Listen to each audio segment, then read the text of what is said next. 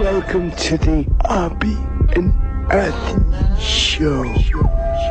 Never before has one radio show been so extreme.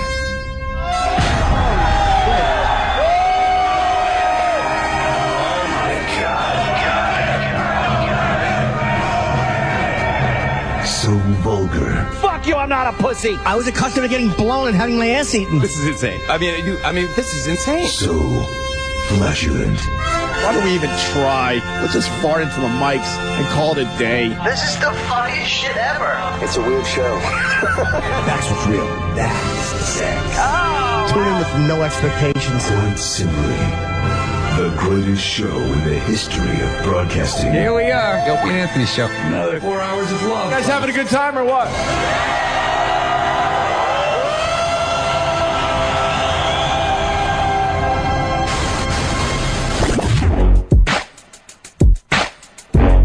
Yeah, check, yeah, check it. I'm up early in the morning, yawning. Put Opie Anthony, yeah, Jimmy Tranny pawning. Opie like brother man, Ant wants to join the clan. Jimmy on the other hand, he working the other hand. turn my headphones up. There are horrible people to say in this old objectionable human beings, and I want you to know unacceptable to my scene, but I'll give it a go. 50 Cent, Larry King, Opie and Anthony Show. Go.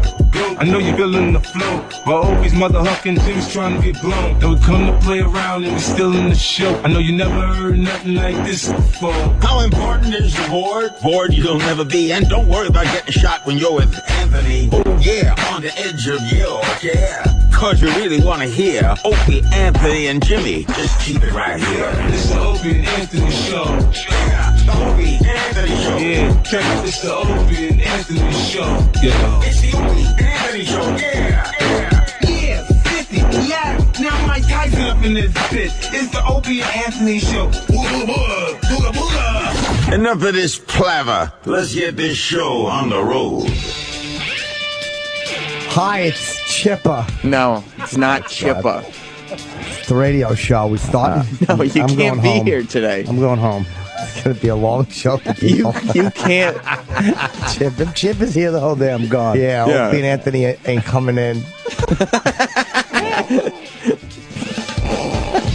Rebel Radio, right? Yeah, we just turn it on and do what we got to do. No. So what's up?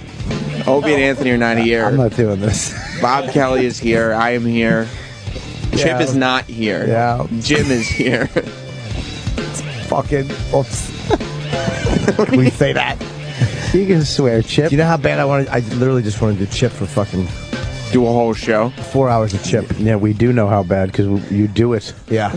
all day and all night. But yeah, I got a call this morning. It was we knew Ope wasn't coming in because he's taking his occasional Fridays because he wanted to take a lot of time off this summer, so he kind of saved up his days. And Anthony's always, you never know if he's going to want to in the last minute because it's a good day off. You get to relax.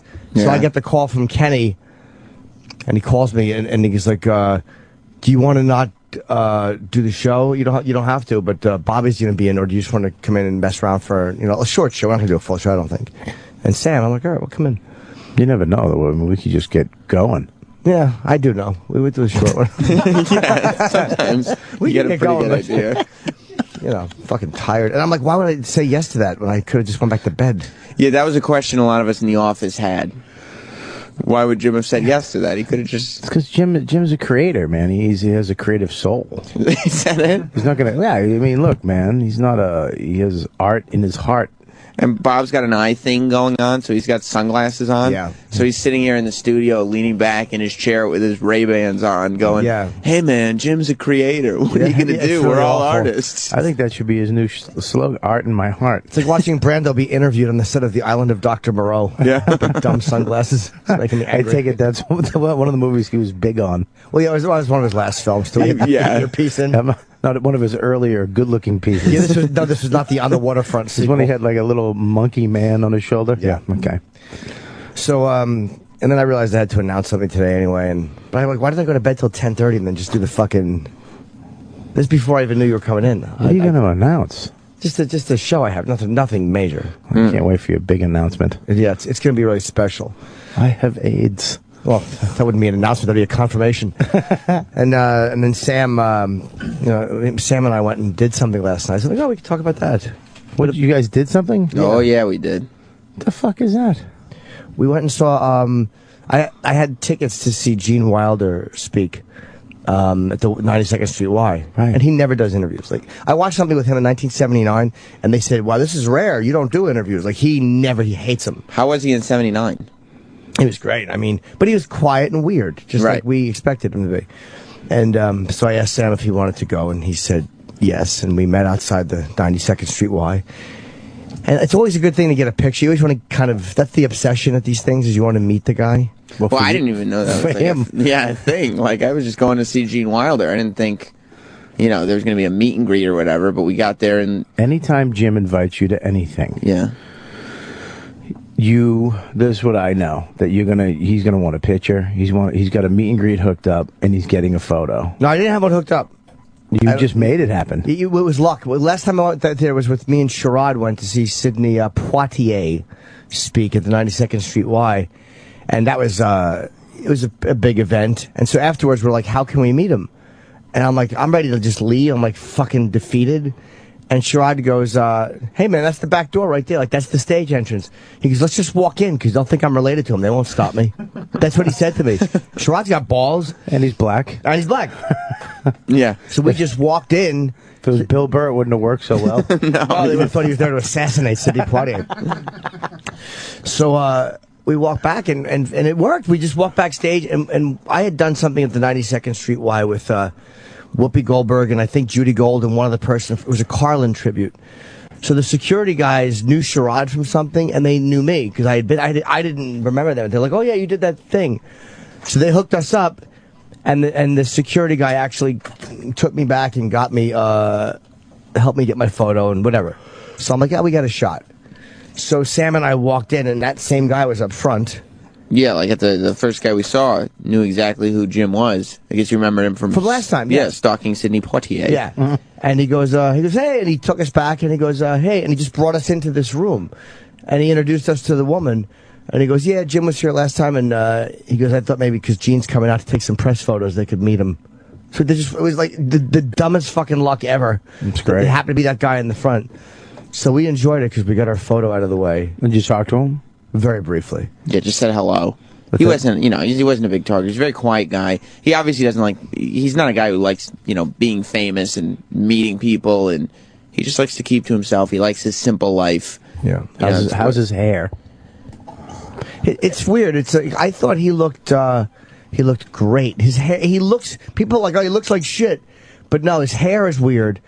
But when you look at his face, he looked great. He didn't look bad at all. Let me see that one, Travis. I mean, his face, yeah, if you get his hair out of the way... His face looked phenomenal. His face looks the same.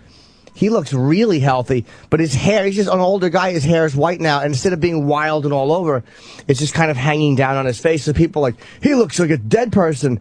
I'm like, look at his eyes and his face and his smile. He did not look like a dead person. He looked great. How old is he? 80. 80. Wow. I mean, it would probably help him out if he would cut his hair a little shorter. Yeah, he doesn't care. No, he doesn't. The fuck's he care? He's Gene Wilder. Right. And the woman, me and Sam kind of walked over to where Gene was when he came out to take his press photos. And there was only like a couple of press photographers and like 5 people. Who interviewed him? Robert Osborne? Yeah. I don't know who that is, but Robert Osborne. I guess he does a lot of interviews at the 92nd Street Y. And he does some show. They said what he did. He does a bunch of celebrity interviews on shows. You'll know him if you hear his voice. He has a great speaking. He sounds like Bill Curtis. Yeah. From those crime shows. What is he doing now, though? Who? Gene. He writes books, and that's what he was talking about. Was this? He only talked about this book for a minute, which. Yeah, and he said he only did like 18 movies total. Like he didn't do a lot of movies, and he stopped making them pretty quick. Like he hasn't made a movie in 22 years. 22 years. Because he doesn't like movies anymore. He doesn't like what they are. And they asked him about and Osborne asked him about it and said, why don't you make movies anymore? And he said, just like he gave an honest answer. He's like, he's like the language, like he doesn't like all the cursing, and he's like an old school guy. He's just not what he likes. And he thinks that the scripts are not good. And he just is like, and when you look at the movies he did a few shit ones, And he was honest about him. Yeah. He did the Producers, though, was probably one of the funniest movies Absolutely. ever. And him with Zero Mostel was the opening scene there with those two was one of the funniest scenes ever filmed. Well, he told the story of that. He said that when he went for the audition, he said he was very nervous, and he walked in, and Mel Brooks, who he had known, introduced him to Zero Mostel, and he said Zero Mostel walked over and kissed me on the lips. And he realized in that moment that he did it to relax him, because he knew he was nervous and like everything's okay now. Like, and of course he got the part. But we talked to him. He's a shy, quiet type guy. Right. He doesn't find himself funny. He doesn't think he's funny. No, as a person, he goes, I'm funny in the movies, but off stage, no. He's just quiet.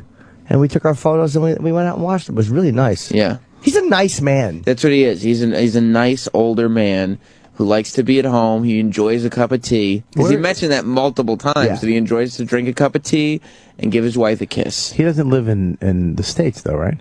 I don't know. He lives in England, right? He lived in England for a while because he was doing stage stuff over there, but I think he might be back in New York now. I think he lives in New York. What he said he likes to do is he likes to write. He said he loves writing because he's quiet. And then he says, I love to write and then come out, sit with my wife, have a cup of tea, give her a kiss, and then go back in and write. Yeah. I'm like, what a day of a nice man that is. Yeah. That made me feel good. Probably just wears house slippers all the time. Just relaxes. Yeah. But you know what? He does have a relaxing... What do you like to do? I love to... I don't even like to write anymore. I've gotten so crazy and lazy with these fucking... My attention span is very short now.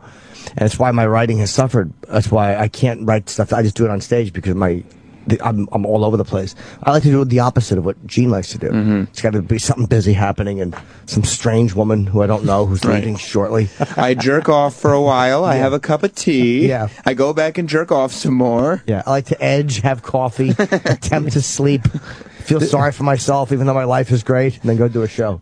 But, I mean, those guys grew up with typewriters, for God's sakes. I mean, they didn't have... Right. I mean, they had TV, but they had like a couple channels. It wasn't a fucking big deal. I mean, there's so much crazy shit to take over. I mean, your fucking phone is just ridiculous. It distracts you. But your phone and your iPad, your computer, the TV. I mean, and living in New York, I mean, there's just fucking a million things. That's why I'm selling. I'm selling my place. Yeah. We had the guys come yesterday to appraise it, and yeah, we're looking at houses. I want trees. I want like woods. You gonna move to Westchester? Yeah, we're moving. We're gonna go to Westchester, upper on the other side of the river, though. I'm not moving to. Where do you live? Scarsdale. Yeah, I'm not. Oh, Scarsdale? Yeah. Is that nice? It's really nice. I'm not moving to Yonkers or New Rock. Why not? Why not Scarsdale or where you're close to the city? Yonkers, New Rock, Mount Vernon. Those are not nice areas of Westchester. But yeah, Scarsdale. They have like one nice building. Exactly. They have like you'll go on the Trulier app and it'll be like the smoking apartment for $180,000, but it's in between like just burned down buildings. Just make sure it's up high. You're fine. Yeah, no, I'm all set with that. I want trees. I want a backyard. Yeah. I want trees. I don't want too much. I don't want responsibility, but I don't want to have to fucking get a riding mower. I don't really necessarily want that because of all the years of living in Jersey. And it's like, I lived at home until I was 30, doing gigs and stuff. I hated it. But I was just caught in this rut where I couldn't. And thank God for Jim Florentine. If it wasn't for Jim Florentine, I probably wouldn't be doing stand-up. I don't know if I would have made it. And I would probably still be home with my parents. But Jim is just like, come on, move in. You think you'd still live at home with your parents now? No, of course not. But it was like literally, by then I was making enough money to move out. And I wanted to move out. I was bad at starting that process. You know, for the first few years, I'd say till I was about 25, it was fine. Because I was doing gigs and making no money. But then after between 25 and 30, it's like, get out. I was aching to get out. And I was just like, I didn't know what the process was. Like, I was such a fucking idiot. How'd you bang bronze? Exactly. It's a great point, Bob. Good question. I didn't. They would suck my dick in the driveway. I've told the story before. But I would get hookers, and I'd park in my parents' driveway and put up the fucking... I would put up the... scumbag. The sun thing. Yeah, the sun visor. And I would get... In case my mother looked out the window, and I would get blown. It was at night. But I would get blown behind the sun visor in my driveway. Because I knew I wouldn't get arrested that way. And it was 2 miles from where the hookers were. I would just drive them there. I was like, look, we'll park in my driveway so we won't get in trouble. And they would come. They're like, yeah, that sounds smart. What part of Jersey was that? North Brunswick. North Brunswick. About 5 miles from where the Stress Factory is. in North Brunswick. But anyway, that I finally.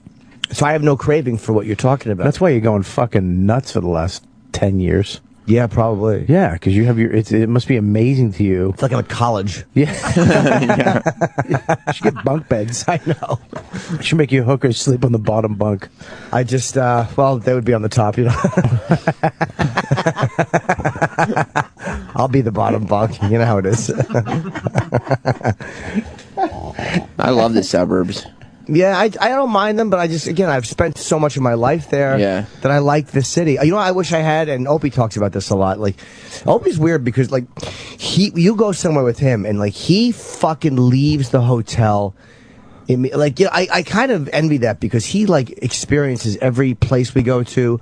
He can't stay in. Mm-hmm. And he's like, he wants outdoor space. I do the same thing. When I did that big tour with Dane, they slept until like 3 or 4 in the afternoon, and we just were right to the fucking gig. I would wake up early and just walk around the whole town. Jim Brewer does that. Yeah. There's certain guys that, and I went to, it's funny because Opes growing up was terrible, like as far as like, his mom was crazy, and so he liked to get the fuck out of the house, so that's why, I think that's what made him, and you probably had the same thing. I did the math. I only lived at home, from when I was in 6th grade, and then after that it was only, I think, maybe 2 years. After 6th grade, it was maybe 3 years. And then I was in and out, and then I was just gone at 16. I was just on my own. I wish I could do what you're talking about. Going out, just exploring the cities. Because you live, it's like living. Like that. When you go out and do that stuff, you're like living. How come you can't do it? I don't sleep. So I'm so tired in the morning. Oh, I see. It's only a sleep issue. It's not out of doing anything deviant or whatever. I would love to go to bed. Like I went to bed at like 11 something last night. And I feel okay this morning. But if I could get like 6-7 hours a night, I'd go out every morning. And I haven't slept since the baby was born, and it's fucking maddening. Well, but you know what it is. At least, and you and your wife made a choice to have a kid. You wanted one. It's not like it was a mistake. Like, and this is so. It's for you. It's like this is what you wanted. It is what you want, but you don't really. You don't know. You think you know, but you really don't know. And everybody tells you, a million people tell you, get you sleep, but you're not really listening. Right. Yeah. And then once it happens, and they go, okay, goodbye, and then you're in a cab or fucking going home, and you're at your house with this, all of a sudden your life is just different, and there's no fucking changing it. It's not like when someone comes and visits, like your mom, she's leaving Tuesday. Right. Your life is going to suck for 4 days.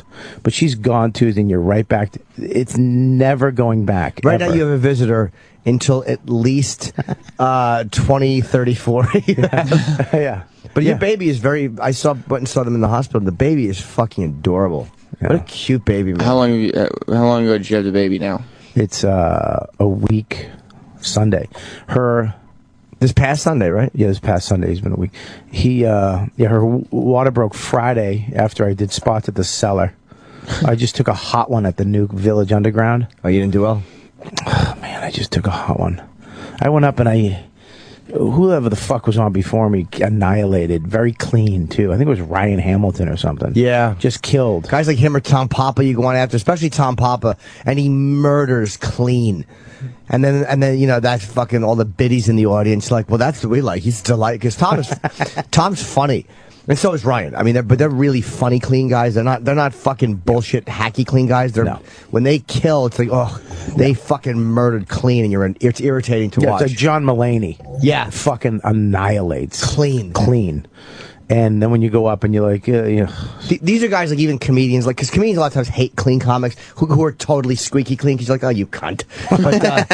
But these guys, Mulaney and them, they genuinely are funny guys. They annihilate. And I just took a hot one. I took a nice hot one, and I tried to dig myself out with some improv. I went to some, hey, your face. Ugh. You just see the group of women just hating me, just turning to eat their stupid chicken fingers. Why aren't you the last guy? Yeah, I was so miserable. I would get home, and I just was glad the day was over. Good night. And then my water broke. She was like, my water broke. And then... Was it on time? Like, were you expecting it at that? He came on his due date. Wow. And that's like 4%. Wait, so on the day? He came on his day. So when you were performing, were you thinking about it? No, because everybody said, not even the gonna be the doctor, day. that it's not going to happen on his due date. It's going to be probably a few days after, or maybe a week after. So we were like walking around, and they said walk and have sex. You're supposed to have sex too, because easy, Chip. Yeah, because I guess when it opens up it loosens the cervix or some shit. Nice. But but yeah, the water breaking, it's not water. It's disgusting. It's the consistency of Perel hand lotion. Okay. It's like mucus membrane. No, it's clear, but it's creamy. Right, Trav? Did her water didn't break? She was induced. She was a what? You might induced. The audience hear you, Travis. Induced. Yeah, Travis, she was like a week late, I guess. A week late. So they just scheduled a. Yeah, there's a little. It's called a mucus plug that holds all the water in, and that fucking popped. Is that what the water breaking is? It's a plug? It's a plug. It's a mucus. It's a white thing that holds all the water in through. And once the cervix loosens up, that pops out. And I saw a little piece of it on the floor. It was gross. It was disgusting because it was like thinking you're drinking milk and it's orange juice. I thought it was going to be water. The thing is that people, they just use these words and they never explain. Hey, dude, it's kind of creamy. Right. Slime. Yeah, it's slimy. Your slime Yeah, broke. it's like Nickelodeon award. Right, like right. Don's ass and pussy just won a Nickelodeon award. I mean, the movies kind of change things. Oh, they fucking suck. It's not water breaks, baby comes out. No, it's not. It's water breaks. You panic. Forget everything you learned. You have to fucking clean. I used every towel in the house to clean it up with my foot because I wasn't touching it. Were you in bed when it happened? We're in bed. Yeah, we had to throw that shit out. The sheets and everything? Well, yeah, because the dogs. I got dogs. Sniffing the mucus breaking, the slime. Fucking 9 weeks later, just Throw the mattress out? No, we didn't throw the mattress out. We're fine with that. So wait, did you panic when she said my water broke? Yeah, because It's happening. I was so far. I almost went no. I just had put a new episode of The Glades on my iPad. You know what I mean? I just wanted this day to be over, man. I had such a shit day. You had your night set, not realizing that was the moment. Life, like you're not even going to get another night now. Dude, listen, exactly. I did not. You're never going to watch realize- that episode of The Glades.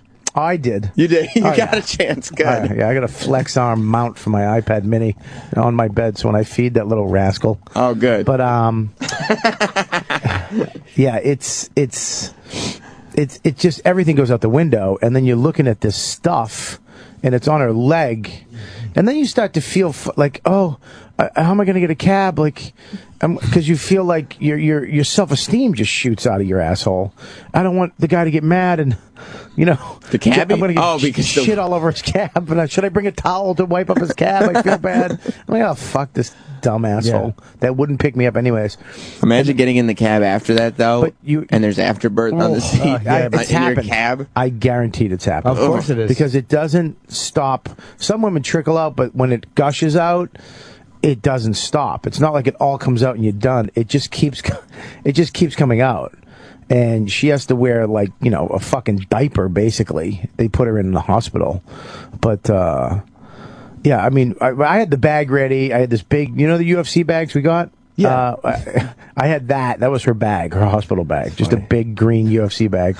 And I had my bag ready to go with all my shit in it. My cords reach. So I know I'm going to be at the hospital for a couple of days, so I'm going to have all my shit. You had a tech bag? I had a tech bag. Yeah, you got your diapers. I had it all, right? And then I'm waiting for a cab, and I had them both over my neck on either side. So they were fucking cutting off the blood to my head because I was panicking. I didn't realize, and I was just like, Dawn, I don't feel well, and I'm like almost fucking choked myself out. She's like, take the bag off your neck, dummy. I took the bag off. Oh, poor Dawn. She's got stuff leaking down her leg. A baby's about to fall out, and her husband's having a fucking panic attack. Who was more panicky? Oh, me. She was literally going, B, don't panic. Don't panic, kid. So, yeah, we got to the hospital, and you kind of... And the hospital's close to your house, right? It was a few blocks. Yeah, it's Roosevelt. It's right up the street. We get up there. Nobody's there.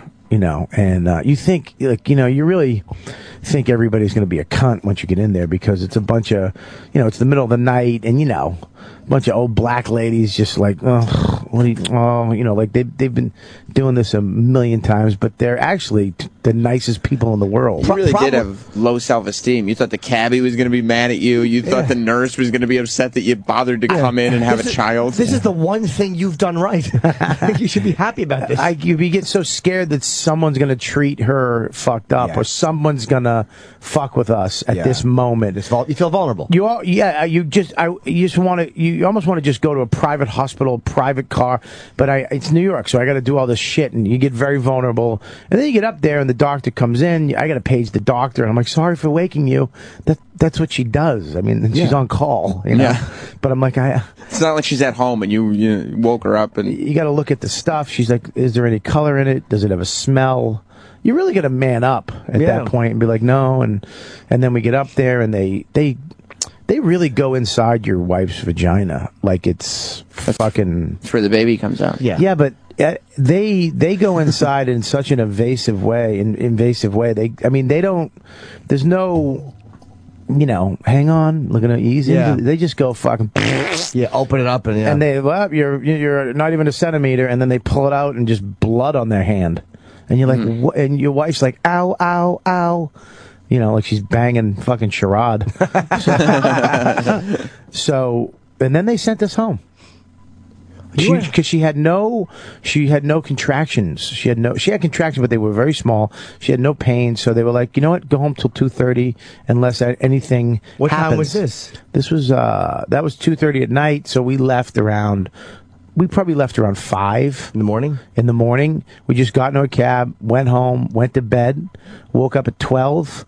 Showered, got everything together again, and went back in at 2:30 in the afternoon. She still wasn't having pain, and then they had to put this thing up there called the Cervidil, which is like it's like a ribbon that they wrap around a thing, and they put it up near her cervix, and they induced her. Right?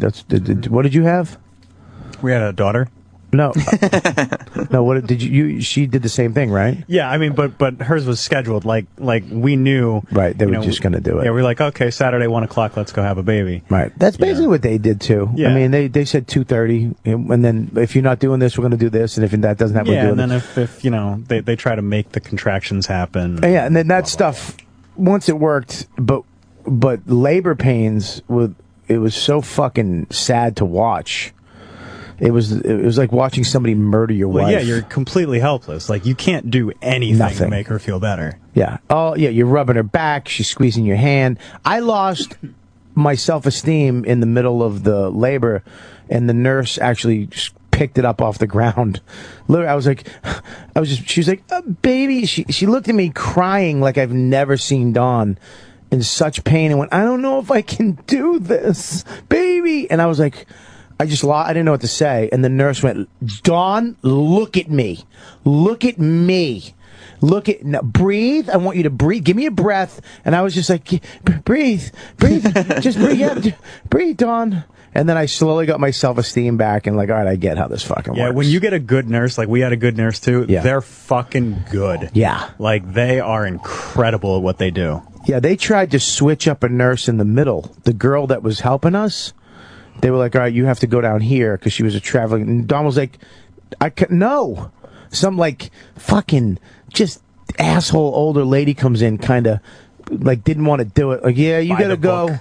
You gotta go. They want you downstairs. I'll take over. Dawn, thank God she has self-esteem. She was like, can I please not do this? Like in labor, she's like, I want her to stay. I don't want you. She just said that to her face. Really? Yeah. And the lady was like, okay. And then, you know, but here's how fucked up it is. They put her in labor, then they give her the fucking epidural, which if you don't get an epidural and you give natural birth, there's something wrong with you, I think. Yeah. Yeah. There's a lot of women do that, right? Yeah. Because it's 2013 and we've made shit better. No, I mean, a lot of them just give a natural birth, like they try to. Yeah. I think like some women like take pride in like I wasn't drugged. I had it all natural. Yeah. I think a lot of women try to and intend to. Yeah. But then once they get And there, then they're they're like, like, oh, "Holy no, shit, no, I no, need no, no, some no, no, drugs." no. Oh yeah. It's I want to do it the way they did it in Game of Thrones. It's like, yeah, it's like, why though? There's no. It's so silly. It's stupid. Yeah, like I have a giant needle that can make you feel really good. Why don't you just take it? Yeah, his baby's still coming out. Yeah, they just want to do it the way they did it for thousands of years. They want to do it just so they could say, I had it natural. Yeah, they want to be better than and yeah, well, go do it in the fucking park then, asshole. Do it the real way. Exactly. Go give dirt babies. Yeah, stand up like they do in Africa. Fucking drop it into someone's hands, tough guy. Yeah, exactly. So this guy comes in and she's in so much fucking pain. It's like, holy shit, you don't know what to do. Then this guy comes in finally. She's shaking, and they're putting a needle in your chick's spinal cord. And I went to look, and the doctor actually went, no. You can't do that. I've seen many husbands pass out by looking at what that. Does it really hurt the needle, or are there such other pain? No, because it's huge, dude. Oh. It's fucking huge.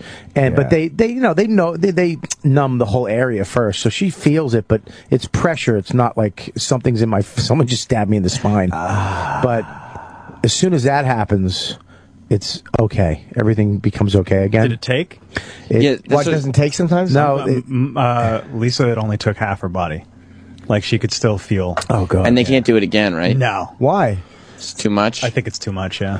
Oh my god! So half her body was fucking hurting. and the Yeah, other half she was- didn't get the whole thing. Oh my god, dude! I know it. They mean keep like- checking on that. They're like, where do you feel this? You should feel it on the left. You should feel this on the right. But it's weird because it's not he doesn't come in and go. Foom. It takes a long time for them to get it exactly right. So that's crazy that she felt half of it. Holy shit! You mean like her left side Yeah, of I her think body, so. like her left leg and left Yeah. arm were fine? Yeah, like and- she could tell that it wasn't working like it should be working. Oh, Yeah. that's scary too. Yeah, because it's kind of like, oh, here's a carrot. Oh, Yeah. Yeah, I'm sorry. just kidding. Yeah, just Should have had like kidding. a Tylenol or something, right, Trev? Yeah, Chip. That's how it works. No. Yeah, I know a girl, my wife's friend. They actually gave her too much, and she couldn't feel her legs for like a week. She had to stay in the hospital. She was basically paralyzed for a week. Did they hit the wrong spot, or was it just too much drug? They probably hit the wrong spot. They fucked up. It's probably another reason why some people like natural childbirths to try. I mean, it's still shoving a needle into your spine is still a risky thing. Yeah, absolutely. It's fucking crazy risky. And I had the shadower. You know when you're at fucking Applebee's and the real waiter comes over and he has some other fucking nervous Yeah. Nelly with only one fucking flare on his suspenders? I had that guy come in. And then he does it. Now, your wife's literally fucking losing her mind for hours, like maybe a couple hours. She's in the worst pain she's ever felt. She, her tits hanging out, her box is hanging out. And her box looks like Rocky's mouth in Rocky 3. Because doctors have just been sticking arms up it for fucking hours. And this doctor comes in, dude, kind of good looking dude, whatever. He's got some fucking, Lance Armstrong bracelets on, so he does some type of workout regimen. And then he's leaving. He looks at me. He goes, "Hey, Comedy Cellar." I was like, "Oh Jesus, yeah. Oh, fuck me. Yeah, I'll give you free tickets if you don't tell people that you saw my wife's box on Facebook, and don't fucking snap iPhone shots of it." Yeah. And then after that happens, she goes to bed, and then the doctors just keep. And you're in this chair, and you cranks back, and you go to sleep, and you're fucking on your iPad, and then she you keep coming in and checking her cervix. They keep coming in. You don't want to look at that shit too. They have pretty much like a diaper under her. The bed is like a big diaper, and they just keep ripping it off and throwing a new one on. Why? Because she's leaking? Well, yeah, they go inside of her, and there's shit. There's stuff coming out of her. Yeah, and once you have the epidural, like you can't move. She's got to go to the bathroom right there. Like you can't get out of that bed. Yeah. She got a shit in the bed? Yeah. Does she stink? If she has to. Do you smell it, or do you not even realize it's happening? No, she didn't. My wife didn't shit. Thank fucking thank God. God. That would've bothered you? Dude, if I saw my wife shit, I don't know if I don't know if we'd come home from that. I get fucked up when there's a little fucking stain on the toilet that she doesn't fucking. You know what I mean? Like I know it's not my shit nugget. It's like she took like just a dark dehydrated shit and There's a little tiny spot in the toilet. I'm like, clean that the fuck up. You don't like? Would you be grossed out if you came in and there was all spray on the back and you lifted the toilet seat? There was one of those. Yeah, if Dawn, I didn't look at any of that. I just occasionally looked. But then they keep coming back in, and then was it 3 a.m? She comes in. She goes, she checks. You're 10 centimeters. This is happening. Lights go on. So that's like about 12 hours after you got there. Yeah. The second time. The second time, and then she goes, all right, let's do a test push. And she goes, all right, you grab this leg. And I had to grab her other leg. And she has to kind of, I have to hold the back of her head. And she kind of curls her body around the baby. And Dawn, I don't know if she's just a tough broad from Boston, but she goes, all right, just push, on the, for 10. She goes, 1, 2. Oh, the doctor's like, I feel the head. I feel it's coming. And she just panicked. She's like, because she didn't think it was happening that quick. And fucking, I don't know, 20 minutes later, the baby's on her chest. You want to see? I saw the video, yeah. It's here's the thing though, you think you're gonna be, I did tear up, she teared up, you tear up, but you're in shock. It's not, you want it to be like the movies, like we made the baby, yeah, we did the baby, like you're connected to it 100%, but you're not, because a human being just came out of your wife's vagina and it kind of looks like you too. And you're like, what the you're in shock. Even Dawn was in shock. You can see in that video, she's like, oh my God. She's trying to figure out what the fuck just happened. And this thing is going, and it's like, wow. So your first thought when the baby pops up is like, oh my, you don't have a thought. You're trying to you're trying to connect. You're trying to have that moment. You're trying, at least I was trying to I feel like a serial killer who fell in love. You know what I mean? But couldn't connect. You knew what the feelings were, but you couldn't find them or feel them. Yeah, you knew what I knew the feelings I was supposed to have, but it was so, oh my God, overwhelming that I couldn't get on. And then all of a sudden you do connect. It's like oh my God, there it is, and you feel it, and then you start to cry, and then it just cuts off because somebody does something or says something, and I cut the cord too, which wasn't even that bad. People made it. It's like calamari. It's fucking. If you don't look at an umbilical cord that's connected to the baby and then coming out of your wife's vagina, if you don't see the two ends and you just see that part, it's fuck it.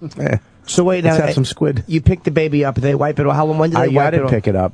No. But when they don't wipe it off. They leave a lot of that. The white stuff is like cream. It's actually good for the baby. It's like it's the best like skin cream ever, apparently. But they leave the baby. They leave it on the baby, and you just. Did you kiss the baby with it on there? No, not me. I'd throw up on the baby's fucking head. Fucking get a blood nugget on my fucking.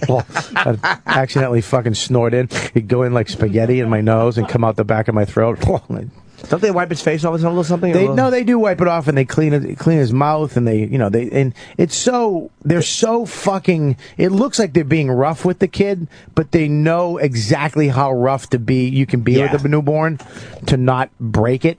Yeah. But they just fucking grab it, suck all the stuff out of its mouth. It's crying. What do they use, a suction thing to pull the gunk cold. out? You feel bad because he's just shaking. Yeah. Because he was in a warm, womb for 9 months, and now he's just out in an AC, fucking shitty New York hospital, fucking just shaking on some nervous chick's tit. Yeah, it really is a tremendous reality switch. The first time you see everyone. It's fucking nuts, man. Do they spank him or no? Like, they smack him to make him breathe? No, they don't do that. No, he's breathing. He comes out. I looked down at one point.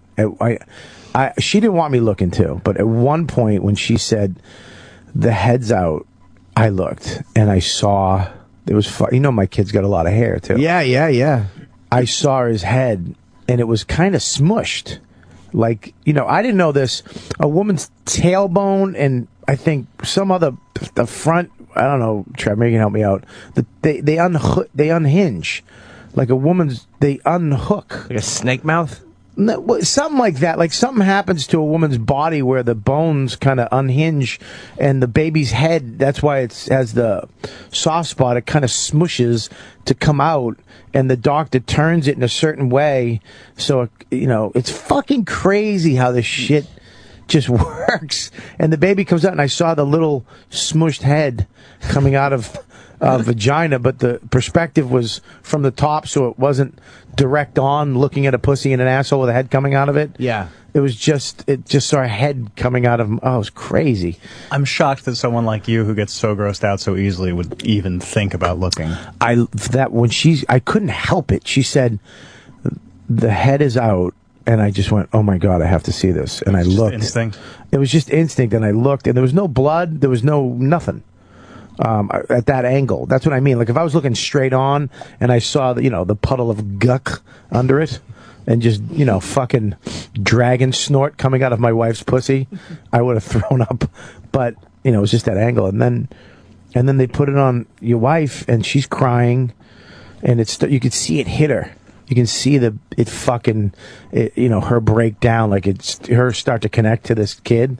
And then all of a sudden she's holding this kid and it's quiet and it's just looking up at it and you're like, holy fuck. And you're just a bystander at that. You're just like, what the fuck? Yeah. And then they clean him off a little bit and then they do all this shit. They just do shit to him right away. Do they suck? They use a suction thing to pull stuff out of his nose and mouth? A nose and mouth, yeah. Yeah, So he's been in water for 9 months. How long after he was out till you held him? Minutes. Oh, right after. Yeah, minutes. I cut the cord, and then they do a little surgery on the cord, which is fucking disgusting. When it comes back, it just looks like a hole in your baby's belly. And then he's got that big belly button. It's on it. It's just an outie. It looks like like a prisoner's belly button. Yeah. And then you held them. They wrap them. They swaddle them. And that's when you all of a sudden, that's from that moment that you start learning. What's swaddling mean? Swaddling means I want to do it to you. That's the way you should be tucked in every night. Just swaddled. Does that mean when they wrap him tight? It's a certain way of wrapping the baby that he feels like he's in the womb again. It helps them chill the fuck out because he's tight. His arms are tight. It protects him from his own arms. And it also, when they sleep, a lot of babies die. Not a lot. SIDS, Yeah. They die because they roll over, their face gets in a blanket, and they just fucking die. So you have to keep them kind of tight against themselves so they don't roll over and fucking mush their face and mouth into a And they don't know how to blanket. turn over at that age, right? No, but they just kick and move, and like if you watch my kitty, when he's waking up, he's just kicking and moving. His little nails. Yeah, he's got fucking Edgar nails. I made her file him down immediately. And then they take you, and they take you over to your room, and it's just you, her, and the baby, and you're sitting in this room with this fucking baby. Did you get a private room? We were gonna, and I told her, I go, look, we'll get the private room. It's $1,000 a night, cash. Yeah. I mean cash. It's not covered. It's not covered, yeah. And you can't bill me later. They want the money straight up. You have to, as soon as you have the baby, the doctor goes, okay, a little bit after goes, okay, we can send you down now to get a private room if you want to go. You have to sign up for it. And if it's available. Yeah, they've only got a couple. They only got a couple. And if it's available and you have the money, you do it. And I told Dawn, I go, why don't we just do that? She goes, I don't want it. I don't want the private room. It's fucking a waste of money. I think it's bullshit how much money it is. Certain hospitals like $5, which is kind of reasonable. Yeah, $500, but $1,000 a night. It's like, what is there a fucking? Am I getting a hand job? Yeah, it's like fucking Jesus. Why interject that? But she goes. Plus, when I get to stay over all night in a private room, and she was like, I think I need you to go home, get sleep, walk the dogs. And they take the baby at night in the nursery when you're in a regular room. They'll take the baby. They would do it in the private room too, but they take the baby and they give her a rest too. So, if you have a baby and you can afford a private room, I would never not get it again. I would never do a shared room again. It was a fucking pain in the ass. The lady on this side had the control of the heat. And it was hot as fuck because she was from some hot country. And I'm dying. I told you to get a private room. I know, and she didn't want it. Best money I ever spent. She didn't fucking want it. And I told her too. I had the money. I saved, like, this is the money for the private room. Yeah. And she was like, I don't want it. Once we found out that we could get the private room for X amount, I don't think it was $1,000 because we were out in Brooklyn. Yeah. But best money I ever. How many nights do you have to stay? 1 night, 2 nights? 2 nights. We were going to stay 1 because Dawn was actually doing great, but then I went home. And I got a call the next day, and she had a breakdown. That's when you guys called me. It was Monday. She had the baby Sunday. We spent Sunday night, Monday. You guys called me, and I was on hold, and I just hung up because I got a phone call from her. She was fucking losing her mind. She had a crazy night where it was stupid. I wasn't there, and she had to go out into the nurses. She walked out into the lobby and just had a breakdown, like crying, like I don't know what to do. Like, the baby's crying, and I'm trying to feed, and because she didn't know what the fuck to do. Yeah. It's like a day in, and she's by herself, and I felt terrible, and I just ran up there, but this is what's great. All these nurses surrounded her and hugged her, and they were fucking on her. Yeah. They taught her everything, and kind of gave her shit back, like her self-esteem, like, you're gonna do this, and they taught her breastfeeding and and they just there's 3 things. The kid cries. You know, I see people like, oh, come on, oh, it's okay. No, asshole. He doesn't know English, shit dick. He's not trying to get attention. You know, so you give him, fucking, say nice things to him. He shit his pants. He pissed. He's hungry, or he needs to be burped. That's pretty much it. Do you burp him? Yeah, you got to burp. Does it feed work? Him. You Does he feed burp when you- Abso-fucking-lutely. You feed him, you burp him, and you change him. That's all you do to a kid. And as soon as you do, like, you get fucked up because you'll feed him and he's crying, and then you'll try to burp him and it doesn't work, and then you look and he pissed his pants. So it's like, fuck. But it's like 20 minutes went by and you're trying to burp him. It's like, this isn't working. And then you look. You just got to remember those 3 things. And then you go, well, I always say it to Dawn, like, well, did he piss? Oh, yeah. Do they cry? Like, it's weird. Babies cry when they piss or shit. Like, yeah. What a weird instinct that is. Like, they don't know, even at that age, they don't want to sit in their own waste. There's something about that. Like, why would a kid cry when it's acidic? It hurts their skin. Is that what it's Oh, that's what it is. Okay. It burns. Yeah. And plus, my kid had a circumcision because he's a fucking human. And, his dick is fucking exposed. So when he pisses, I mean, you gotta, this is the fucked up thing, is you go right from this world that you live in to rubbing Vaseline on a little tiny asshole and kid nuts, which are fucking adorable, by the way.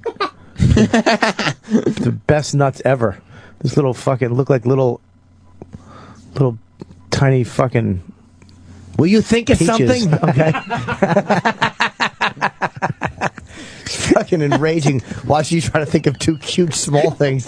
They look like, dude, it's like, how many things are you rifling through? Cadillac tires? No. They look like small rings of Saturn? No. I don't want to be. It was fucking enraging. You actually said what my fucking head was saying to myself. But yeah, it's fucking nuts. You have to. You have to put Vaseline on the fucking balls and then on the dick and push the dick down. And I've been pissed on already, which is not because you don't even see it coming. You're like, you peed. And then, it's pretty much like dating you. Yeah. Having a baby. There's just shit. And you're getting pissed on and you're crying. And then you're feeding them. And then you're happy. And you're not sleeping properly. Exactly. It's nuts. But, you kind of see Dawn fall in love with the kid. Like, it's kind of weird. Like, they're like, what the fuck? They have this relationship with the baby it was in them, inside of their belly. And women, I think they love that. They love that 9 months of in the belly. And when it comes out, they're almost sad. Like, fuck.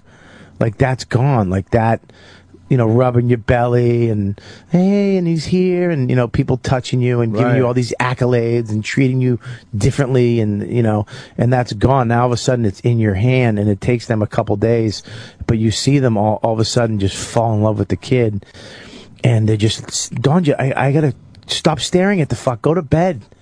We do shifts.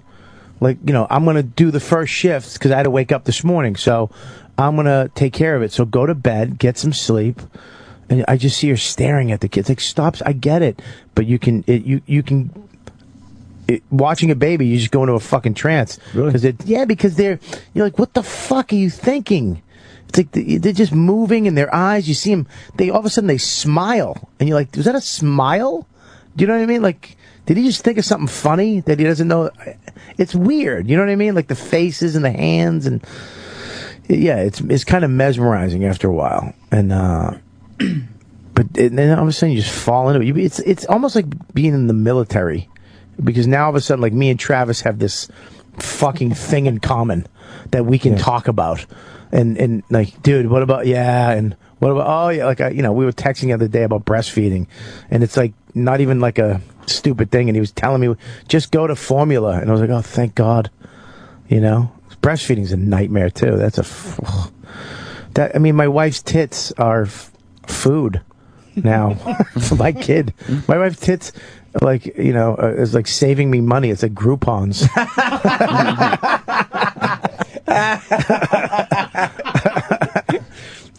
That's funny. It's just fucking weird, dude. It's and now it's a wrap. Like, I fucking went to bed at 10 last night. Oh, you did? Well, not to bed, but you go downstairs because you got to teach the kid that it's nighttime. Go the fuck, because if you don't do that shit, he'll be up with me and Dawn at 3 a.m, just fucking up, and then he'll sleep all day, and when you want to go to bed, he'll just be fucking up. So there's all the shit you have to learn. It's a constant learning curve of how to, and you can't neglect it. You cannot not get up. When the baby cries, there's no later. I'll let Kelby shit in the house sometimes. I'll just fucking wait till it hardens. I'll pick it up. Fucking fuck it. Like we've been out late. Like we had to go home, and it's like, fuck it. They're probably gonna. Davey's gonna piss in the house. You go home and you pick it up. You can't do that with a kid. Right. You have to be there. You have to take care of it. And it's fucking crazy, man. It's crazy.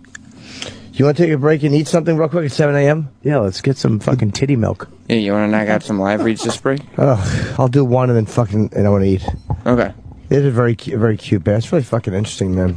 Yeah, you're good with a baby too. Yeah, the kids and animals tend to like me. Mm-hmm. I'm like, hey, what's up? And the kid's like, ah. Oh, your chip. He sent this, first of all, though. His chip that he sent was right when Dawn went into labor. And it was the only time she laughed. Like, she just started fucking. Can I play it real quick? Yeah, sure. Thank God you sent. It made me like Chip, actually. But it made her. Yeah, I just cheer everybody up. That's what I do. You do what you do. Hilarious. I do what I do. You should just go to hospitals and help all these pregnant women. I just make videos. I'm like, hey, look, this is Chip. The baby's coming soon. What are you going to do, right? I wish you were in a hospital. Fuck you. Here it is, ready. He's hunk of garbage. This is the one, right? I think this is it.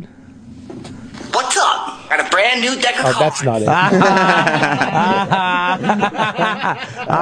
it. Someone's trying to steal my magic tricks. Piece of shit. I hate that fucking one. There it is, right here. Hi, Dawn. It's Chipper. I just wanted to tell you congratulations that you're having your baby, and I just wanted to say you gotta fucking relax. Just fucking relax. Don't fucking panic. Just push. She's having a fucking baby. See? Someone thought I was a doctor. I'm like, You'd be a great midwife. I showed the nurse that video. I couldn't, if I could just fucking videotape her confused face. Yeah. What is this guy doing? She was like, is he okay? I was like, yeah, that's Chipper. Yeah, it's a tart friend. All right, we're hanging with Bob here, and we don't know how long we're going to go. We're not going to do a full show. Opie had planned to take the day off, and Anthony was arrested in some kind of a weird computer hard drive thing, so we'll see him when we see him. But that's funny, we talked about sleep. How did you sleep last night? Did you wake up stiff and cranky? Yes. I know I slept a little better than normal. We supposed to have a bed here? No. What are you, whatever E-Rock's doing in there, you just relax. I was just going to let you go with it. You could have. Yeah, with this jazzy tune behind me. If you did wake up cranky, maybe you just don't have the right pillow. Do they want me to say pillow or pillow? Pillow. Pillow is kind of cool and casual. Yeah, that's what they're Under your head at night, giving you the proper support. That's why there's the My Pillow from MyPillow.com. There's nothing worse than a terrible pillow, and I've slept with terrible pillows my whole life. My Pillow is the amazing smart pillow with the 60-night comfort guarantee and 10-year warranty. That's a long time. Hold your head firmly but softly in place. It hugs you and holds your head to sleep and holds you to sleep each night. Oh, okay. I haven't done this one yet. It hugs you and holds you to sleep each night. I get it. It's comforting. You're going to love this pillow. My Pillow is made right here in the U.S. in Minnesota. It never goes flat. It's adjustable and is a perfect fit from when you lay down at night to when you get up the next morning. That's nice. A perfect fit for the entire evening. You can even wash and dry the My Pillow like you would your favorite pair of jeans or socks or underpants for that case. My Pillow is the solution to your sleepless nights. Get one now by calling 800-299-6694 or go to mypillow.com. Use the promotion code XM4, it's the number 4, and save 25%. You'll also receive free press and packed travel bag with your order. Call today, 800-299-6694, or go to mypillow.com and use the promotion code XM4, because there really is nothing worse than a pillow that sucks, tossing and turning. Get held and comforted, and then just think of this jazzy tune. mypillow.com. The Opie and Anthony Show, Sirius XM. News of the world. Opie and Anthony. Hollywood radio show to the stars. Silver screen heavy hitter Donald Sutherland was on the Opie and Anthony Show and had a ball. Jesus, this is the most depressing show. I feel totally alienated. And you actually have listeners. Oh, yeah. Mr. Movie Magic Donald Sutherland told all. He was more starstruck by both the Opie and Anthony fellas than they of him. When I came in here, I was terrified. Absolutely terrified. Who booked me into this show? Donald, before you leave us, tell us, please, did you have fun with Opie and Anthony? Did I have fun here? Oh, I'm so happy it's finished. Stay tuned as News of the World continues to take an inside look at the lives of silver screen studs and starlets on Opie and Anthony, Hollywood radio show to the stars.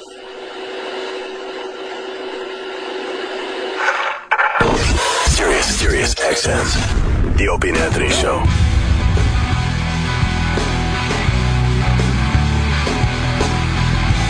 Make 'em red. Make 'em red. We're back on the radio. It's the Chipper Show. No, it's not. And It's not the Chipper we're Show. taking your calls to talk about like whatevs. It's not the Chipper Show. Stop saying whatevs. Why not?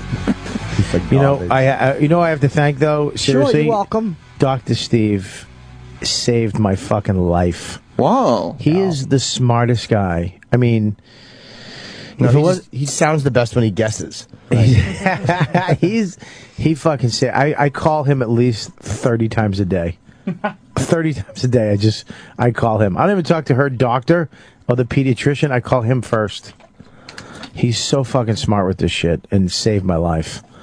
With like the kid wasn't pooing for a couple days, and you start to panic because you're like, he's eating and there's something in there, but it's not coming out. And I thought his asshole was broken. And he's like, no, breast milk, the kids don't, 2 days is natural. Yeah, a lot of times they'll just digest it. And they don't. What's going to happen is it will come out in a burst of a viscous fluid. But, there's nothing to be concerned about. If it goes on for more than 6 months, you might want to have it looked at. Yeah. The kid's belly button fell off yesterday, and I fucking panicked because it still had a little tag. And he goes, just pull it off. And I go to pull it, and the kid goes, I'm like, the fuck, Steve?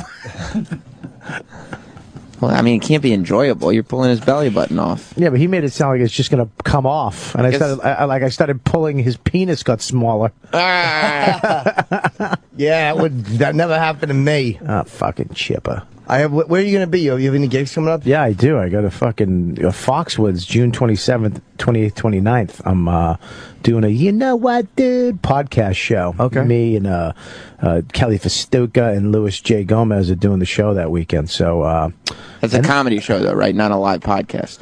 No, we're doing. We might be doing a live podcast too. Oh, that's cool. During after one of the shows. So. But it's comedy and then also it's mainly the show. Gotcha. And then I'm doing Just for Laughs. I'm doing the Nasty Show with fucking Big J. And I don't know, a bunch of other people, but I'm doing that. And I'm doing the whole week up there. I'm doing like a shitload of shows. We're going to be up there. Are you going to be up there with us? I'm up there for 2 weeks. When are we up there? We'll be there. Okay. What are you doing? I don't know. We're broadcasting. We haven't announced it yet. Oh shit. Oh, whatever. Oh. Well, and then Bob will be there.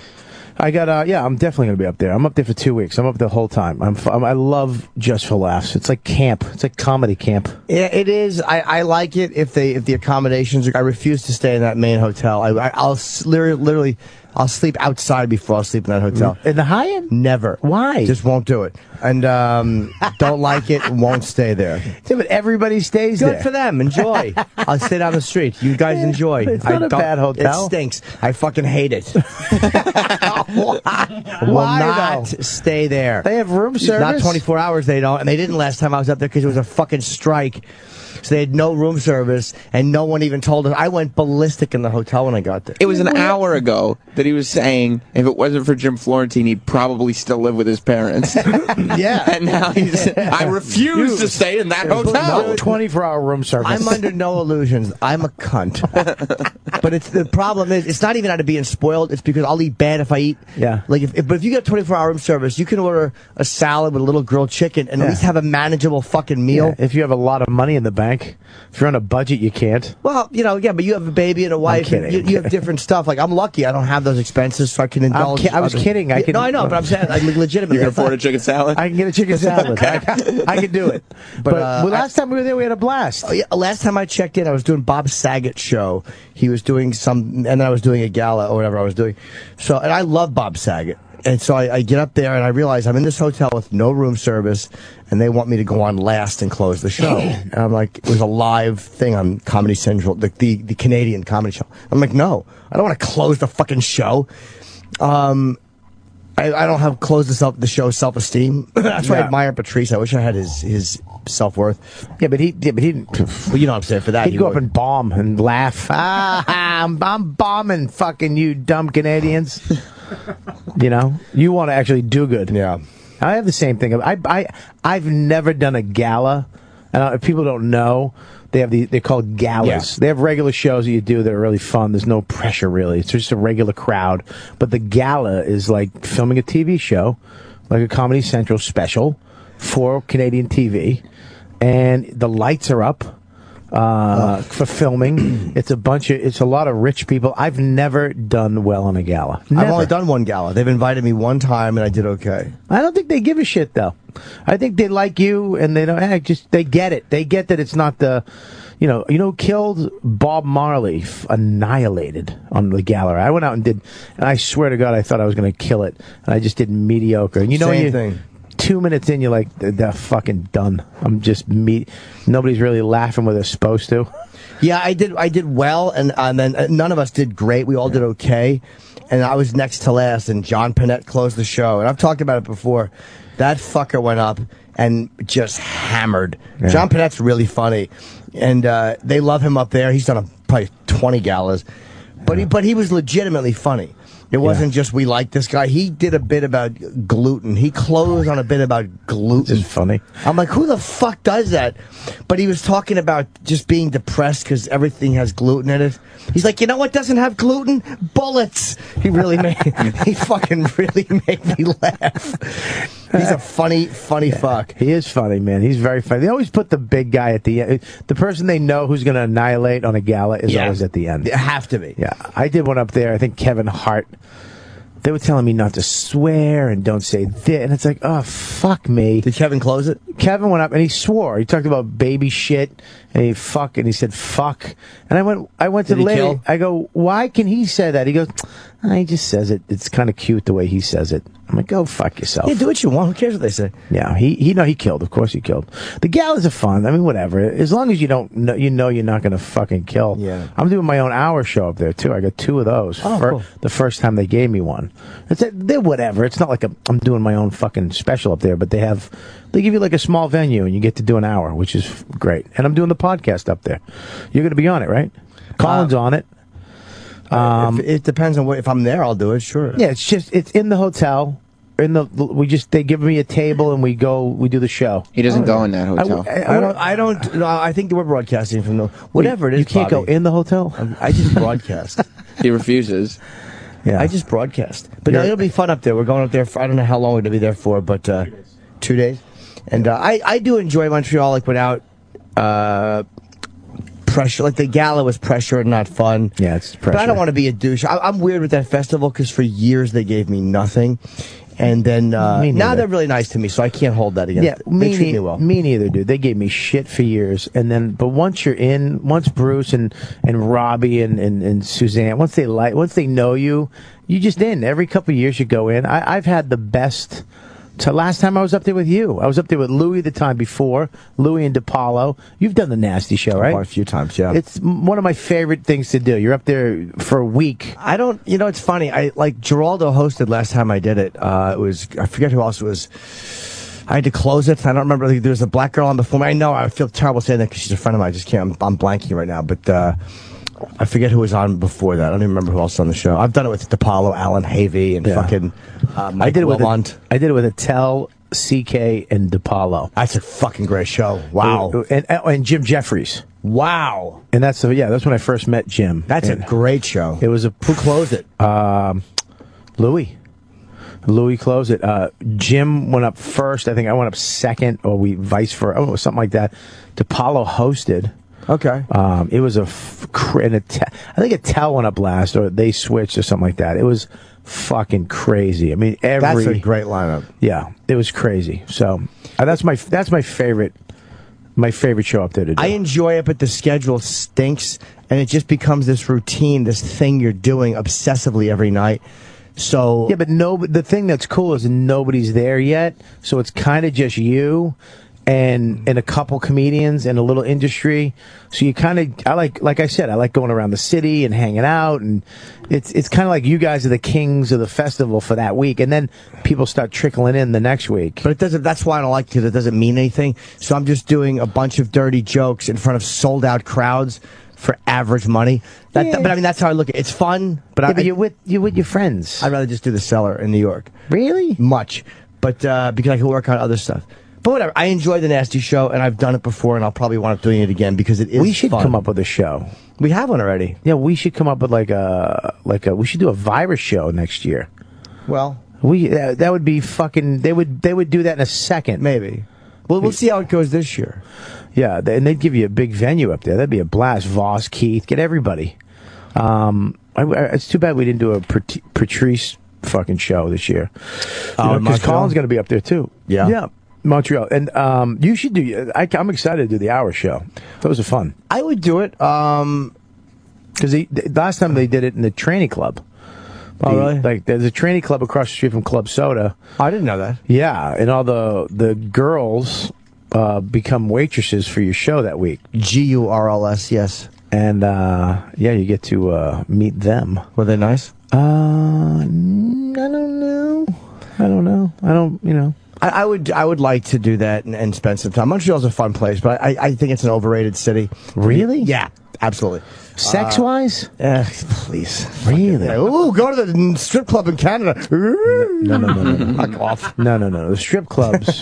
The strip clubs are bullshit. Yeah, the sex scene's overrated. The massage. Dude, I'm actually fucking raising my eyebrow to you. Yeah. What am I thinking? New York's the best for that. I'm sure there's other places. I have no desire to go to fucking Thailand and get a finger in my ass. I just does nothing for me. I want to be here with a bunch of jaded New York whores. I have an announcement too. I have to make it because I tweeted it like a fucking dummy. I thought tickets were on sale today. They go on sale next Friday. The antisocial show that I'm doing with Saturday, July 20th, with Amy Schumer, Dave Attell, and Artie Lang. It's in the Sands Casino in Bethlehem, Pennsylvania. It's sold out. So we are doing a 10 p.m. show. This one will probably sell out as well. And tickets go on sale next Friday. But this one actually sold out fairly fast. So this you need a host for it? I need money. I'm hosting it. Oh, shit. I host it. It's the greatest gig. I host it. I think it's, I don't know who we're going to, either Amy or Tell and then Artie. It's a very fun show. We all do like 20 minutes, and then we come out at the end together. It's a killer show. And we improv for fucking like 10, 15 minutes. You guys do improv? We just talk on stage together. No, not scene-wise. Give me an object, an object. Okay, how about this? You're a radio guy, I'm a radio guy, you have a big hit, and you're a fucking ex-drinker. Give me 4 things you hate besides us. Oh, hey. See, but the improv will be good. Yeah, it'll be good. No, we just talk to the audience, and it's fun. Like a Q&A. Attell is a master at those things. Dave is the master at fucking just riffing and being funny. Yeah. But it was funny. He's fun to do that with, too. Like, me and him did shows in Vegas together. It was a David Copperfield's thing. Comedy Central had some thing where Amy did one show, Jeselnik did another, and then Dave and I did one. And it was fun, man. Like, I go on first. I won't follow him. Because Attell is too rapid fire. Like, and it's like, and it's funny rapid fire. And it's like a laugh. It's like it's like an assault. But it's a brilliant assault and a funny assault. Right. So it's like you can't even, when Attell's on and you hear the audience fucking roaring. Yeah, but you gotta stop doing that too. But you gotta give yourself some credit because you're developing a fucking weird habit. Like it's almost like you're developing I can't follow. I know. You're a fucking killer, dude. I feel terribly unfunny around the comedians. Yeah, I like doing my own show, and I'm comfortable doing my own hour, and I'm comfortable fucking having. I don't like when I'm on the road. I don't give a fuck who opens for me. I never care as long as they're not stepping on my like what I'm talking about. I don't care how funny they are. It means nothing. But when I'm working with other guys in my class or around, I'm like, I always get this thing where I can't follow them. I suck. It's just this silly thing I get. I mean, I understand it. I definitely understand it, but that's in your head too because you can definitely follow anybody. You have the Virus show. You went up at the end of that. That was crazy. I did close the one after Bill Burr got booed in Philly. That one, I had to go on after that. But again, was a tough one. Yeah, but that was wound up being a great show. But part of it worked in my favor because Bill's such a solid act. And he had such an unfair experience with them that going on after, here's why Bill got booed that day. Because we were on terrestrial and XM, and the terrestrial audience didn't know Bill yet. They had just kind of started listening, and Bill hadn't been around. He was in L.A. The XM audience knew him and loved him, and that terrestrial audience just hadn't gotten to know him yet. So they're like, who is this guy? But, had that been a year later, Bill would have murdered. But Bill also, I love it that Bill didn't cater to that crowd. Right. He actually, I'm not going out there and fucking rah-rah. I'm just doing what I do. Yeah. And Bill's jokes, if you listen to Bill, it takes a couple minutes. You have to listen. It's almost like, the fuck is, and then all of a sudden, he's killing. Like he gets into the meat of it and he's just annihilating. The setup is kind of, it takes a minute. And in front of 12,000 people who've been tailgating for 4 hours, right. They don't have the attention span. They want, let's go. Let's fucking go. Let's do this. But right now, they would wait. Because they all know Bill. Yeah. And they know his style. That would never happen again. Yeah. But that was one reason that happened. But yeah, those shows were different because I feel like it was an Opie and Anthony audience. Yeah, but that's the show you're getting on these big shows too, though, right? I guess. Yeah, a lot of O&A fans, sure. I mean, look, man, it's interesting that you host the show. That's a pretty cool thing that you go up first and then... Well, Antisocial, I like hosting. I actually like doing that. And I'm a decent host. I move it along. I'm comfortable doing that. And I don't mind, we're all doing 20 minutes. And what a gig. Artie's amazing, dude. When Artie Lang goes on last, and Artie doesn't, there's certain guys I'm sure he doesn't want to follow, but he never panics, dude. Like, you'll never see Artie Lang fucking panic. It's really interesting to watch. Like, if he gets nervous, he doesn't show it. He'll be in the back right before he goes on. He's all unshaven, fucking with his jacket on, his members-only jacket. He's yapping. Yeah, fucking Eagles. He's on stage. Like, he's completely himself on stage. I really admire the fact that he just doesn't give a fuck. I mean, he cares about his performance, but he doesn't ever panic or go like, all right, I gotta breathe. You know, Artie could literally be fucking baby wiping his asshole and have his walk-on music play and then just walk on stage and kill. He's really, really interesting how he does not get afraid. Yeah, I did that. I did a show with him and Florentine and Stuttering John. Those shows. Yeah, back yeah, in I the did day. those too. And I remember, you know, everybody went up and killed. Florentine killed. I killed. It was just like what? And he went up late, and he just walked out, didn't give a fuck, had him in 2 seconds, and just stepped on their necks the whole time. By the end of it, he was fucking trashed. That was when they used to just bring shots up during his set and throw candy bars at him for some reason.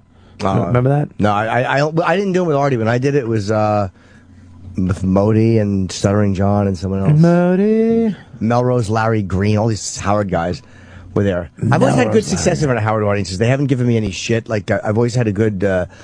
Like when I've done those shows with Artie, when we would, you know, especially when there was much more his audience than mine, it was never bad. Stern fans were never bad to me. So right, I don't know why. Why would they be? You know, because there was that whole weird thing with the two shows. Yeah, you know. It's the past. Absolutely. We're all Americans. Yeah, it is in the past, but it's still. You get the hardcores that are very. Most people don't give a fuck. They'll flip back and forth. They'll listen to us in the morning and Howard in the afternoon, or vice versa. Yeah. What were you going to say, Travis? Were you going to say anything? No. Oh, you just breathed. I thought you were going to say something. I listen to Howard. Movie. What? What? Get out. Yeah. Oh, wait What? a second. I listen just to make sure he's not stepping on what you guys are Okay. talking about. Fair enough, Bob. He's not stealing bits. Fair enough. It's always interesting when we can't get somebody in because they're doing Howard. And I understand that Stern wants them to do. I can't wait for that day. Neither can we, believe me. No.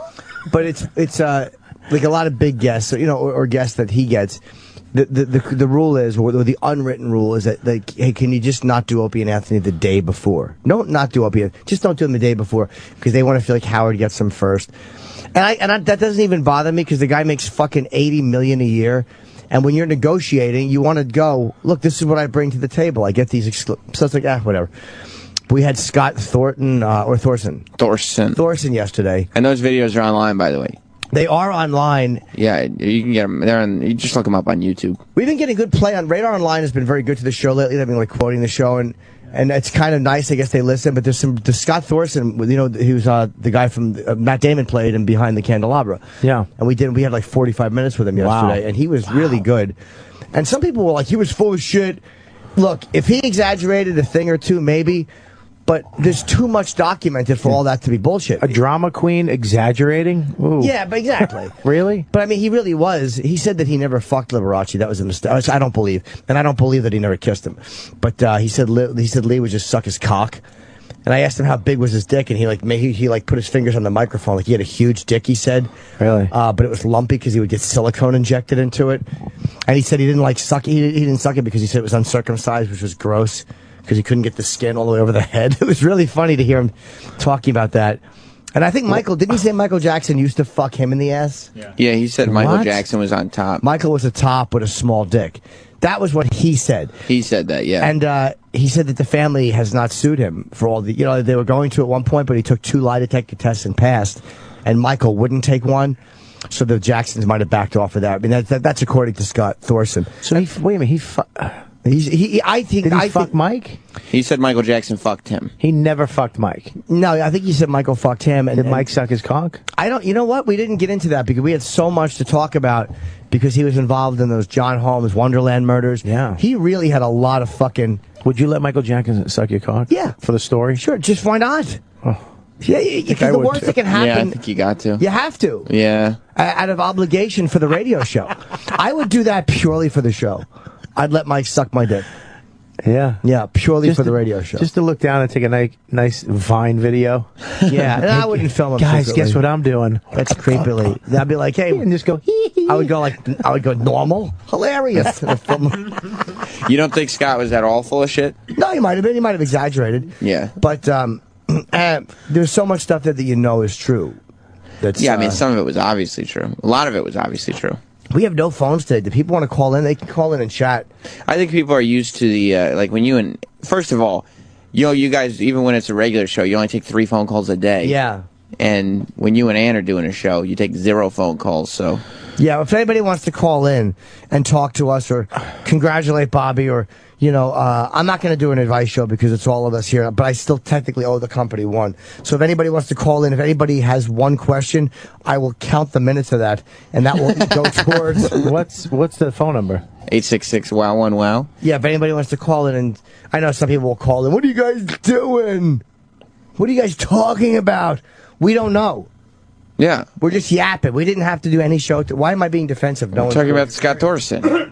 Excuse me, I'm clearing my throat. But I got a tweet from the guy, Abu something, who's a big, I think he's always gets mad when we bash Islam. But he's a good fan, and he said that he saw Man of Steel, and he said it was a masterpiece. Abu Salam, I think his name is. A masterpiece? Yeah. That's a big heavy, statement. yeah, that's a heavy word. Yeah, A that's I don't know. masterpiece. I've heard Bob! Jim, I'm right here. Oh, sorry. I've heard a couple. I've heard different things about it. I know E-Rock saw it. Oh, E-Rock? He did? What'd you see? What'd you think? Yeah, he just decided not It was to great. contribute. Oh, you did like it? Yeah, it was fantastic. But was it like the Batman Returns? No, It- Superman. No. Oh. No, he's saying it was like they made Superman dark. It's darker. It's Oh, not as Anthony's clean not gonna cut, say it. happy. But really? Polished all American Superman. My thing is, did you see the last Superman movie they made? I did. It killed the franchise for me. I Why? couldn't be less excited about this Superman movie because the last one with Kevin Spacey and all them was horrible. Did you come see that with us? Yeah, and we Patrice? sat with Sandy Kenyon. Yeah. I was there. From it, did you go? Didn't Patrice yell some shit out? Yeah, And Sandy booed got it. mad, right? Yeah. Same thing. It was the same scenario with Cloverfield. I remember that. Yeah. I don't know why why don't we do that anymore? Go to the screenings all together. It was a horrible movie. So bad. And that's why I couldn't, it completely turned me off of these Superman movies. Yeah, it sucked, and I hated the boat scene. They're horrible. Fucking sucked. Horrible. I don't even remember what you're talking about. the boat- I've completely blocked it out of my memory. But I've heard this one has more backstory. Yeah. This one actually has a plot to it and everything. The first 20 minutes doesn't even have Superman. It's just Krypton. Right. Spoiler alert, jeez. Wow. Yeah, come on. I don't give a shit. I do. Yeah, what else is there? Does he have a cape? Not till way You know, when later. you say that, you should smash the glass. I don't give a shit. I don't give a fuck. Yeah, no, Eric. say fudge. I don't give a fudge. How was the guy who played it though? Was he good? Yeah, because you didn't recognize him, so he didn't take you out like you believe that he's the character. So he's not Aw. like Russell Crowe looks like He-Man. It's Superman. Yeah, So not he the kind of real takes one you out of this the movie a time. little bit. It's the real Oh, was you Superman. clapping your hands? Soup. Where's my coffee? Is that guy coming? Hey, Or no? what do you mean? What do you mean Russell Crowe looked like Hercules? Well, the suit that he's wearing makes him a lot bigger than he really is. So you're not really believing that It's he's the movies. Yeah, I Right. know, but it's an awkward looking. And suit. did they explain what happens to him when he comes to Earth and why he has the powers? Does he? Because Yeah, just briefly they mention. Well, it. he's from Krypton. Yeah, and they explain that, but he doesn't know all his powers, right? no, Superman doesn't know until way later. Right, and then the sun is his Son. is his Is his what? is his You're just making shit up. Yeah. What are you His son- talking his about? son has nothing to do with shit. You don't know anything about Superman, do no, you? the sun that gives him his power. No, it doesn't. Yeah, in the last one it did. Remember, he had to go No, up to the you sun. don't- you don't know He had to go shit to the about sun. Superman, do you? He had to go to the sun. A to get minute his ago, you power were like, back. does he know how he got his Travis? powers? Travis? I told you I already blocked that movie out of my head.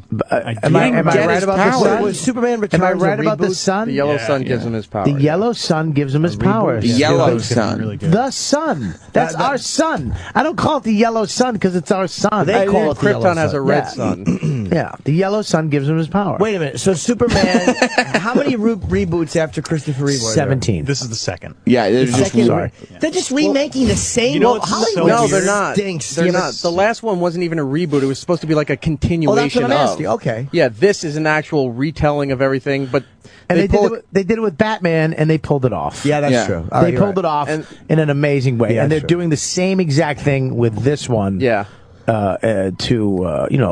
To explain it. That Okay. Superman Returns got 75% on Rotten Tomatoes. It was horrible, That though. Piece of shit. Yeah. It was That bad. Superman Returns was supposed to be in the Christopher Reeves storyline. Yeah, Eric's right. It's the continuation. Yeah, it was supposed to continue after the second. He's younger than Christopher Reeves movie. So you're ignoring Superman You're 3? ignoring 3 and 4, and this was supposed to be like So Superman Richard left Pryor. and all of a sudden came back after Richard many Pryor, years. that one Never gone. existed. No. Yeah. Poor guy. But this is a retelling. They change a couple of things that doesn't take away from the original story, and they kind of pull a Star Trek, the new reboot of Star Trek, where they give you enough of the original story, but then twist it a little bit so they can change the timeline. The Star Trek reboot was good.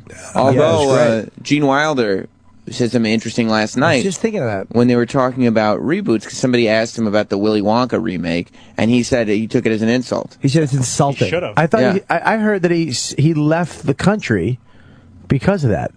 Like he Maybe. moved to England because of that movie. No. That's what I heard. No, he doesn't like. You say he likes Johnny Depp. He's a good actor, but he didn't like what Timothy. Who did that? I'm sorry. Tim Burton. He said he doesn't like Tim Burton as a director. He goes, at least not for I that. heard he started believing it in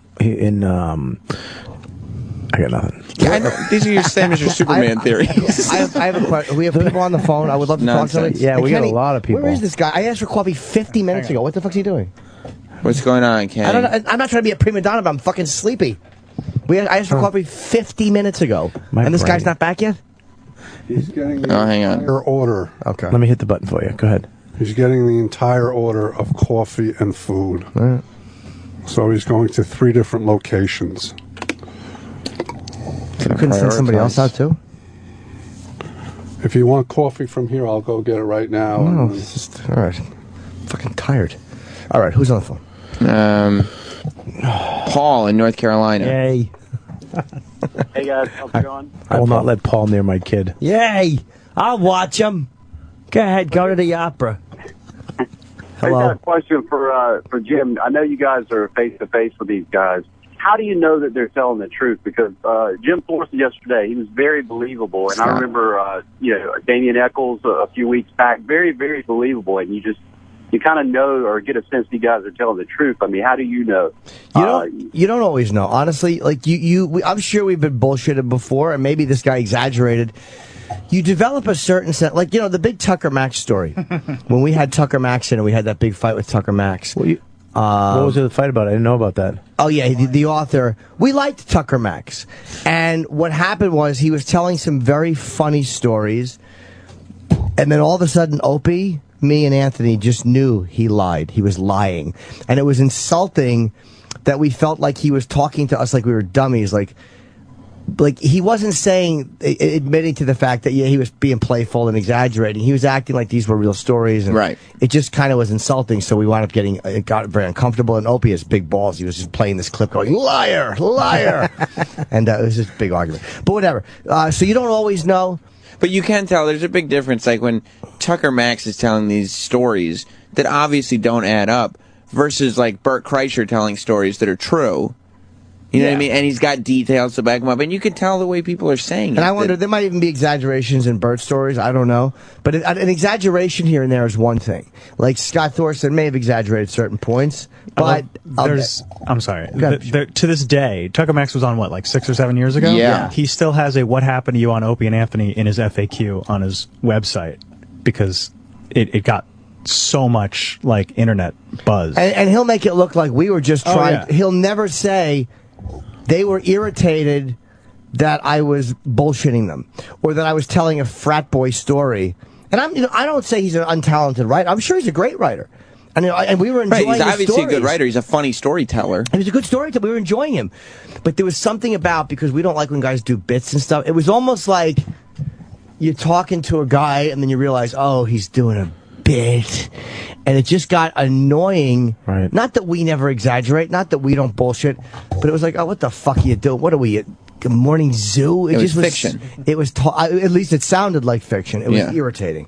Yeah, So- I think Scott Thorson might have been bullshitting on some stuff. He might have exaggerated. Absolutely, He dude. definitely struck me as the type that would say Sure. whatever for publicity. His and he- time frames might have been bullshit. Yeah. And some of the detailing, like, Yeah.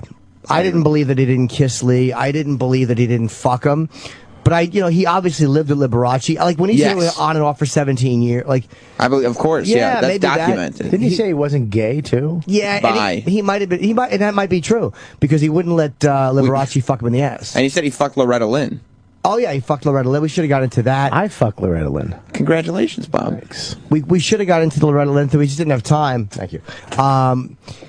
And there was also what else did he say? The lead singer Charlie of Manson? AC/DC got my fucking coffee for me. Yeah, he said Thanks, he Angus. said he was hanging out with Charlie Manson in jail. Yeah, was he telling the truth there? I We don't know about that. It would seem like they would isolate Charlie Manson. Yeah, he's in San Quentin, I believe. So thank you, sir. We just don't know who else we got. Sam? Phil in Virginia. Phil in it with what? Hey, Jimmy, Bob. Hi. What's up, buddy? How you guys doing today? Good, buddy. Hey, that interview was fucking amazing because, you get a lot of people in there that don't tell the truth and that hold things back. And that guy did not lie. And I'm not going to say he didn't lie, but he definitely didn't hold anything back. I mean, come on. Michael Jackson was a top with a small dick. I mean, who else is going to tell you that? But that's also, that's his whole deal. It's not like he's not a guy who's, when people hold things back, it's because they're trying to sell something else. Like all he does is talk about people who are famous for doing something. I think the point he's making is pretty specific. With details. I mean, great liars. That's what they do. They give you those details. But to say there's that's pretty specific. To say he has a small dick and he likes to fuck in the ass. That's the exact opposite what you would actually think Michael Jackson would do. You think Michael Jackson would just like to get jerked off with a foot, right? You know what I mean? Right. But and also the movie, and I've watched it now twice. And Jimmy, there's a point in that movie where Michael Douglas, I swear to God, and I agree with you 1,000% that if that had been a theatrical release, he would win an Oscar. But there's a point in that movie where he, when he calls him at the end when he's dying, and he goes, "Scott, are you okay? Are you okay?" And the acting in that is so masterful because you can tell he's not concerned about the guy's health. He just wants to find out if he's got the disease so he can go, "This faggot gave me AIDS," Do you think so? I don't know. I thought he was actually worried about Scott. I don't think he was. I really think he was looking at that point he was going to use him one last time. He could go, again, this guy gave me this disease. Oh, see, I didn't pick that up. I picked up when Michael Douglas called him, and you got there, and he looked like fucking E.T. on the bathroom floor. Yeah. I really believed he was concerned about him because Liberace knew that he was the one getting fucked in the ass. He knew that Scott wasn't getting fucked in the ass. And he wasn't going to announce it anyway. Like he was trying to. Yeah, exactly. Yeah, I disagree, sir. I think that was genuine concern because he knew he was a dead man, and he wanted to he's like, just come visit me. You are my favorite. He wanted to just see him again. And he also knew that he was fucking young. Liberace knew what he was doing. Yeah. So who knows, dude? Maybe you're right, but I didn't get that. Thank you very much. Thanks. Goodbye. Make the font bigger, Trev. Jim in Pennsylvania. Hi. Where? Hey, what's up, guys? Welcome, Jimmykins. Hey, I want to let you know my brother-in-law did time out he's doing life in California, and he's been through all the prisons, and he was in Corican prison. That's where Scott said he was and saw Manson, and that's where Manson is. Okay. So that could be true, and I doubt Manson's in protective custody or anything because he'd be down 23 hours a day, and I just don't think he would go for that. I mean, he's probably saw him in Corican. Oh, okay, maybe. So, I mean, that's something, those are things all verifiable. I mean, I don't know. He could be full of shit about everything else, but whatever. Oh, okay. Yeah. That was Jim in Pennsylvania. Well, people want to. What does his brother do? What the fuck does his brother do? What's that? That guy's brother do. I want to know what he did. Oh, what'd he do? Yeah, shit. Probably something like, fucking mail fraud.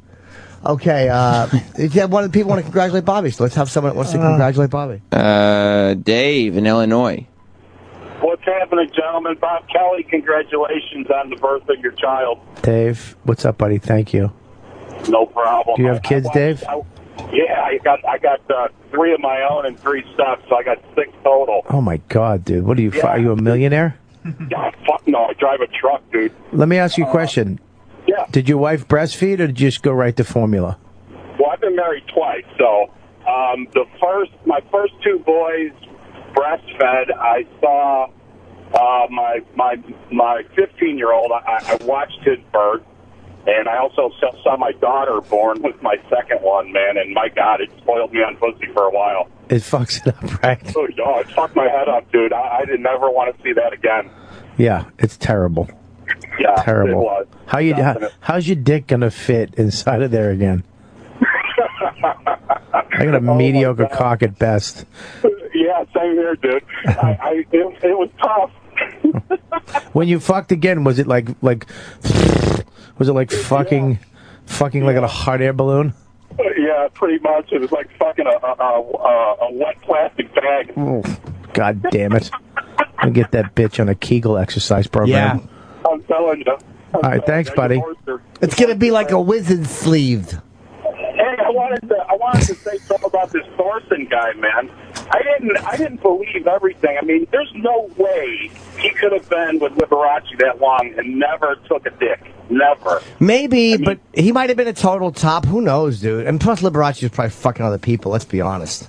Well, yeah, I mean, he creeped me out, dude. I think we should see other people. We're at a good place in our relationship. We make each other happy. It's a great impression. Yeah, I think that we should see other people. Oh, my God. All right, buddy, thank you. Here's a good question. Mike in Jersey City wants to ask Bob a very poignant question, and I think that's a fair question. What's that? Hello, Mike. What's up, Mike? Hey, how's it going? Hey, Bobby. What's up, buddy? Congratulations on the birth of your kid there. Thanks, buddy. Just want to know if you measured your little kid's dick yet. No. Is that standard for dads to do? No. Oh. Yeah. Well, usually they say it's like it'll grow to 4 times the size. Well, it's definitely not my cock. Like I can tell it's the now that the circumcision stuff's healing. Yeah, he's not. He got whatever her brothers have, whatever size cock they have. I think it's over there. It's not my dick. Good or bad? It's fucking anything's better. Anything's better than my one potato. One potato, game over. That's wonderful. Yeah.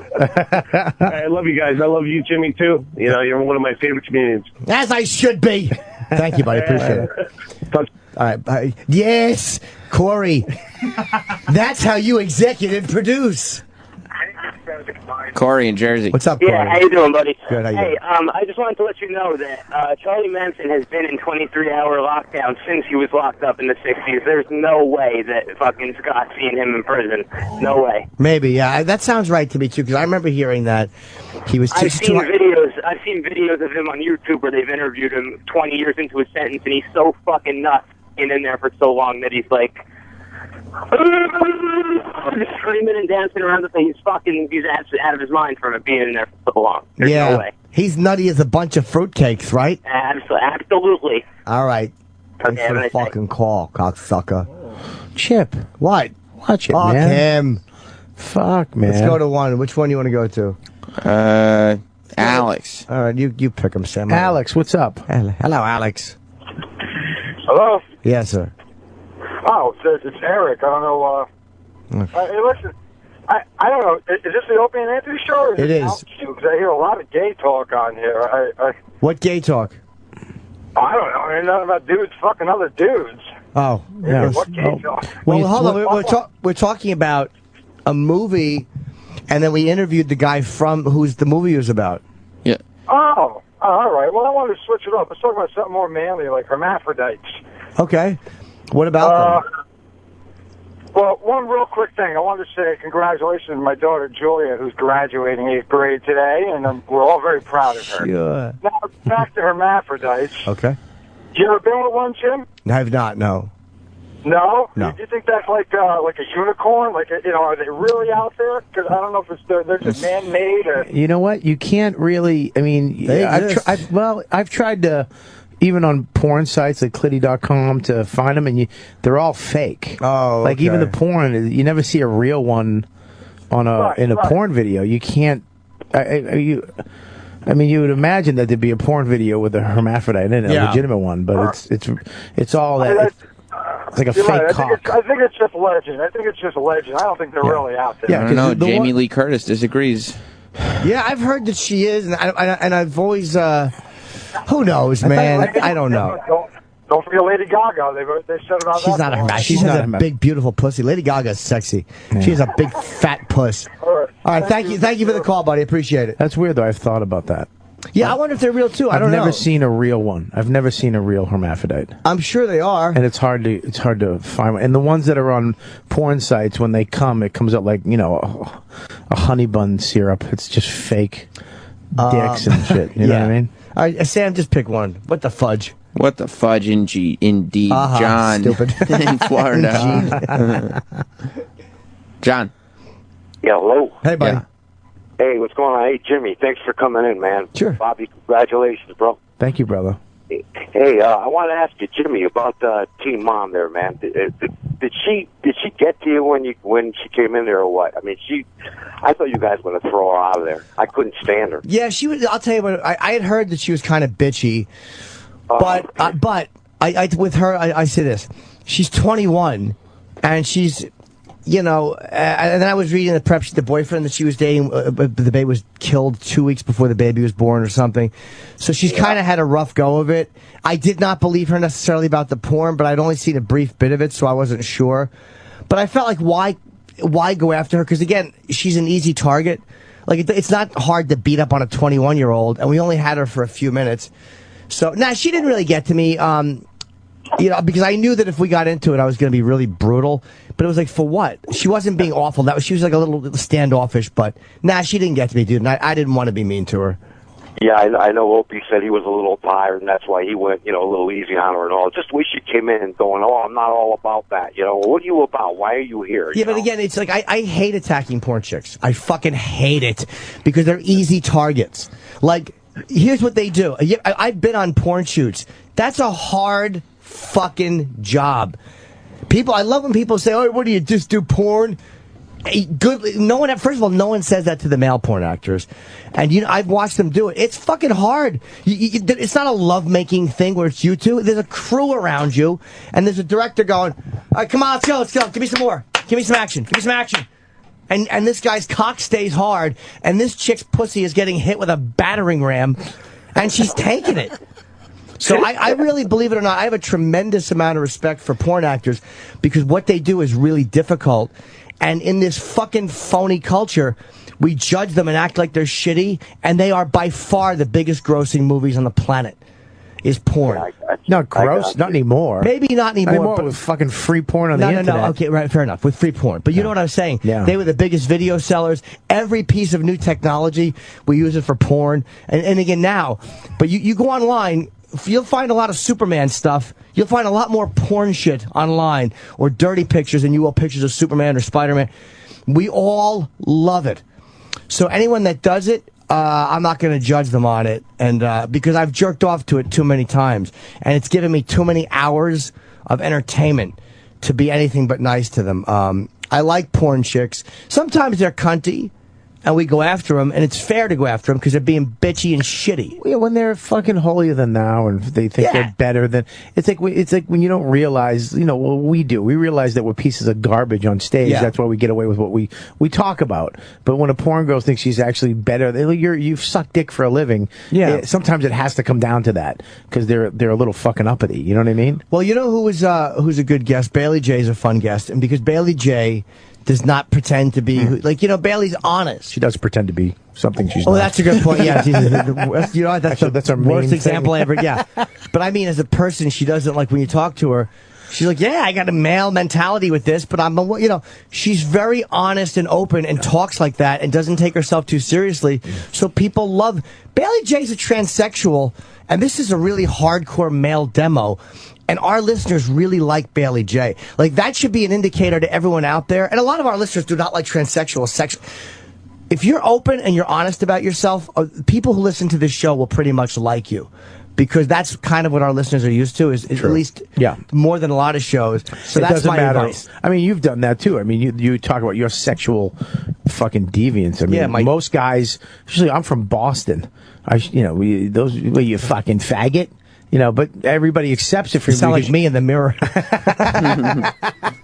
Yeah, but you're so honest about it. You've made it okay. Yeah. And you made it so comfortable for us that some of us have actually fucking watched it. Yeah. Some of us have actually fucking jerked off to it. Some of us have actually fucking got addicted to it. I got so mad at your Chip one the other day when you were watching the tranny porn, and you didn't tell us what tranny you were watching. Oh, I know. So now I'm trying to fucking figure out what voice it was. Yeah. Chip was like, "There's a big fucking pecker on that girl." All right, let's see. Let's talk about. Somebody wants to know what Bobby's first thought. Bob in Texas. What's up, buddy? I gotta tell you, I can never tell my wife or my daughter what I thought the very first time I saw my little girl's head pop out. Bobby was talking about peeking around the corner right when he heard when the baby was starting to actually come out. When I looked at my daughter's head come out, it looked like her eyes and her nose were exposed, and she was looking straight up.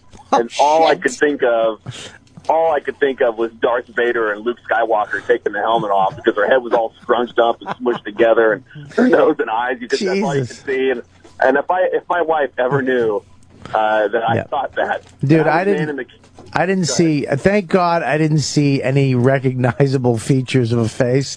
I just saw the hair. But if I had saw eyeballs and a nose, oh my God, dude! Like that cartoon character that always looks over mountains with just half his head holding on with his hands. With his nose sticking over. Oh, yeah, I always thought that was Ziggy, but that's not his name. It's, I forget what it is. I forget what I'm talking to Mike. Dude, I was manning the camera when I saw that, and I think in the recording, I wasn't like showing the video. I was like recording the wall when I was looking. But you could hear me say, "Luke, I am your father," like kind of under my breath. Well, you know what's so funny? That births now, like when I grew up in my, and before that, you didn't get the record of this. My kid's going to see the second he came out, and a million photos after that. You just with my fucking phone, I'm right there just taking. I have video of right before he came out and right when he came out. I mean, our kids are going to be able to see all kinds of crazy shit that we never saw. We don't have a history of ourselves. We don't know what the fuck happened. It happened. You don't remember it. Our kids are going to actually go to watch a video and the photo album, all this crazy shit on the computer now because of technology. Technology is crazy. Well, you wait till they start. They'll figure out a way to teach kids things in the womb with like computer stuff. They'll eventually figure that out. Where the kid won't be able to know much, but the kid will be able to communicate. Well, I played music to him. I have this thing where you wrap it around the belly and it has speakers and you plug it in while he was in the womb. And I played him AC/DC and classical music and for the whole 9 months that he was in there. We didn't do a whole lot of that. Likes We rap had, now. a microphone that you strapped onto her stomach and listen to a heartbeat at night and stuff. That was nuts. That was absolutely nuts. Yeah. Hearing that little life, man. That little life is awesome. Yeah, it's crazy. It's fucking crazy. The craziest part to me when the kid was in the stomach was watching like a hand push up or a foot roll over, and you see the imprint on the belly and the fucking thing just kind of. It looks like somebody's trying to get out of her stomach. Yeah, that fucked me. It was like a horror movie. Yeah, that was fucked up. But all right, man. Thanks for calling, brother. Thanks, Bob. Hey, no problem. Have a good one. Let's see. What do you think? Okay. I'm not going to say. No, about my show times. Let's see. How about... let's go to the guy Joe in New York. Needs help losing weight. Hey, what's up, Jimmy? Joe. Congrats, Bobby. What's up, buddy? Jimmy, I've been working out for like 3 months, and I've kind of plateaued at this point. And I know you lost a ton of weight, so I was curious if you took any supplements or No. If you just went to the gym and you're eating right. That's it. And the plateauing, I was for a long time just doing the elliptical machine. I just, cause I have a bad right ankle, but it was a part of it was just, I didn't want to commit to it. So I would just do the elliptical every day. And you lose a little weight and then you plateau and your body gets used to it. So you have to do something different. Switch up the workouts. What'd you go to? Well, that's when I started going regularly, like just myself and going to this big gym with all these floors on it and going to every floor and just doing different things. Pull-ups, I would do push-ups, I would do crunches, I would do fucking curls, and I would just use the machines. Sometimes you work the same body part 2 days in a row, which you're not supposed to do. Sometimes you don't. Sometimes you do free weights. Sometimes you just keep mixing it up. But even then, I would get into a routine.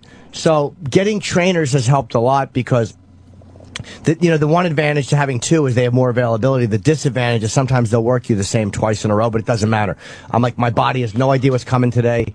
So I would suggest doing that. Go online. You gotta be careful too, though, because like I went to that boxing training with Keith and all them. Yeah. And I fucked up my knees because they didn't have me on like, hey, fatso routine. They had me on, these guys were already in shape. I'm working out with Amy and Keith, doing the same shit they're doing, and it fucked up my knees. Yeah, no, I don't. Keith has been bugging me for a long time to go to that. I don't like to work out with other people. You could do it now. You could definitely. My keep up cardio is now. decent, not amazing.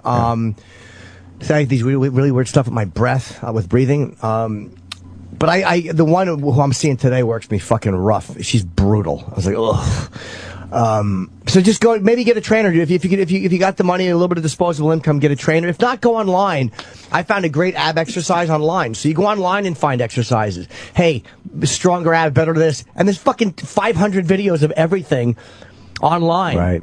So that's what I did, and just keep doing different stuff, dude, and your plateau will break, I think. Just make sure you're eating right, and don't eat shitty at night if you can help it. All right, cool. Thanks, guys. I appreciate it. All right, buddy. Let's go to Joe in New York, who's had an issue with during birth. How you doing, boys? Hello. What's up, Joe? So, I got 3 kids. All of them were big, 9'14", 9'8", and 9'6". And wow. When the first one was born, she was 9'14". Jesus. So I'm in there, and she pops out, and this little tiny Indian doctor. They let me cut the cord and all that. And then she's like, "Oh, it looks like you've torn a little bit." And I fucking look down. Oh God. And my wife's pussy looks like it already looks bad anyway, but it's flayed open like a butterfly fucking pork chop. Because fucking my home daughter's run, head- Joe. My daughter's head split her pussy almost down to her fucking asshole. Fucking hilarious. And this woman just starts sewing her back up, and I'm just sitting there weeping, looking at my fucking prized possession get sewn up like a piece of fucking meat. Yeah, I didn't have that, dude. My kid was 6'9", and she a little tiny bit. I didn't. You had a fucking basketball come out of your vagina, dude. You're not fucking lying, and I'm not packing a lot, so it's hard to fill that thing again. I don't understand why you look though. Just don't fucking look, man. Once you desensitize yourself to that visual, you're gonna fuck yourself up. You shouldn't have looked. God damn it. I'll never get that view out of my head, man. Yeah, fuck that. No, mine came out nice and easy. Like I think she got like a couple stitches. That's it. Nothing ripped. I mean, that would suck if you hurt it. Yeah, this one was flayed wide open. Oh God. Thank you very much. Sorry about your wife's vag. Wait. TMI. Chip, what the fuck, Chip? Too much information. That means I get it. Dumb cocksucker. Shut up, Chip. Fuck you, piece of shit. What's up for Will Penn? Will. Will Penn. I don't know. Won't it right? Will it right? I should go to break on that one. Go ahead, Will. What's up, fat chicks? Hey, buddy. Yeah, Jimmy, were you ever bullied in school? Because there have been a lot of bullying incidents at my school. Very little. I probably should have been bullied, but I mean, a minor amount, but no. I was, when I was really young, I think I had some weird stuff happen when I was a kid. My childhood's such a fucking vague memory. Boy, something terrible I'm forgetting. But in high school, no, because I was funny. And when you're funny, I made the burnouts laugh, I made the jocks laugh, and nobody wants to be. And that everyone's ego is very delicate in high school. So the one thing I could do that they couldn't do is I could verbally humiliate them in front of people. And nobody wants to take the chance that you're going to do that you're going to beat them that way. Like, believe me, they would have murdered me. But there was that like little give and take. Like, I won't humiliate you if you don't fucking totally dominate me physically like an alpha. So I was not bullied that much, but it's only because I was funny.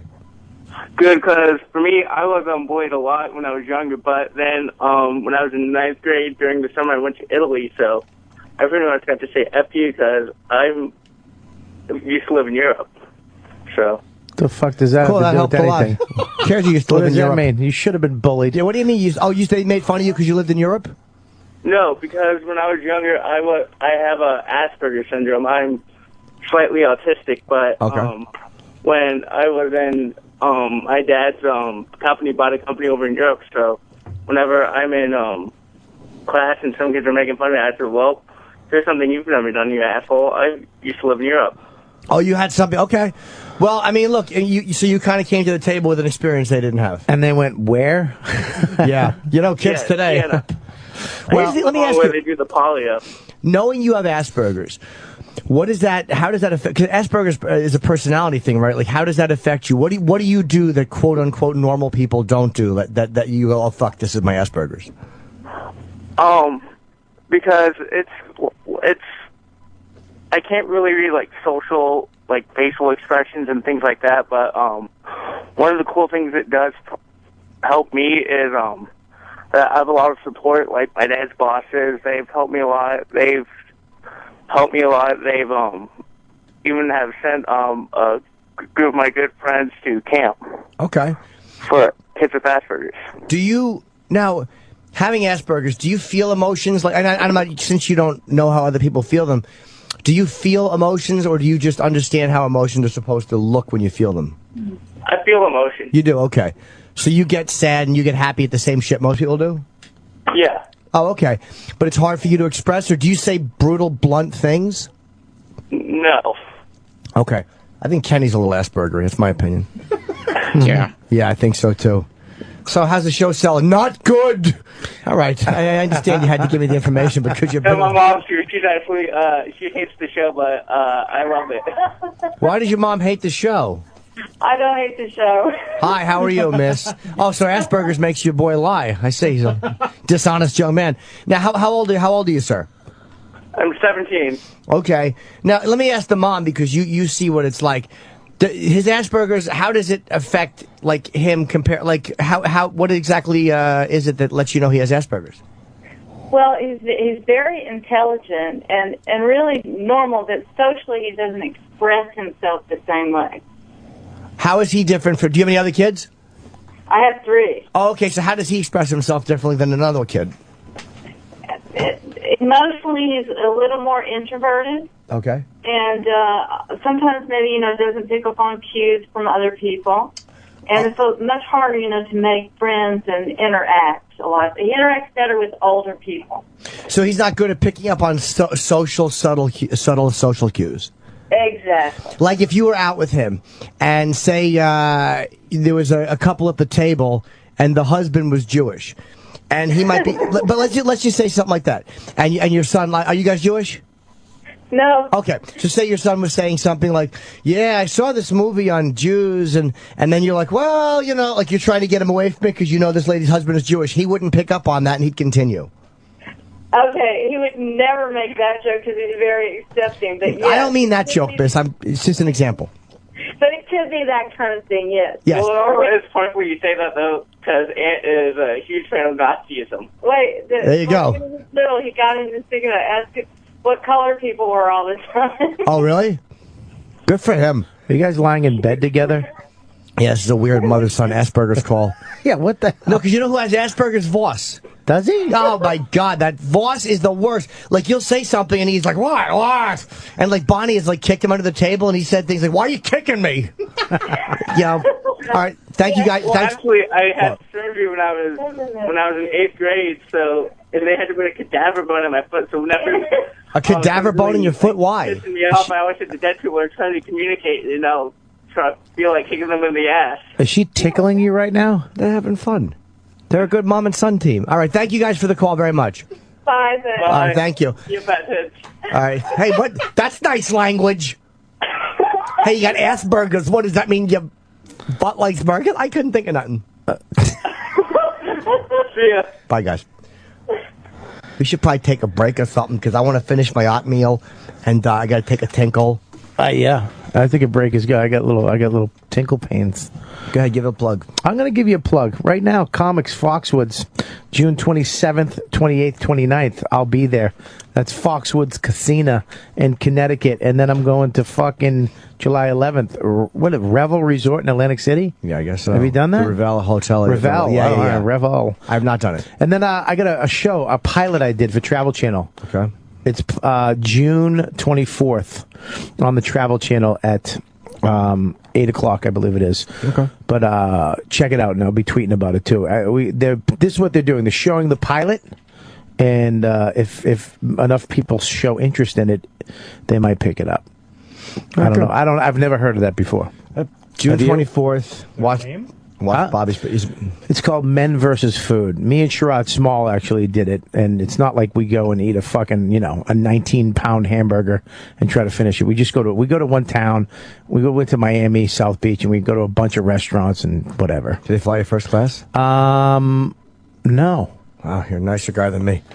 Well, yeah, they put me in a nice hotel though. Cool. Antisocial Comedy Tour, Saturday, July 20th is sold out. 10 o'clock show has been added. Myself, Amy Schumer, David Tell, Artie Lang goes on sale next Friday. But the first show is sold out, and a lot of people are trying to get tickets. So if you want to come see us, it's crazy, man. Come see us. It's a great show. We'll be back in a few minutes. I'm going to take a wee. I'm going to have some egg white. And we're going to eat and come back. We're doing a show for you. Oh, God. The Opie and Anthony Show. Sirius XM. They're playing God is Dead. Can they play another music bed while I do this? This is what I was told. 'Cause I'm it's the telling song. you different. All right. How about this? They might want it. They don't give a fuck. Age of Reason. All right. hang Believe me, they're not going to get mad if we play Age of Reason. It's another great song off the record. I'll kill everybody in this fucking building, starting with me. I don't talk about Sabbath until you find Age of Reason. I just want to hear Age of Reason. Of course, you guys know what I'm about to promote. Ozzy, Tony, and Geezer, they make up Black Sabbath. And it's funny, I'm supposed to read this verbatim, but I can't. Because you have to not be a Sabbath fan to read it like this.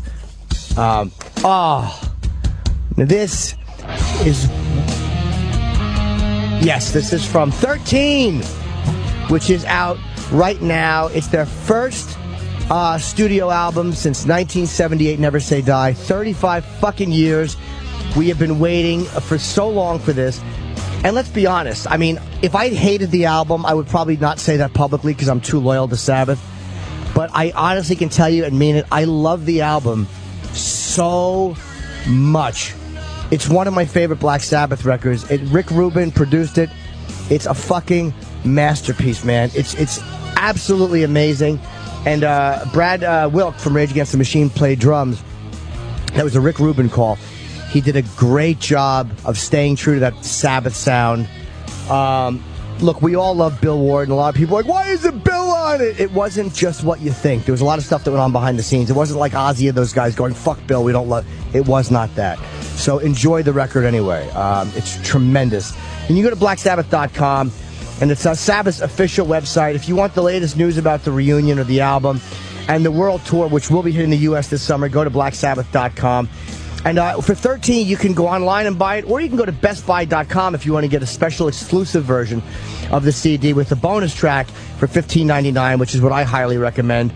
Or if you don't want to be a cheapskate, get for $29.99 the exclusive deluxe version, because it's got the CD and it's got a shirt, which is a great shirt, and 8 new songs, plus the fucking bonus tracks, plus the shirt for $29.99. Why not? It's the first album in 35 years. What are you gonna fucking skimp out and be a cheapskate? Go to Best Buy or BestBuy.com, I guess, to order it, and BlackSabbath.com for details on this tour. Truly, the record is amazing, and I just want to keep talking because I fucking love Age of Reason. See you guys later.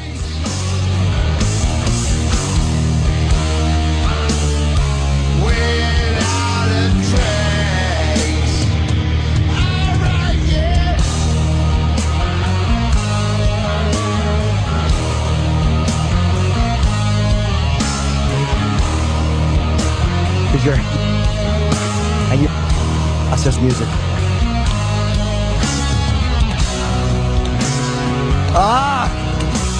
All right.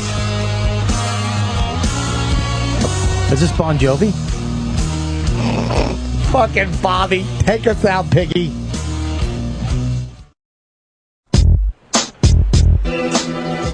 Yo, my nigga, you hear about the Twinkie shutting down, son? Them shits was off the chisel. Yeah. Fuck. No more Twinkies, kid? No more cup chisels? Damn, yo. What kind of cakes you like, kid? I love a good Klörzmark. Damn. What the fuck is that? That's a cookie filled with spinach. Come on, son. I never heard of that. You can't even get a cherbil anymore. I used to love a good cherbil. Huh? It was wet tuna fish and dry flaky coconut. And what you'd do is you'd put a cherbil in each cheek and allow them to dissolve in your mouth. Ooh, that shit is crazy. Why the fuck would you eat that, yo? That shit ain't even dessert, son. I like the red asphalt. What the fuck is that? It's a chocolatey, delicious treat with a lot of Tabasco sauce in it. You lying, son? It's delicious. Nigga, you don't want PCP, yo? Yeah. Yeah. Damn, little Jimmy, you crazy, son. The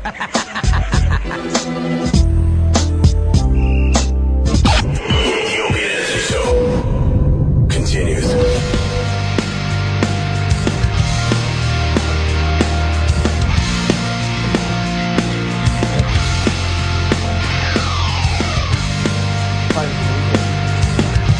Hi, put the mic on. It is on. Oh, I put my headphones on. It's the Chipper Show. It's not the Chipper Show. We're here too. Yeah, it's the Chipper Show where I'm just ripping and telling stories, telling a few lies. Telling a few lies? Why were you lying? Yeah, just telling some fibs. Like what? I don't know. I remember one time I told someone I put blueberries on my oatmeal, but I really had strawberries. And I told them like a week later. I'm like, remember I told you I had blueberries? They're like, yeah. Like I ate strawberries, cocksucker. Yo, fucking fucked up over that. Chip, what the fuck, man? That's mean. He's lying about it. He never did it. He never did that? No, he didn't. He was do lying that. about that, too? Yeah, he lies a lot. He's got no friends. Lies. Who's on the phones? We have two people. They have two people from Lenny from Long Island. Yeah, okay. Well, Lenny? Hey, guys, if the Asperger dude was fighting me in the hallway and told me that, yeah, but I lived in Italy. Fucking home run. Yeah, this guy Lenny knows. The fucking home run. And then he followed it up with saying, you know, where they make polio cheese. Oh, fucking close the school down. Fuck yeah, Lenny. I would have said to him, you used to live in Europe. Why don't you go back there or something on a big ship? Next thing we hear is a truck horn. All right, thank you, Lenny, for the call. Wait, fellas, real quick. Jim, you there? Yes, sir. When Brewer was in last week, it came across as some awkward battle with Anthony. Did that come across more awkward than it actually was in studio? You know, it's weird. It was funny to hear them joking about it, and of course I was egging it on. Ooh, oh man, like I loved it.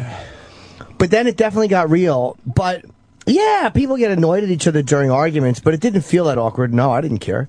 I mean, what do I care if they argue? Like, his friends are going to argue sometimes. It's not like it was a personal argument like, hey, your wife is this, or I don't like you because you're not funny. But when two guys are arguing about an issue like gun control, abortion, religion, it's the issue they're arguing about, as long as it doesn't get really personal. And I know those guys like and respect each other, so no, I don't give a fuck, dude. I've seen so many real arguments and so many arguments with comedians and shit, it's never awkward for me. Right. I was wondering if that relationship was like so good that they were playing that up a little, or did it come across really as awkward as it was? They were in that moment getting annoyed with each other. They were getting annoyed with each other's point of view. Ant thought Brewer was fucking stupid, and Brewer thought Ant was stupid. But again, they're friends, and that happens. There was nothing more to it after that. They after the show, they were just talking and laughing, and it was the same as it always is. And on a follow-up to that, Jim, I know a lot of times your point is a little bit more of the liberal side, let's say, when it's an argument against Anthony, which it's tough not to be. Yeah, because Ant's more conservative. Not to cut you off, I tend to at times play devil's advocate. Because I do miss Anthony right now. Yeah! But, you know, if somebody was arguing totally against guns, I would take up the argument for guns, too, because I try to be, compared to Anthony, I'm a bit more liberal, yes. Sorry, sir. That's fine. That's the sense I got was, is it all devil's advocate, or is every time your opinion a complete 180 from Anthony? It's not a 180, because Anthony is a definable conservative. Like, Ant takes a very, very a hard stance on most things. He's liberal socially, like when it comes to the Zimmerman case, like when it comes to the media reporting black on white crime, I agree 100% with Anthony. We are completely on the same page when it comes to the press and the way they don't cover things. Like when we talk about Trayvon Martin and George Zimmerman, I don't totally disagree with Ant, but there's the other side I'm trying to look at too, because I'm not 100% with Zimmerman. You know what I mean? So it's not always devil's advocate. A lot of times I'm just, say from the middle, I'm a little bit to the right, but Anthony's much farther to the right. That's all it is. I get that. You guys keep up the good work. Okay, thanks. But Ant's a fun guy to debate with, though, because Ant's so smart that, you know, when you're fucking going back and forth with Anthony, it's never like I'm never mad at him, but you're debating a brilliant guy, you know, and I know I'm debating a brilliant fucking guy. So there's times where Anthony will he made a great point. I forget what we were talking about recently, but I just had to go, fuck, that's a good point. Like, you know, sometimes you got to say, that's the problem with arguing. People don't say things like, all right, you're right about that. Everyone digs in and gets so 100% about winning the argument and about making the point that even if somebody makes raises a good point, they don't acknowledge it. So I think that Ant and I kind of do that for each other. I had a homeless guy make a good point the other night in an argument. I got in a fight it was at 12 o'clock the night the baby came home from the hospital, and I was walking the dogs, and a homeless guy kicked Kelby. Like, you know, I didn't purposely walk up and boot him fucking 10 feet away, but I just heard him. He walked by, and I heard Kelby yelp. And I snapped. I was like, what the fuck? You kicking my... And he came at me. He's like, fuck you. We were screaming at each other. Like, you fucking kick an animal, you fucking idiot. And he's like, you think I meant to kick your fucking animal? I mean, just at the top of our lungs, about to fucking throw fists. And then I was on my phone at the time telling somebody about the baby, blah, blah, blah. And he goes, you shouldn't have been on your fucking phone. You should be paying attention to your fucking dogs. And I went, it's a good point. I was like, it's a good point. You know what? You fucking homeless piece of shit. He's a bum. Yeah, he's a bum. And then you know what he did? He fucking pulled the race card on me. He goes, the reason why you fucking, you don't like black people. And he started screaming that I hated black people. And like, I'm a racist. He just called me a racist out of the blue. I didn't even know what the fuck to do. I was in shock. I was like, what the fuck? The only thing a white guy can do is actually be racist at that point, right? Right. It's crazy. We have Samantha in Buffalo. I'm only going to her because she's a woman. We finally have a girl caller, Bob. You have one? We have a woman calling. Well, let's wait. Let's wait to see it. It's not Sam. Get it? I'm here. Oh, it's a girl. Hi, it's Samantha. Well, they call me Sam anyway. So. Hey, Sammy! You sound cute. Yeah, that too. You sound cute as hell. Thanks. How tall are you? I just wanted to tell you that. Wait a minute. Night, How tall are you? 5'6". 5'6". So that's how much you weigh. I don't know. I don't get on scales. I forget it. All right. What's up, we Samantha? Get that. We get that. I have the same answer. Hi, sweetheart. I just wanted to tell you, last night I mentioned to my husband and I are huge fans of your show. We listen every day. Thank you. And I was just like, oh man, yesterday Sarah Abraham was on Opie and Anthony. It was hilarious. And he was like, oh yeah, were they mean to her? Were they nice to her? I was like, they went pretty easy on her. And he was just like, did Norton ask her about her pussy? And I was like, no. He was like, well, you know, Norton loves those meaty pussies. Is it meaty? Well, he wanted to know if you asked her about it. And Oh, was you like, know, no. I wouldn't ask anybody like that. Again, she wasn't the type you could have that kind of fun with anyway. Yeah. She was, I guess, a bit standoffish, but I attributed some of that to her age. And, again, a porn chick would have to, I'll tolerate a lot from a porn chick. Because, again, it's just so fucking hacky to go after them. Hey, you do porn. Like, everybody knows they do porn. What are you, is your dad proud? Oh, God, right already. Well, no, I get why you went easy. I just thought it was hilarious. But he was like, well, did he ask her about her pussy? I did not, though, but now I want to see a photo of her pussy. Thank you, Samantha, for the call. Thanks, guys. And let's ask, what was the thing about this, Bob? Don't show the baby kids off? Go ahead. I know what he's going to say, but they're absolutely wrong. Okay. Hello, what's up, man? What's up, Remy? Yeah, what's up, Bobby? You said you had video of your kid popping out, like the moment it came out. No. Let me rephrase that. I don't have video of it coming out of her vag. I do. I just have the video of the baby just before, it was coming out of her, just her face. And then the baby on her chest, but no tits hanging out. No, she's covered up. The baby's covered up. It's just them. I don't have any, fucking bloody vag with a head and an arm. I would never show my kid that. The reason I told you that, I'm looking through the old family album. I was born in '87. I'm 26 now, and I see this big bloody mass of a polar picture. I'm like, Dad, what's this? It looked like somebody punched it through a red-headed bagel. Of me being born. Oh, he had a fucking Instagram photo of fucking your mom's vag with your head coming out of it? Yes. Nice. Jesus. The 1978 filter? Yeah. Did you look at it and go, hey, Mom, you're cunt in this picture? Jesus, Chip. I'm sorry, dude. Chip. Remy, I'm sorry. Hey, Bobby, if you really, I think, on another note, I think that I was collateral damage in a blocking spree you had, because I'm blocked on Twitter, and I never did anything. Oh, I'm sorry, dude. Email me. Don't and I'll apologize. bring See what you he back did in. first. Yeah, give your Twitter name, and we'll see how Bob feels. At Remy Green. I'm not going to fucking hunt you down. Send me an email, and I'll fucking add you back in. Oh, what's your email, goddammit? YKWD@riotcast.com. All right, then. Thanks. Goodbye. Bye, buddy. We could talk to as a call here. Terry from Pennsylvania has a question for Bob. Hey, what's up, boys? Welcome aboard, Terry. Congratulations, Bobby. And you had George Zimmerman's brother in earlier this week, so I was wondering if we can get Bobby's take on the upcoming Trayvon Martin case. I thought he was good, Robert Zimmerman. We talked to him. I thought he was a good guest. I didn't hear it at all. I've been out of commission for the last almost 2 weeks, bro. I haven't checked really Twitter, Facebook. Well, you news, know what's going on nothing. with the George Zimmerman case. Yeah, pretty much, but I don't know what the fuck's going on. I've seen a little bit of it on the news, but not anything what's going on in the case. So I really don't have an opinion. All I know is that I haven't slept and I have to wipe baby shit. And there's many different kinds of baby shit. You want to talk about baby shit? Crystallized baby shit, yellow baby shit, green shit. Then some tar came out of my kid's ass.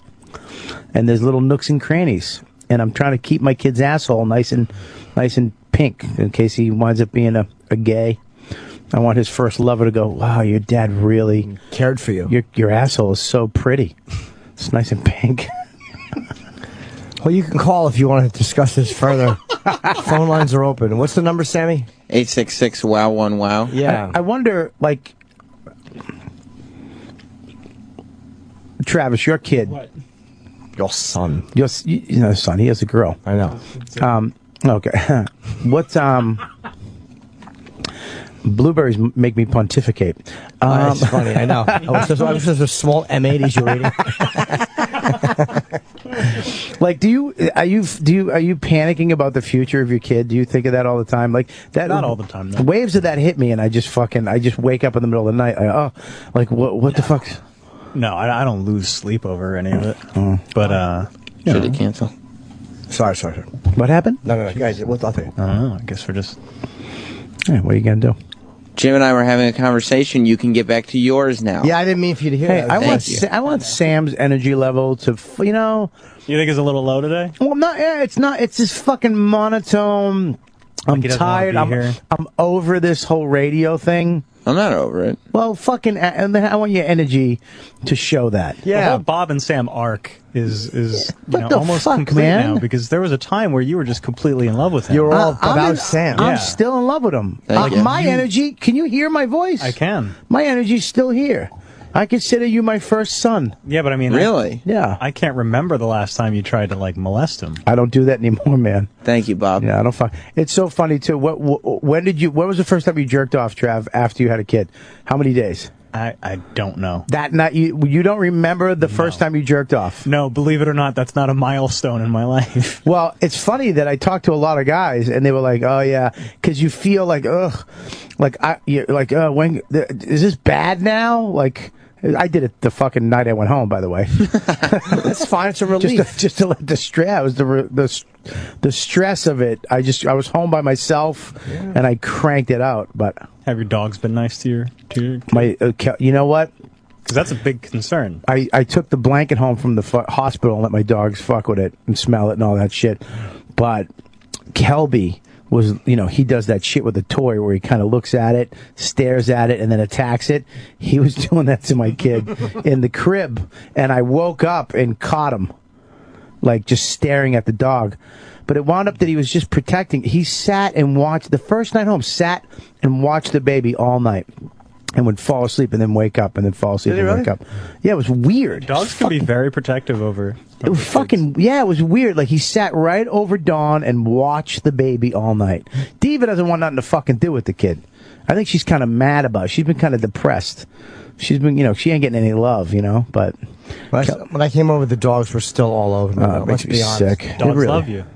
But it's a love that I can't. It's the love that you guys have for your children. That's the way the dogs feel about True, me. and I have no idea why. That's because I'm just a lovable guy. You do turn into a different Jim Norton around dogs and Yeah, children. but Kelby, children. That's Kelby, he is sweet as hell with my kid. By the way, Jim. Immediately, some of my friends were like, "I don't want to hold them because they're fucking creeps." I was a little nervous, you know. You don't want to drop the baby and kill the kid. It's like a fear. The baby's gonna fall, but I sat down. And I could tell Dawn was, because Bobby goes, hold the baby. And Dawn's like, well, if he doesn't want to, babe. She's like, she's thinking, I don't want him to chip out and fucking drop the kid. So I sat down, though, and he put the baby in my arms. It was really cute, too. Yeah. I had to resist the urge, because I don't want to get germs on him. I want to kiss his little fat cheeks. It was very, very kissable. You give him a little kiss if you want. Nah, but not till he's just a not little with any voices. I don't want to hear fucking voices while you're kissing my kid. Yeah. Please, I don't think my daughter has yet to meet Jim.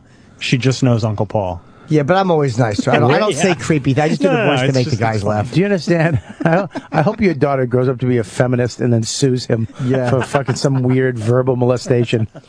Carrie in New York. Let's go to Carrie, because I want to address her question. Hi, my name's Carrie. I'm from Huntington. Hi, I love Carrie. you guys. I listen every single day. Jimmy, I just wanted to tell you I love you. I saw you at Caroline's. You're awesome. Thank but you. Before, you were saying that you don't beat up on the porn stars because they're such easy targets. Yeah. But I was just wondering, because I have to turn the show off very infrequently, but when you're beating up on Stalker Patty and Lady Di, I can't listen because it's so uncomfortable. Well, we don't- How come they're not easy targets? Well, they are. I mean, in all honesty, they are. The difference is, we have a relationships with them, and we've gotten to know them. But in a way, they are easy targets, and that's why it's like it's harder for me to be genuinely mean to them. Like I've always been pretty nice to Patty. We tease them and get frustrated, like with Bobo. But we know them, and when I say porn stars are easy targets, I don't mean they're weak. I don't mean that they're dumb. I just mean that the idea of the male radio show host saying shitty things to the porn chick is predictable and fucking corny. And it's like, what are we going to pretend that they're not hot? It's like, this chick sucks dick for a living. Good. God bless her. What a great girl, because I can jerk off watching her. If they're cunty, that's one thing. But if they're nice, it's because, like, she's coming into our world. Good luck going into her world and surviving. Yeah. Any morning guy that's a dick to a fucking porn chick, good luck surviving where she does every day.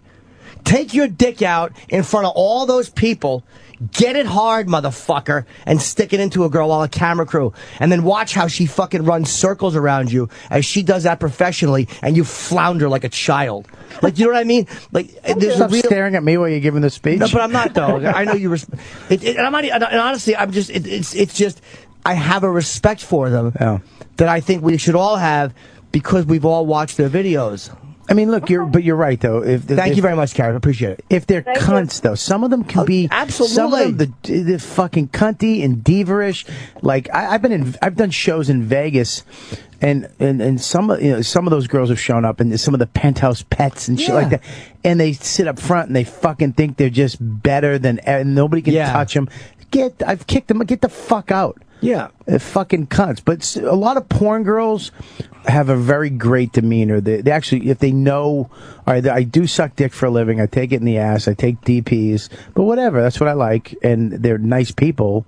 Then you should have no problem with them. When Belladonna, I don't believe is, when she came in, she was great. She was watching her movies and laughing and having fun. Yeah. That's the type of girl you like. And sometimes they are snotty and standoffish like anybody else. Like if anyone's like that, it's irritating. But I mean, as a rule, just when the girl comes in to start with the, oh, is your dad proud? Oh, fucking Z. How fucking corny.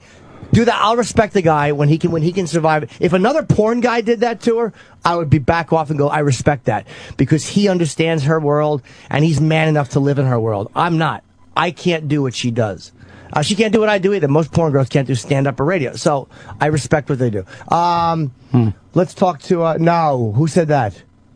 Let's do that first and then we'll go to, got it. This one? Yeah. Mike in Queens. Whoever. Well, I gotta tell Sam. Oh. Mike. Sorry, Charles. Yeah, You're right. you guys are You're just right. talking in your headphones and stuff. Hello. Morning. Good morning. Hey. Hey, Jim. You've never hidden this crazy fetish side of you. If there's a fetish out there for the ones with afterbirth, and it's never more meaty than right after giving birth, would you dive right in and munch? Nah, fetish is something natural. I think it just happens. It's not my thing. I've gotten into feet more lately. I've been looking at toes more and getting sexually attracted to toes. But no, I do not have... No desire for afterbirth on the face. And honestly, no, dude. I have no... Is that a thing? No, he's just being silly. But I mean, I don't find pregnant... And thank you for the call, Mike. I don't find anything about pregnancy to be sexy. Like a lot of guys like the milk and stuff, and it's not. I respect it, but it's just not a fetish for me. I don't sexualize it at all. Actually, breast milk though is fucking tasty as shit. Yeah, I've it's heard. Very tasty. It's sweet. It's like cereal milk. Yes, I've heard that it is. Let's go to Zach in New Jersey. Maybe Bobby knows about this. Hey guys, how are you? Hi, buddy. Hey, Jim, going to see you at the Sands of Bethlehem. Can't wait to see you fuckbags there. I'm really excited. Thank you, man. It is on, and honestly, it's a great show, so I appreciate you coming. Awesome. Hey, I just want to ask Bobby, I know when my wife was in labor, I don't know how it was for you, but they don't bring the doctor in until, like, the baby's ready to come out. And my wife had a nurse in there with her, and all the way up, right up till she gave birth. And she was having her push, and a stream of blood came pouring out of my wife's ear. Oh my God. And I freaked out because the nurse obviously had no idea what was going on, and she was just saying, "Oh, let's calm down, let's not get excited." And I was swearing at her and everything. And here she, from pushing really hard, she actually burst the blood vessel in her eardrum. Jesus. And she had temporary loss of hearing. She was fine. It was actually funny because the doctor. I caught the doctor talking to one of the other doctors, telling one of their buddies, how great that was. He'd never seen anything like that. So, but anyway, I just wanted to ask you, did any weird shit like that happen when your wife was giving birth? Anything? No, and it was so easy and so quick. The doctor came in, checked her cervix, and then 20 minutes later, the baby was out. She gave, it was just, it was nothing. I was shocked how easy the baby came out. It was, but it's fucking different for everybody. But if my wife's ear started bleeding, I probably would have fainted. I would have flipped out if I saw that. But no, the doctor, we didn't stop pushing until the doctor said okay. If some nurse said stop pushing, I probably would have told her to go get the doctor. I'm not fucking, I'm not listening to some chick with, without a fucking degree. You know what I mean? But, that's crazy, dude. But thank God she's all right. That would have flipped me out. She had an aneurysm while giving birth. That was my biggest fear, that my wife would die giving birth to the kid. Not only would I lose the love of my life, now I have to fucking take care of a kid by myself. I'd be that guy. I'd have to move back with my mom. Oh. But thank God that didn't happen. I don't even know why I'm bringing that up. Thank you, buddy. Bye. Hey, Mike in New York has a question for Bobby. Hey, Jim. What's up? Bobby, I was at a benefit a couple weeks ago in the city. Oh, and, God. I was excited because I heard you were going to be there and DePaulo was going to be there. Yep. And then the guy who opened up went on and pretty much bombed for a minute. And then you came on and you tried your bet. Yeah. And then I heard DePaulo just left. I was on the third floor and I was trying to get up, but you couldn't move in the place. I was just wondering if you would just talk about that experience. We did a benefit. What happened? Well, we did a benefit for the cop that died in Boston. A cop got in touch with me, and they were doing a benefit in New York. And, I tried to tell him, look, if we're comics, we need certain things to make it go right. It can't just be you guys drinking in a ballroom. Because, if things go bad, it's all cops from Boston and New York. Who are we going to call? You know what I mean? You guys are all here, so... Yeah, call Ghostbusters, right, Bob? Chip, fucking... So then I show up, and Gary Gulman was there. Okay. There was no stage. It was a big bar. There was around just fucking hundreds of cops. And Gary, I go... Which is odd, because they normally don't drink. Yeah, right. I go, we need a guy to go up and announce the show to let everybody know that there's a show here. So this guy goes, I got it. And he grabs the mic. He goes, hey, shut the fuck up. Hey, shut the fuck up. I'm Lieutenant Nobody shuts the fuck up. They stare at him, laugh, and keep talking. And then he just brings Gulman up. Gulman goes up, does a joke. Nothing. He repeats the joke. He goes like this. Again, I said nothing. He looks at me and goes, I can't do it, buddy. And he just hands me the mic. I Good. take it. I start trashing people. And it's just not working. These two blonde chicks walk by. I go, hey, look at these two hot blondes. I go, I'm sorry. There's a hot one and an ugly one. And then the ugly one looked at me and went, really?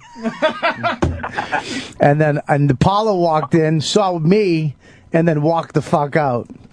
And says, no, I'm not doing it. So why did they say there was no issue between him and Nick? That's the question. No. Nick So- was. I got Nick to do it, and he was like, he apologized up and down. Look, we all wanted to do it. It's the cop, and we anything for Boston, anything Yeah. for the cops. Well, I'll do anything if I can. So will DePaulo, but DePaulo just has more self-esteem, and he just, there's no way. There was no way. There was no way you would get in this crowd at all. A microphone in a bar. Nobody even knew we were there. Terrible. Yeah, you could tell I was on the third floor, and you could tell how hard it probably was. But I appreciate you trying. Yeah. To make me laugh a couple times. So. All right, good. Thank you, sir.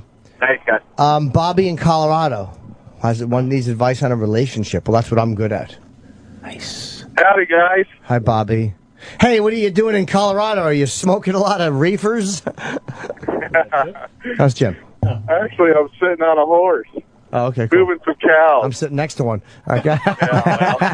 Are you really on a horse right now? Yeah. Work on a ranch up in Kremlin, Colorado. Yep.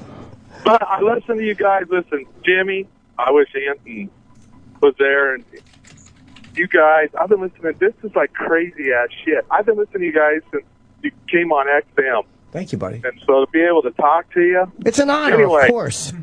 Thanks.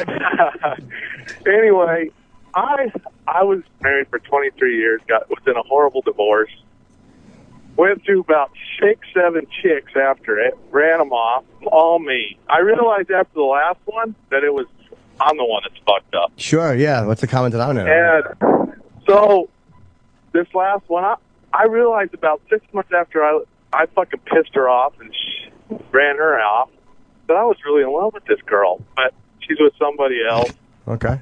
And it's the old country song. How do you get her back? What do I do now? She calls me about once a month, and I hadn't talked to her. She's the one that calls me. Wait, how long? I'm sorry, buddy. How long you were together for? How long? Well, her and I were together about 5 months, 6 months. Oh. That's how long every one of my relationships after my marriage lasted. Okay, 5 or 6 months. How long you been split? About 6-7 months. Okay, so you're split longer than you're together.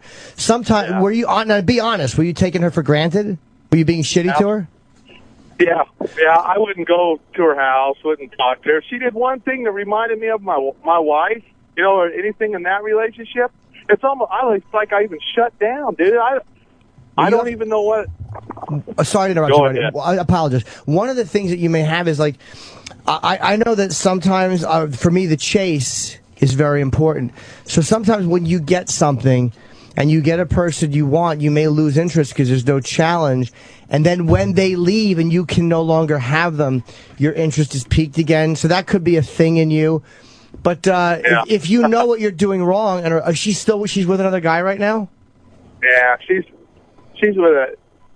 And she told me this the other day. We had talked, and she goes, I'm with a 22. I'm just going to see how long it lasts. I think, Jimmy, that she doesn't trust me, obviously. So she doesn't know what to think of me. And, do you go out of your way? Because I know there's a fine line between wooing some girl and stalking her.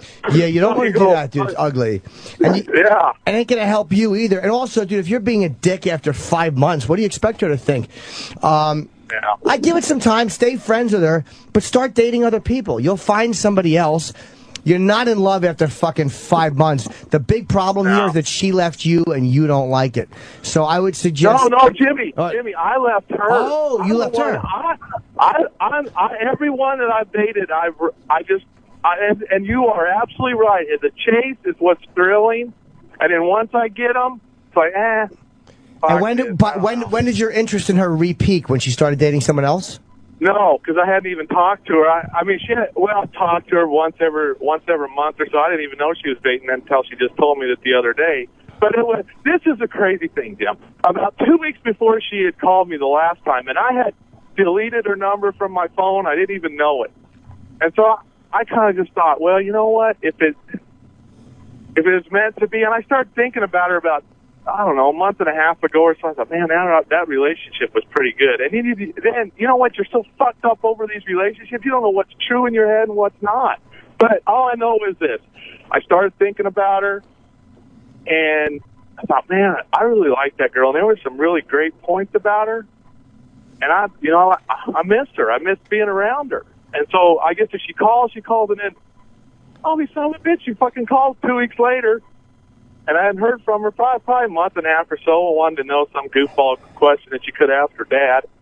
And I was thinking, man, was that meant to be? Is she looking for something? Here's my suggestion, my friend. And I appreciate your call. Thank you very much for calling in. My suggestion would be this: continue to remain friends with her, and then see where it goes. Because if you dated her for 3 years, I'd say that's different.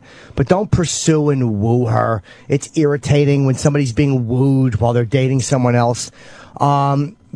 Just remain friends with her. Maybe the problem was you weren't good enough friends first. But, and just date other people. You'll find somebody else. Can I say something real quick? Of course. Sometimes when you exactly... Right, Bob. Right, exactly. Thanks. No, I'm kidding. No, I know. And when you remain friends with somebody like that and you go out and date other people and they see that you're moving on... Yeah. That fucks them up. Yep. Then they realize, oh shit, I like you, and they you get them a little jealous, and they realize what they don't have, even though you fucked it up, and you might be able to repair it that way. And I have a quick. I want to go to Ray in Las Vegas because he's saying something. Ray. Yeah, what's up, Jimmy? Hey, Ray. Hey, how you doing? Good, buddy. Thank you for calling. Long-time listener. Hey, listen, I was going through Vegas, and there's this big billboard. I'm a truck driver. There's a big billboard with you on it. What's up with that? What for what? I don't know if I believe it. No, there isn't really. There isn't? I was just kidding. No, I was just kidding. Well, who do you drive for? I drive.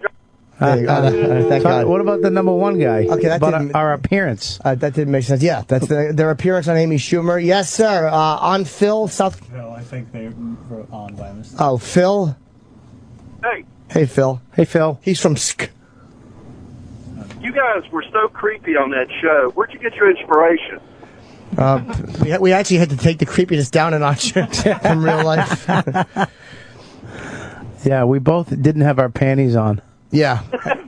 We had to change pants a couple times. I went totally bald to match Bobby, and we just knew it would be funny we should call this the Nolan Gunth show.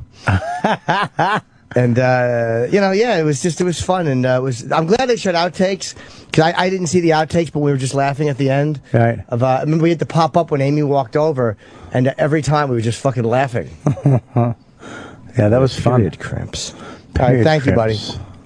Remember when I had my dead toenail and Amy looked down through and she goes, Bobby, what the fuck is wrong with your toe? Oh, no. Because we had flip-flops on. I do not remember that.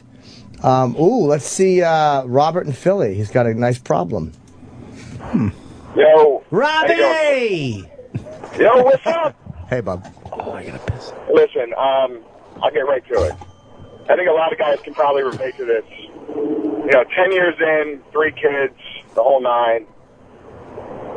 It's like things just change. Yeah. So, I'd say, a certain amount of time ago, I made some changes in my life. I got back in great fucking shape. Yeah. And, one thing leads to another, and I'm banging this 24-year-old model now on the side. Yeah. Okay. And, it's great. I guess I think it's great. And the reason I called was, you think you can balance it, and you start talking, and the other day she looked straight at me, and she's like, I get pregnant, I'm keeping the kid. And I guess the main reason for the call was, how does this end without a debacle on either side? It's a disaster waiting to happen. And believe me, I'm not saying this morally. You got to stop fucking the model. You're married with kids. You heard it. She's telling you, I will keep the kid. So what will happen is this: you'll knock her up.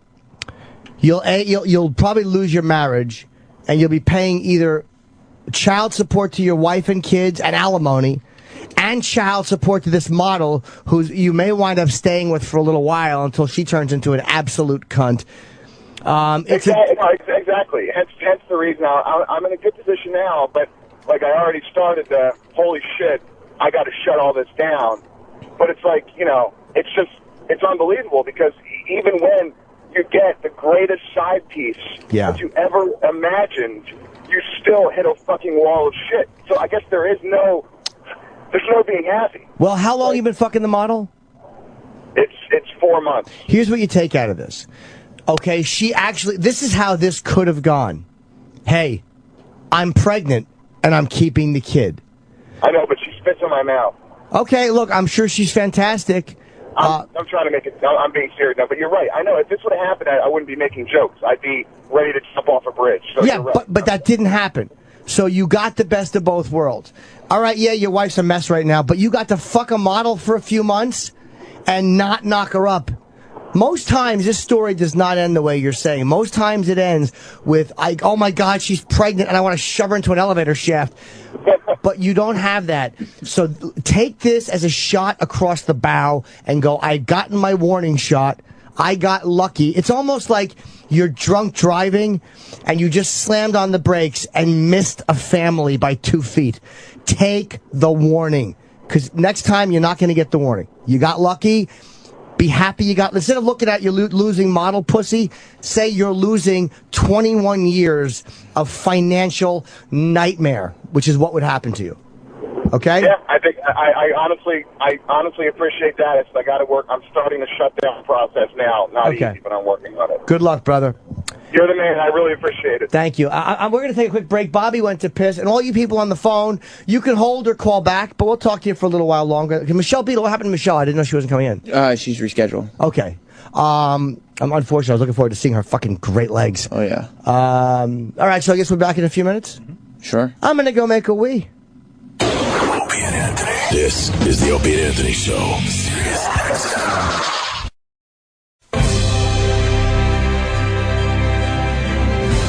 The Opie and Anthony Show presents Primetime Sam Roberts and One Question with a Guest We Couldn't Get.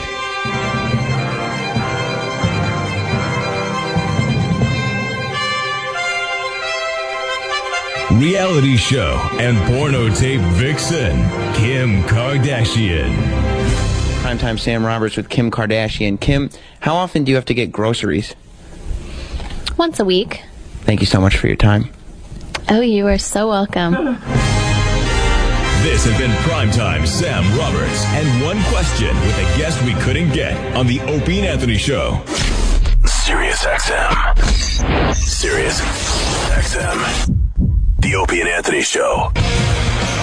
Jims. It's Chippa time with Chipperson and friends. Welcome to Chippa time. Bob's here, fucking Sam, fucking E-Rock, the two fucking intern chicks, the other one with the big lips and the fucking blue eyes, whatever his name is, and Trav. His name is Trav? Fucking Sal. Yeah. Wow, this is fucking good. Oh, this is, don't tell me, Chris, oh my God, Mount Sound. Chris Angel. Right? Yeah, it's Chris Angel. Is it Chris Angel? No. No, this is Chris James Kirkpatrick. Jesus Christ. Oh, wow. I want okay. to know why I was in the newspaper in Buffalo. Why I was in the news in Buffalo? Oh, yeah, why was Bobby in the news? I don't know. What if Call they were back. lying? Jim was on a billboard in Vegas. That's true. Yeah, it's not the same. You know the odds of that? He's very good. Brian in Boston, we have a very interesting problem here that Bobby and I could probably both help you with. Oh, Sal. Sal. What's up, Brian? Hey, Jimmy. I have a really interesting question. I suffer from a thing called inorgasmic ejaculation, which that is the inability to orgasm or come. I thought it said the inability to swallow cum, because Bobby and I both... No, I'm kidding. Go ahead. We can teach you right now. We do a class at a community college on Wednesdays. So why can't you can't, so you orgasm but no jizz shoots out? No, I don't even orgasm. Oh. It's a neurology issue. Okay. And my body has the inability to reach orgasm, so I can't come, basically.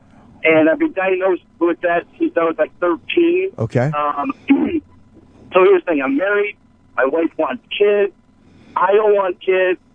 But here's the big dilemma, is when I was at a massage parlor, they jerked me off and I had an orgasm. And it's happened twice now. Now, let me ask you, was it your first orgasm or no? It was my second orgasm ever. And when was your first one? And how did it happen? Your first one was, again, at a massage parlor. You know, now, you haven't even been able to achieve them jerking off, huh? No. So why don't you, this all you have to do is get the old Asian lady to jerk you off into your wife's vagina. Yeah, exactly. Have your wife laying on the floor and then just jizz off it and hope it lands in there.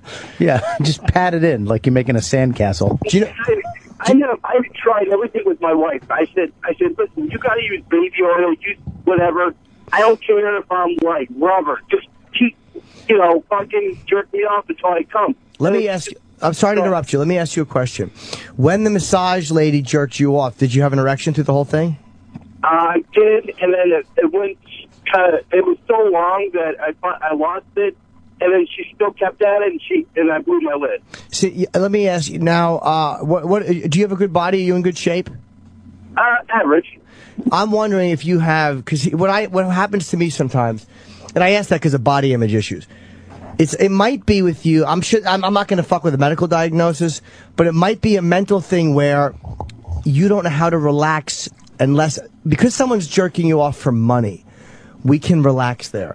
With prostitutes, I've been able to relax because the self-esteem I have that's bad about my body, my low image, is free. I'm freed from that in those moments, and I can just relax and be comfortable and allow someone to pleasure me without focusing on, I'm taking too long, I'm ugly, I have tits, I'm not attractive. All of the things that block. Remember the other day on the Advice Show, I said that the fucking, the mental, the self-esteem is like a fucking shoe heel on your dick.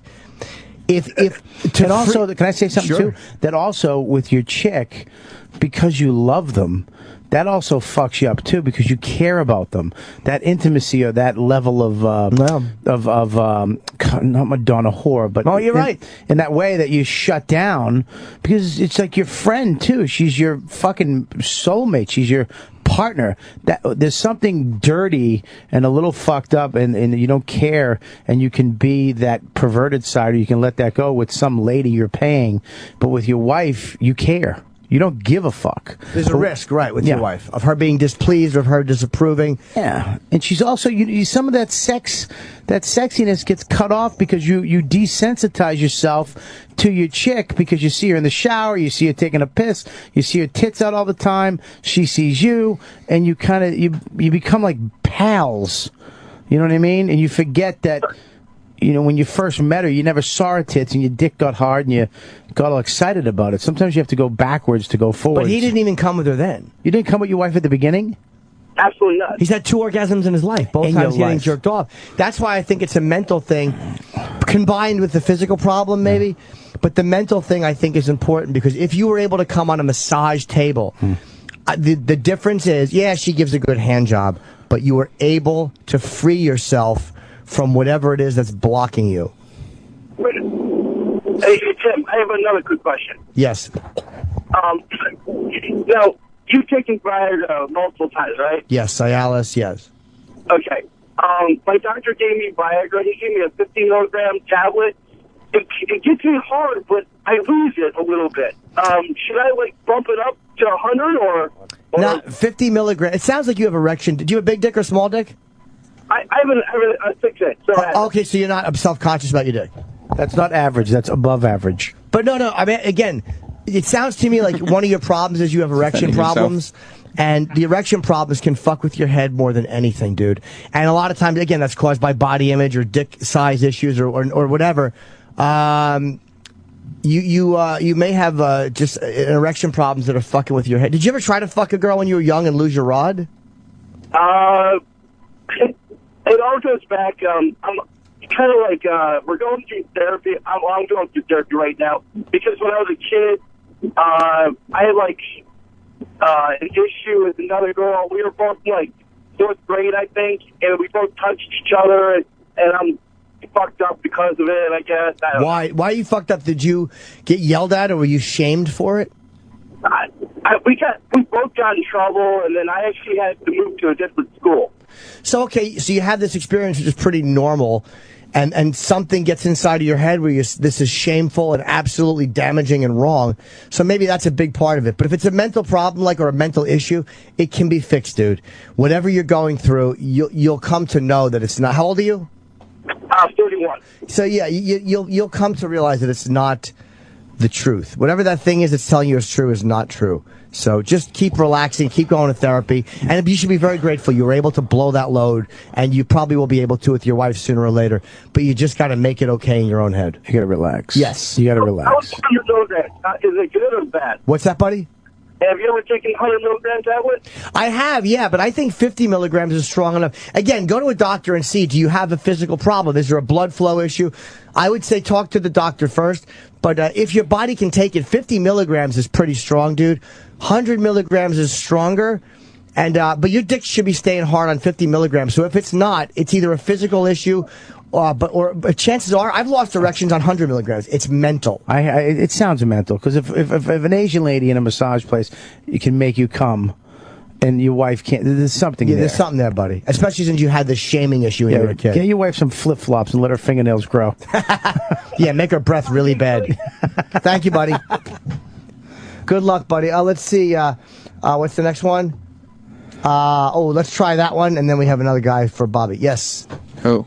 Just in Columbus, because I was just in Columbus, but then I left. Fuck, I should have ended the show on that. Chipper. Hello? Bobby. Hey, Bobby. Hey, buddy. Hey, Tim, been waiting to talk to you for a long time. Of course you have. Again, their common interest, probably fuck the hottest trainee you'll ever see. But the reason I'm actually calling is because I'm completely incapable of being monogamous, even though I genuinely want to be. Yes. I just have trouble with keeping my dick in my pants and not straying away. How old are you? I'm 32, my friend. But I tell the ladies I'm 28 years old, so... Okay. What are you, from Hollywood? Yeah, exactly. What do you like?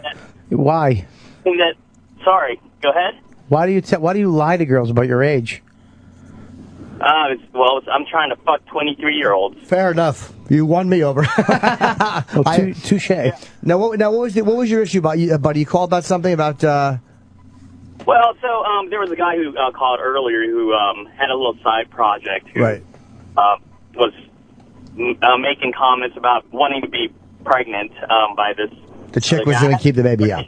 And I'm always upfront anytime I engage in any kind of extramarital relationships, and that I tell them that it's something temporary and that I have a family that I wouldn't leave them for. This past January, I met a 23-year-old who is basically a nut job, and a couple of weeks into it, she said she wanted to be pregnant by me, and that she hoped that she leaves my family, and I ended up not cutting it off soon enough, and what basically happened was I ended up pissing her off one day, and she called my wife up at home and told her that she and I had been messing around. What a cunt. That I had been messing around with other women, but the fortunate part of that is that she didn't admit to messing around with me. So she blamed it on the other girls. I don't know what the hell happened there. She was just being a coward, or I guess somebody was looking out after me. But I've dodged a lot of large bullets, and I continue to be a depraved, demented, sexual deviant. Well, again, like the guy who I talked to before, he got the shot across the fucking bow of the bridge. Sometimes you have to take the lucky warning and run with it and not push your luck, because a lot of times you have to realize something bad is going to happen. Numerically, it's bound to. If you've gotten lucky, you had a crazy cunt call your wife and you skated, and then there's not a part of you that goes, oh my fucking God, am I lucky?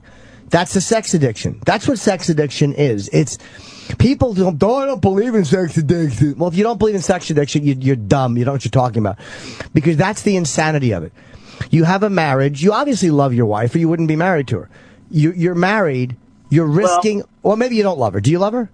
She's a cunt on wheels. I love her, but Okay. She has a really bad temper issue, which is what led me to straying about 5 or 6 years or so ago, which kind of just snowballed since then. And I've been blessed with having been given this gift of having the perfect cock, according to many women. I know you're a little bit curious. You probably want it up your ass now, Jimmy, but... Oh, that's nice language. That's nice language for the radio audience. Dude, here's the thing. Your wife's a cunt, but would you have cheated on her either way? I had never cheated on any other girl before her. Well, you're saying you have a problem with monogamy, so you don't have a problem with monogamy. You're just cheating on your wife. But I don't want to be with anybody else. I just wish you weren't such a cunt on wheels. Well, why did you marry her if she's a cunt? Well, we're not married. We're just indefinitely engaged. Oh, so you're not married? Okay. All right, you should say fiance. There's a big difference there. There's a big legal issue difference there. So what is your question? You can't stop. You're probably a sex addict if you're continually cheating and you're making bad decisions. Yeah, but he's also saying that he's got a great cock. I mean, he's sitting there. So you fucking. Yeah, but you're fucking broads because you like fucking. You're a young guy. You like banging young girls. You even say that you have girls tell you have this awesome cock, which I've never heard in my life, and you like what you're doing. It's not that your girl's a cunt. It's that she's a cunt, I'm sure. She's probably a cunt, which is the excuse that you're giving yourself, but you're banging other broads because you like to fucking hunt.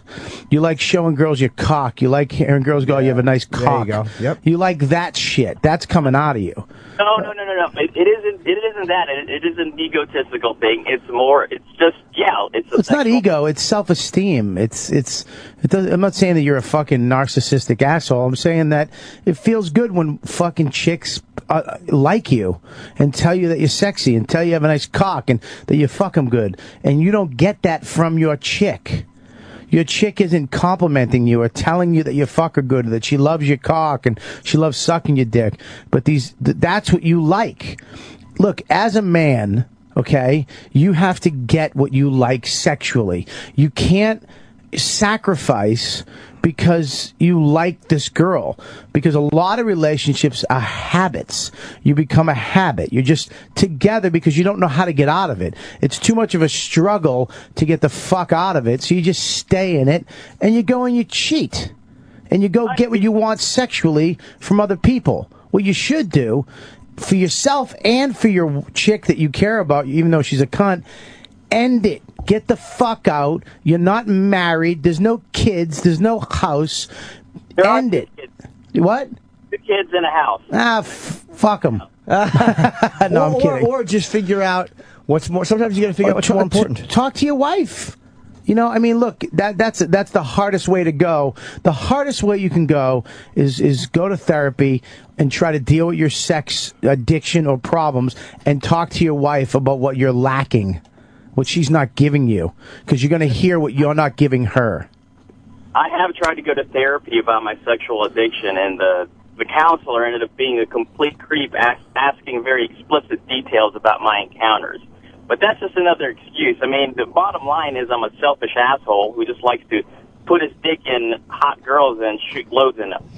Well, if you want to shoot loads in them, you're playing a very risky game, and eventually you're going to knock a girl up. So either be ready for that and go, I'm going to have to deal with my cunt and kids and house, or stop doing it. Can I say something, too, is that sometimes, guys, when we do this, we're doing all this stuff because getting out of the situation we're in is too much of a hassle. The honesty that it takes, but getting caught and having everything crumble down, having the walls fall down around us because we got caught being a fucking creep, is easier. Yeah. And the day that happens, the day you get caught cheating on somebody you give a fuck about, is the day that the clouds will clear and the sun shines through, because now you don't have to fucking lie. It's out on the table. There's something fucking serene about that, because you don't have to live in this fucking shadow world anymore. I'm a piece of shit. You caught me. Now where do we go from here? Now you can either choose to do that yourself and work towards it, or wait for the day that it all falls down. But it's going to happen. It's going to happen. Thank you, buddy, for the call. Okay, appreciate it. Good luck to you, my friend. I got a question from Sammy, the girl who called us, Samantha. She twittered something. Yeah. She says, Jim Norton told me I sounded cute on the radio and made my day. Then he asked my weight and I choked. Sammy, that was Robert who said that. Not me. Yeah, and you know what, Sammy? I like chunky girls. It doesn't matter. I was just wondering what you were. I don't care if you're big or. So I'm big. I like big girls. I like thin girls. I like small titties and big titties. That's my new rap album. Yeah. Small titties, big titties. I don't give a fuck. Fuck. Let's go to Dale. Wait, you want to hear this? Illinois. What? Illinois. That's the noises you make when you're sick. I hate you, Jim. Hey, Norton, in your workout, do you do Hindu squats? Hindu squats. What are those? Well, you can find them online on YouTube all the time. It's a fantastic body through space exercise that martial artists have been using for years. Rogan touts them. That's why I learned them 40 some odd years ago. Like I said, you can go online and see a bunch of guys just cranking them out by the thousands. To me, it's the single greatest one-time exercise you can do. Is it good for your core and stuff? It's good for everything. Arms? Believe me, yeah, because you're going to stick your arms straight out, then you're going to pull them back, shoot them straight down your spine as you squat, and then swing them forward as you drive yourself back up. That's how I look when I'm waving a fart at someone. So I guess I do them when I'm standing. Yeah, no, I've never done them, but I will. That sounds really good. You can set a timer for, say, 5 or 6 minutes and just do them continuously for 5 or 6 minutes. And it works everything, huh? Yes, absolutely. Your lungs will be burning. Your back, your shoulders will be a little sore. Your arms will be tight. And your thighs are going to blow up like tree trunks. Okay, thank you, buddy. No, I've never done them. A couple of the girls, again, the trainers have they had me do squats, and they always have these combination exercises. Now you're going to push in and pull and then squat, and I'm like, but yeah, so I do that, but I don't do anything as good as the Hindu squat. So thanks for that. Check it. Oh no, I just filled up reading Bob in Oklahoma's issue. Bob, call up, get my dick hard with this story. Oh, shit. Okay. This is the situation. I've been divorced for about it's almost 4 years right now. Okay. And the problem is that my former stepdaughter, she's been text messaging me, sending me emails, Facebook, all that kind of crap. And she wants to fuck the shit out. Look at Jimmy's filling up. I'm filling up. See what? Is it his tranny voice or the story? No. Yeah. Hey, wait, could you say this? Could you say Mrs. Littman? Wait a minute. She's a great big fat person. So wait, your ex? Fat person. Wait, do you? Yeah, you have your voice. You sound like you're in the witness protection program. Now, do you like your ex-wife or no? No, I can't fucking stand the bitch. Did you want to fuck your stepdaughter when you were with her? Not really. I mean, it's kind of the protective father type thing. Sure. But then, I mean, she's grown up. I mean, she's fucking phenomenal. How long did you live with her as a daughter for? 3 years. Oh, it wasn't like from what ages? What, 14 to 17? Oh, God. Yeah, that's young, but I mean, it's not like you raised her as your daughter. No, but that's young. No, but meaning, it's not like you were there when she was a baby up till adulthood. What was the age again? 14 to 17.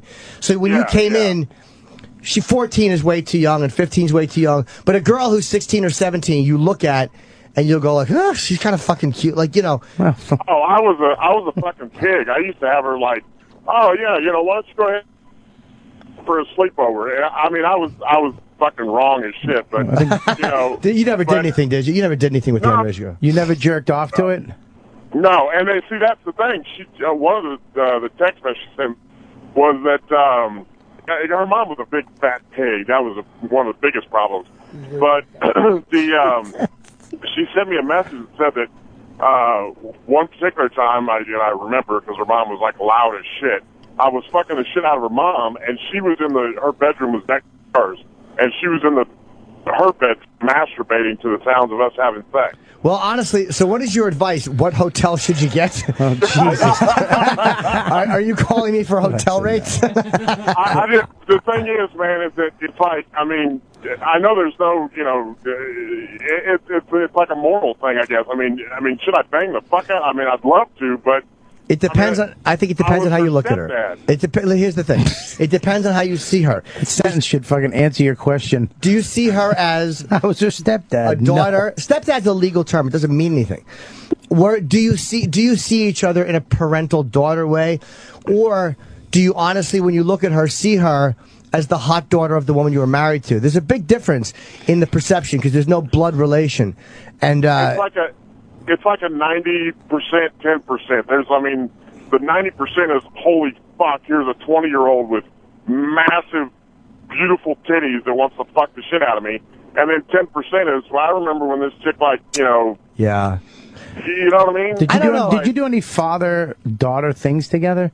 Yeah, that's it. And she was about 16 years old. That was the thing, her mom was a whore and had all kinds of guys in and out before I was there.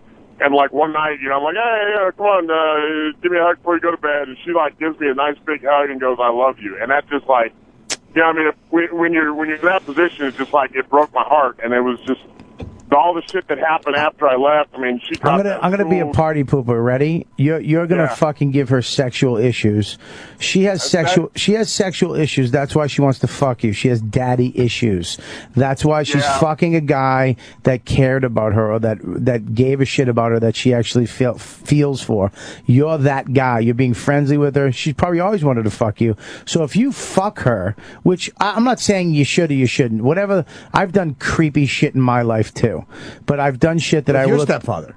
Not with my stepfather. Okay, but I've had, I've had girls with sexual issues, and I've taken advantage of those fucking things, So I've only had girls with sexual issues. Yeah, but you have to know that you're doing something that isn't healthy for her. Yeah, it might not be bad for you but it's definitely she doesn't want to fuck you. Because she's in a good mental state. And she may, you know what, dude, maybe she was if the mother's always had guys coming in and out, you never know what one of them did to her when she was young. Right. So you know what, Bobby's right. You might want to avoid that. Even though it's a great story, you have a father-daughter thing, so just jerk off thinking about it, dude. It's easy to say do it, and it's hard to say don't, but you don't want to fuck her up. That ain't nice. Here's what I would do. I would sit her down on your lap. Yeah. And have a nice talk with her. Or maybe this. Maybe don't fuck her. Maybe just have her suck your dick. That would be my suggestion. Fuck her face and see how you feel. All right? Well, I figured I'd sit there and send you pictures over, Jimmy, and just let you figure out, what I should do. You know what? TheRealJimNorton@gmail.com. You send me a photo of her, and I'll send you back what you should do, which hole you should stick it in. Good luck, my friend. Take care. All right, thank you, man. Get that pituitary gland fixed. Okay? Okay. Anybody want the peanut? Okay. Let's take the next call. Bob Kelly in New York. Yes. Yes.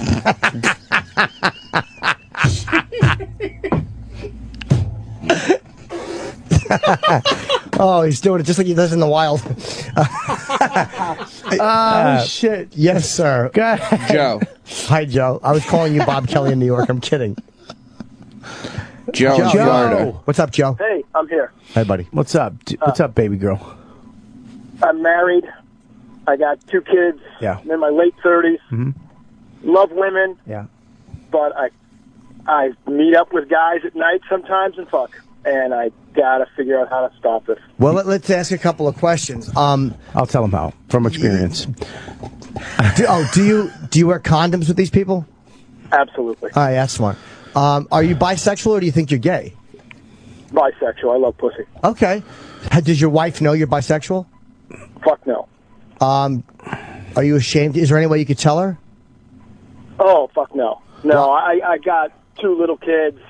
No way. No, but I'm saying, I'm not saying with the kids, but I mean, you don't tell them. But I mean, would she accept it? No, dude, it would be huge problems.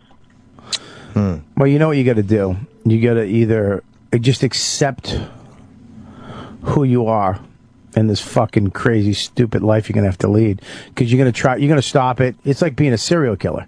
Is what you're doing. You're a fucking serial killer. Yeah. You're living this life over here, and then you're slipping away to Route 17. Right. And instead of killing people, you're just treating their cocks like pan flutes. Yeah, essentially. Where are you acting at? Are you doing things in public? No. Okay. No. So, I'm actually, I'm very careful about it. I'm not, I mean, it's fucking crazy, but I'm not, I'm very discreet, I keep it hidden fairly well. Do you really want to stop it, or do you like being with men? Well, not you, Jim. No, I don't want to stop it, but I can't do both. You don't want to lose. You don't want to lose your life with your family, right? Because of your sexual, the other sexual things you do. So what? You got to go. You got to go talk to somebody, man. You got to go talk to a counselor or somebody. You need to be able to be honest about this with 100% with somebody, because you can't be honest with your wife. You can't be. It's not neutral. You need to go talk to somebody who's neutral. And you can be honest with 100% about these feelings and work through them. Because you might not want to do this stuff with men. It might be just... he does. Well, it might be just your sexual deviantness coming out, you know? I mean, we all do fucked up shit that we don't want to do. I jerk off to weird shit that I don't want to jerk off to. I'm not going to tell my wife that, but I go to therapy and I talk to him and I explain, well, I did this and I don't know why I like that. I really don't want to do it. But your wife probably figures it out when she opens it up, and the homepage is the fucking is the Boy Scouts fucking website. She types in Sheraton Hotel and just shemale sites pop up on the fucking Google search. No, don't do any transmission searches. Exactly. Yeah. Or you know what, dude? Fucking go get fucked.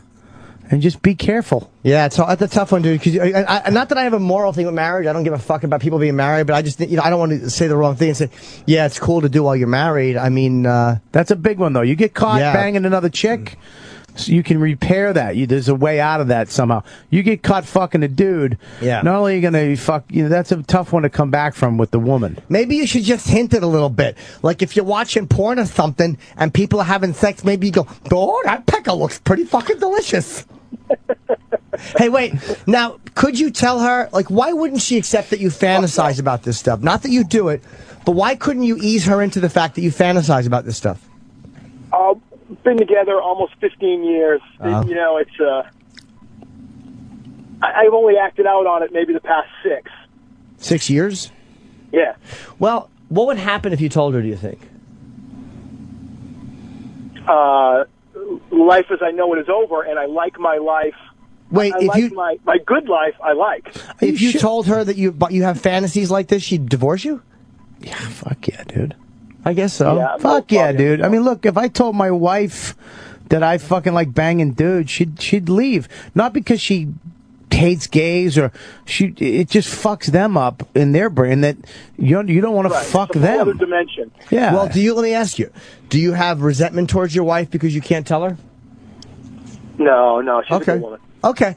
Well, then I would just say go to, like Bobby said. Do you still bang your wife, and do you do it? Does she have to be on her belly? Yeah, exactly. Do you ask your wife not to shave her legs? Yeah. Is your mouth open while you fuck your wife? Yeah. Well, then what you got to do is just keep fucking your wife and just close your eyes and say, look, could you pound a dildo in? Maybe ask your wife to fuck you with a strap on. Would she do that? Easy.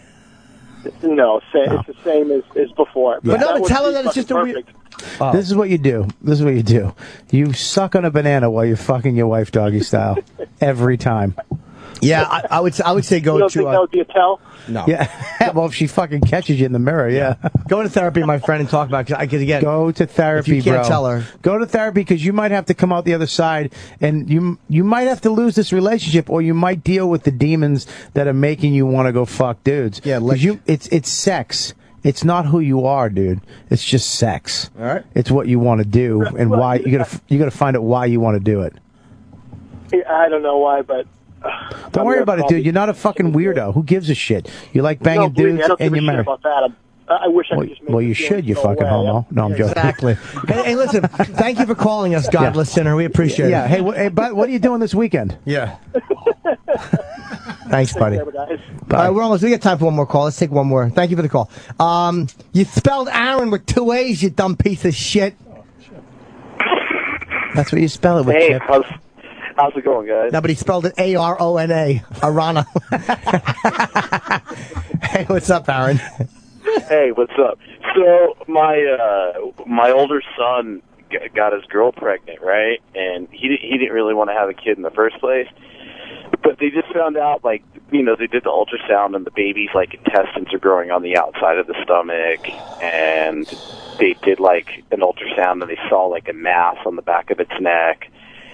And, they they did some blood testing to see if there's some chromosomal issues, and there's definitely going to be some chromosomal issues. Now, this chick's within her first, trimester, and she's already, attached to it. I can't wait to find out what the sex is. I can't, and I'm just like, I don't know how to approach them to tell them, look. Wait, does your son? My business. Does your son want to have it? I don't think so. But she wants to have a baby. I understand that people are against abortion and that's a religious issue and whatever, moral, however they feel. But if the intestines are growing on the outside, and there's a mass on the neck and the kid might be retarded, again, purists may say one thing, but I think it's very selfish to have the baby because you're dooming this kid to a life of surgeries and pain. And maybe other parents will call up and go, no, you're wrong. But that's my opinion, is I would try to, if I was the son, try to say, look, get rid of it and we can have another baby. But that's why they have the test. Like when we were having our baby, that's why you do the test. That's why so you have options so you can terminate the pregnancy, because, do you really want to put that on these young kids and the fucking baby? That's some crazy shit. They're young, and it's crazy for the kid. I mean, if you gave me the option, look, you could have your intestines on the outside and live that crazy life where you're gonna have to be disabled and fucked up your whole. I would have said, fuck it, no way, I'm out. So shitty existence. Yeah, it's but a shitty existence. I guess my question is how do I approach them?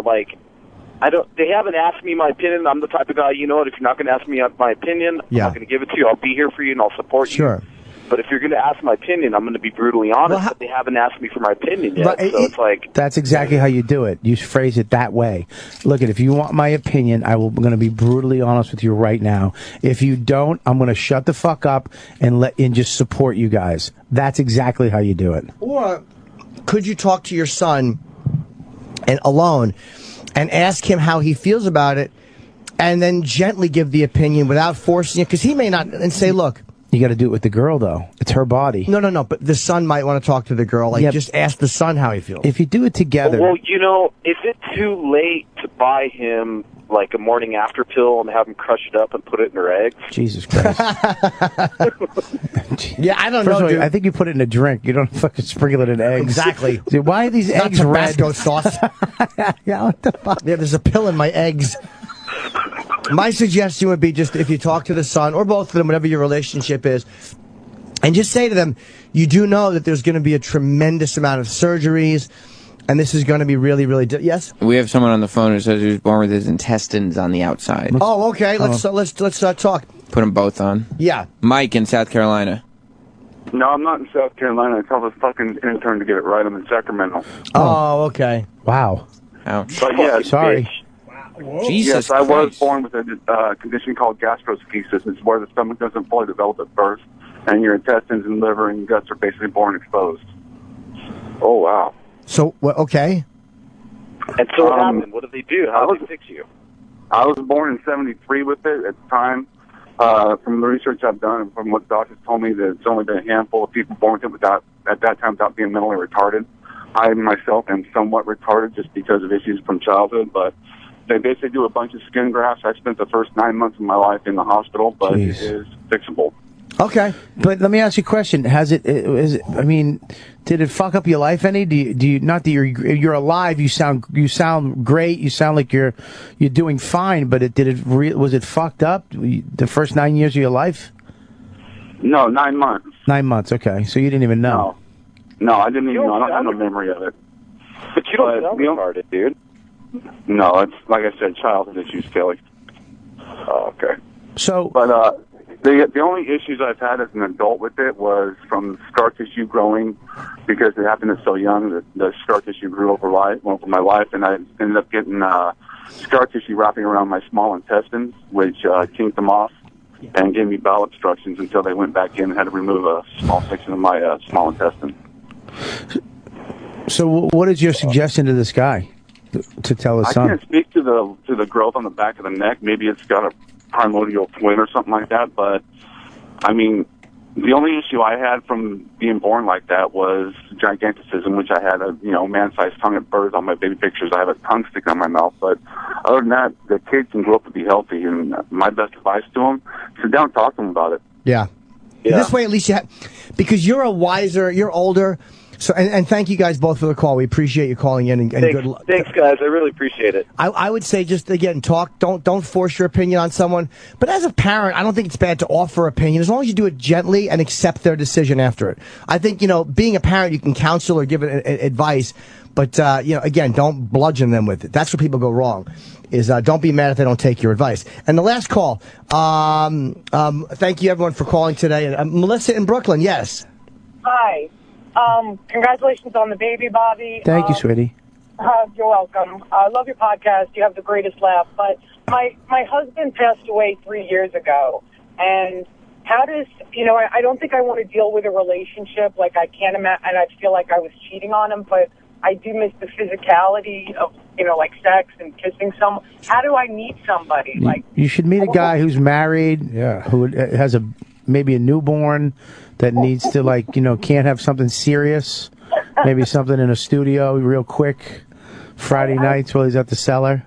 I would, Bobby, and I would with Jimmy, too, but I think I'm too old for Jimmy. How old are you? 15? 42. No, you're 42. That's not so old. Hey, why don't you do this? Go on to fucking Match.com or something and just put an ad up that you're looking to meet somebody for casual dating. Yeah, that's all. Go on to one of those sites and look for casual dating. Say, I'm not looking for a relationship. I'm looking for casual dating. There's plenty of it. We're a good, you like comedy, too. And here's the thing: is a lot of our fans, they're on Facebook and they talk and I've had a lot of people meet on Facebook and get together and become couples that way. That's a good way to vet somebody, because you can see their photos and what they post and what type of person they are, and you can talk to them and get to know them on the internet, which is safe, in a public forum where other people can see it, and then you can find out where they live and how close they are, and you can actually go out with them. And you guys like each other's same shit, because if they like Jimmy and me, he's a fucking creep like you. I just have this image of me going to a comedy show by myself, and the comedian maybe being someone who gets involved with the audience and is like, "Why are you here by yourself, little lady?" And I'm like, "Oh, my husband's dead." That's a real... that would be great for the show. I would love that to happen.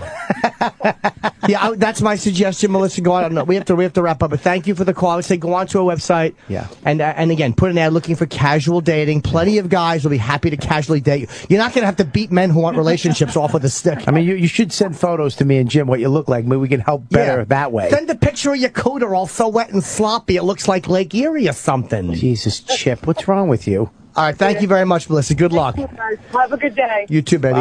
Let's wrap up with a couple of plugs. Thank you to Sam and Travis and the crew for making this happen. And you're welcome to the company, because we gave you live programming. Live programming for nothing, almost. Bobby, you're... Yeah, I have an announcement to make. My Travel Channel show, I know if you guys can please watch it, even if you don't like me, just fucking watch it. Who gives a shit? It's June 24th at 9:30 on the Travel Channel. June 24th at 9:30, Men vs. Food, me and Sherrod Smalls. And again on the 30th at 11 p.m. But June 24th, watch the show, get a bunch of friends to watch it, retweet it, and spread the word. And then Foxwoods, June 27th through the 29th, coming up. I have the Antisocial Show with Amy Schumer, Artie Lang, Dave Attell, and myself. July 20th in Bensalem, PA is sold out. I'm sorry, Bethlehem. I keep saying Bensalem. Bethlehem, PA. Totally sold out. We did add a 10 o'clock show. Tickets go on sale next Friday. This one will sell out as well. Amy is one of the hottest comics in the country right now. So if you want to come to that show, come to that show. And we're going to stick around, and Sam is going to do his hour of whatever fucking crap he throws at you. Right, Bob? Pecker. Fucking Chip. What the fuck does that mean? I don't know. And I got to go to the gym. Hi, Roland. And this is fun. Yeah, it was fun. The Gunthin, what was my name? Nolan Gunt. Nolan Gunt show. And we fucking... Oh, shit. We just did it. I mean, it was like one of these shows that was like fucking magic. And what can we... and Anthony, good luck. Opie took the day off thing, but Anthony has been locked up with something that they found on his hard drive, so whatever. Good luck to you, Anthony. And I can't say, he'll be back hopefully Monday. So we'll see you then. Fuck. The Opie and Anthony show is pretty much over. The show will be available later today with SiriusXM On Demand. After 1A Live is next. SiriusXM. Hey! And now, the Opie and Anthony Show continues. This is After O&A Live. Here's your host, Sam Roberts.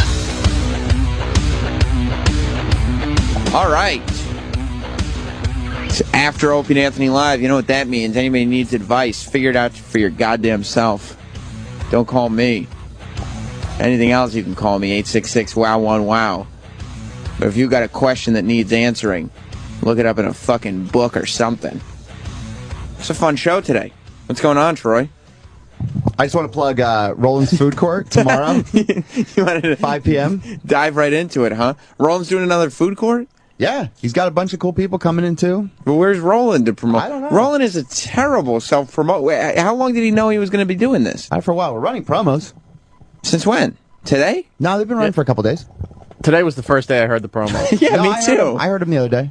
No, okay. I didn't. I Maybe didn't hear him during the live show. But Yeah, I heard promos today for it, but not before today. Why hasn't he been promoting this thing? Because it's Roland. He's terrible at this I stuff. told him, I said, get the Instagram, start getting the thing going, get the RolandsFoodCourt.com going. He has done nothing of which. You want to hear the promo or no? No, we heard it. I mean, it's a promo. We'll hear it when the promos play. 516, you're on After Opie and Anthony Live.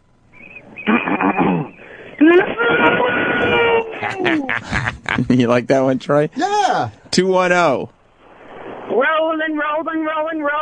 Food court this Saturday, 5 to 7.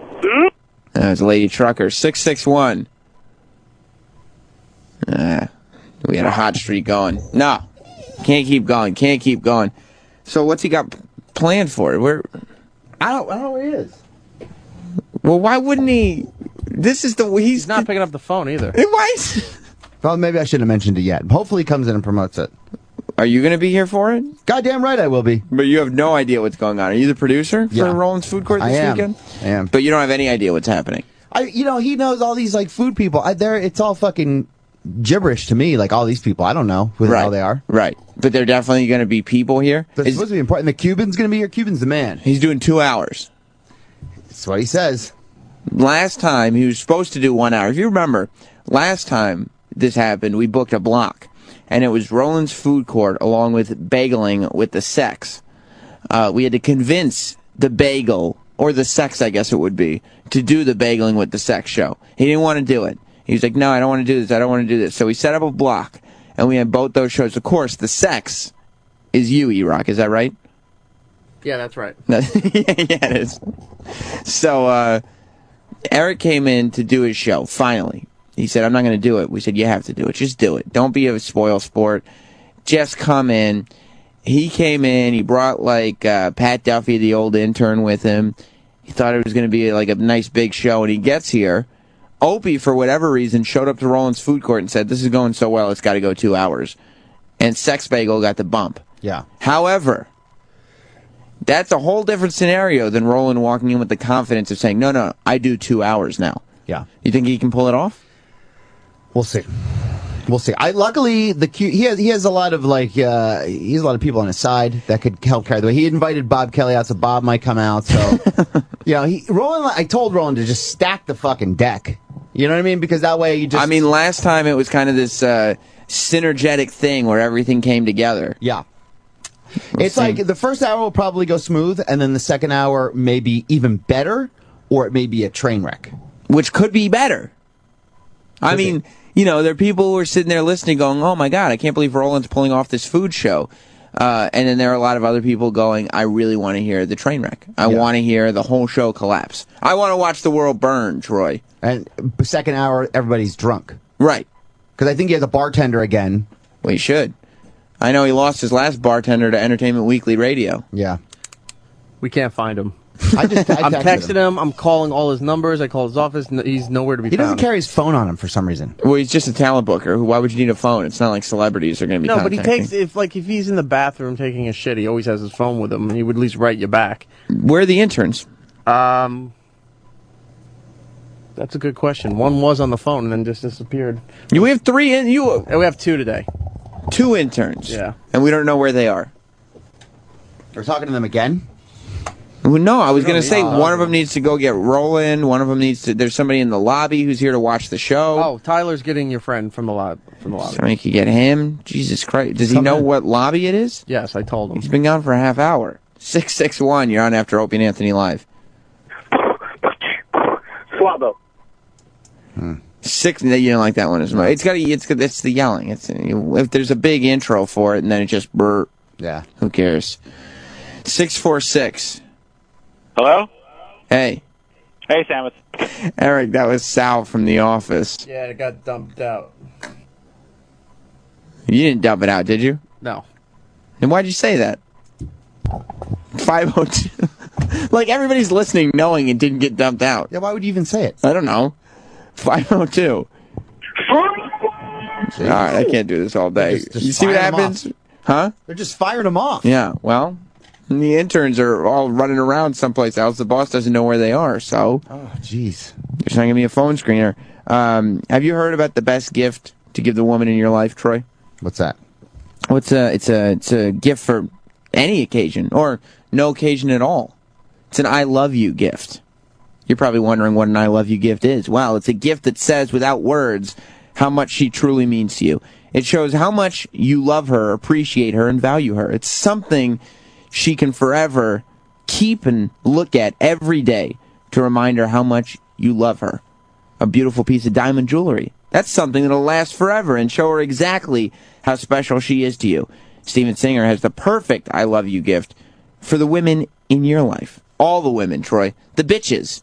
Love the bitches. And you got to give them an I love you gift to remind them that you love the bitches. Go to IHateStevenSinger.com. Steven Singer has made finding the perfect gift so simple.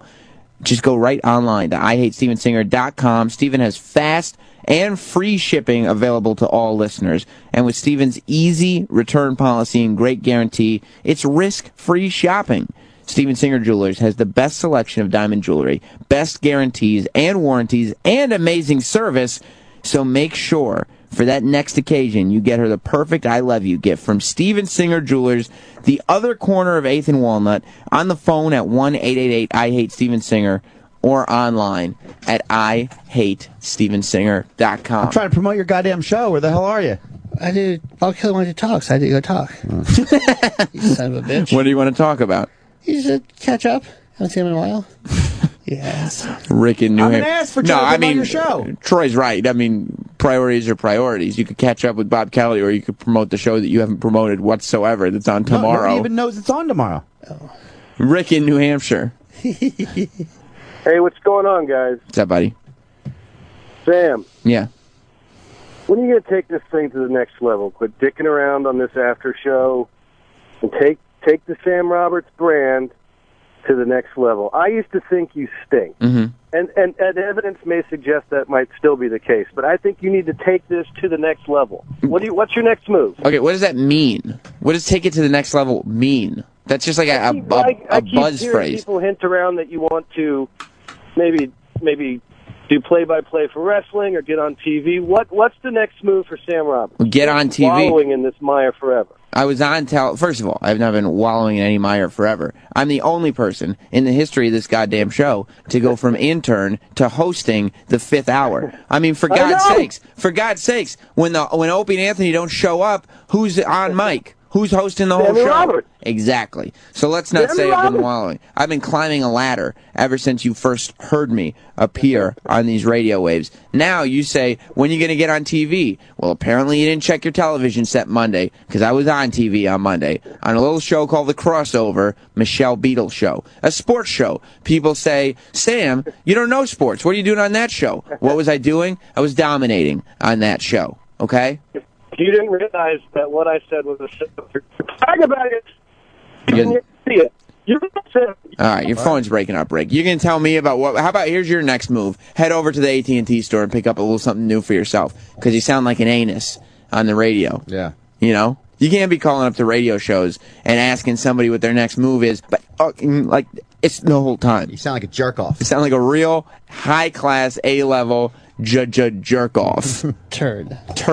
That's right. Now, what's my next move? We'll see what it is. I mean, I can't sit there and be like, well, here's what's going to happen to me. Right. I have to get myself out there. And wait and see. I'm making myself as visible as a human being can make It's the himself. entertainment industry. Nobody knows what tomorrow will bring. Exactly. Nobody knows.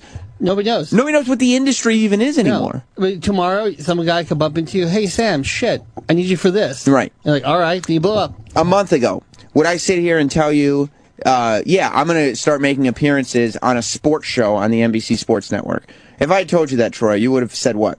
You don't know anything about sports. Yeah, so what the fuck are you talking about? Yeah. That's a stupid prediction. Yeah.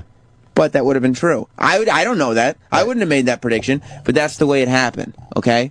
And you guys got to realize something. You can't sit here and say, map it out for me, Sam.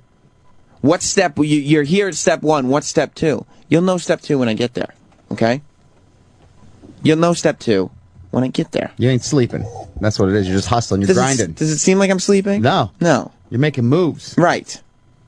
But don't come at me with buzzwords, you know? Yeah. You don't need that shit. No. Sit on the couch, buddy. Roland. Yes. Food court. Yes. Tomorrow. Tomorrow. You're committing to 2 hours. Yeah. You sure about this? Yeah, I'm sure. The Cuban has a couple of people he's bringing down. Who's coming? A big wig of the Food Network, and he's bringing 2 of his friends that are celebrity chefs. They better be entertaining. I think they are. Is this lineup going to be as good as your last lineup? Yeah, they're just different fields, though. What fields? What can we expect? Give me the synopsis. You know, everybody's saying, Sam Roberts, what's the next step for you? More importantly, the next step for Roland. It's tomorrow night, 5 p.m., right? 5 p.m.? 5 p.m. Eastern time, here on the Opie and Anthony channel. Sell it to me, Roland. Why am I tuning into the food court? Well, we have one of the top foodie writers, Jay Orsetsky. He basically breaks down everything, like the cronut craze, how that's bullshit, and everything. Really? He's going to be talking about cronuts being bullshit? Well, because that's risky. Well, that's controversial for a food show. But he wrote a lot of articles before, how New York foodies are all blinded by the PR machine that's behind each restaurant. So the top 10 restaurants a few years ago that every foodie said you have to go to, half of them already closed down. Right. So he's exposing the foodie world you guys really don't know what you're talking about. So this guy, pardon my pun, is coming on the food show, Roland's Food Court. Yeah. To say, let's talk about the steak and leave the sizzle outside. Yeah, is that right? That's right. What a show this is going to be, Roland. Yeah, that's just one of them. And then Burger, the guy from Travel Network who travels around the United States to find the best burger. He goes everywhere. He's going to be on the show. He's going to stop by. Now, I was telling Troy, last time you did a food show was a couple months ago. Yeah. And you were scheduled for an hour. Yeah. The show was going so well that we pushed it to 2. Mm-hmm. Are you approaching this one differently now? Because it's not like you're not scheduling for an hour. I spread everybody apart. So at least each of the people will be 20 minutes solo, and then they'll each join each other. So it'll be Do you think he'll be able to schedule a show like this, Troy? Schedule a good show? Yeah. Do you think he'll be able to say, well, no, we're going to start the guests here and here and here. I'm going to place this and that. This is what's on tap for that. He's done it. He did it last time. Well, last time I think it was more I got all these people in the room. I'm just going to incite this conversation and get it going. Yeah, but he spaced it out. You think so? He said, yeah, we're going to do this at this time. Roland actually has surprised me the past 2 shows that we've done. Mm-hmm. He actually, he comes in prepared, ready to go. He's sweating like a motherfucker. Oh, God, is he? The whole 120 minutes of sweating. I mean, it's just sweat is pouring off of him. But he loses the motherfucker because he lines shit up and he gets it organized. He loses 2 babies worth of body, worth of water weight. Then afterwards, I drink it back up after the show. Well, yeah, I mean, you got to. But there's not that much water in what you're drinking. It's all alcohol. Yeah, it has some water in it. There's a little bit. Yeah, Robert Irvine's going to call in. Who's that? He's the one from Restaurant Impossible. Okay. He's good friends with the Cuban. And then the one of the pitmasters from Nashville is calling in. He's crazy. He has a bunch of dogs where he roams his field. Does he cook the dogs? Is that what makes him such a great pitmaster? He should. I know, but one carries whiskey. One of his dogs carry ice. So when he walks around, he just calls the dogs over and pours himself a little drink. Why wouldn't you have that guy in studio and have the dogs... he lives in Nashville. Well, fly him up and have the dogs bring you some drinks. Our budget is very, very low. What is it, 0? Dick in the ass. Dick in the ass, okay. David in South Carolina. Hey, Sam, what are you getting your dad for Father's Day this year? My presence is a present. I don't know what I'm getting my dad for Father's Day. I mean, I guess an I love you gift from Steven Singer. I don't know. What about one of those grills that y'all been hacking lately? Well, I don't have a live read for that, so I'm not giving him that. What do you got for me? You got any free shit you can send me to South Carolina? Roland, is there any free shit left? No. There's no Sudoku today because Opie was out. What about a stack of those bullshit books you got in there? Yeah, well, can we send him some bullshit We'll book? send him a random book. All right, we'll send you a shitty book that's laying around the office, okay?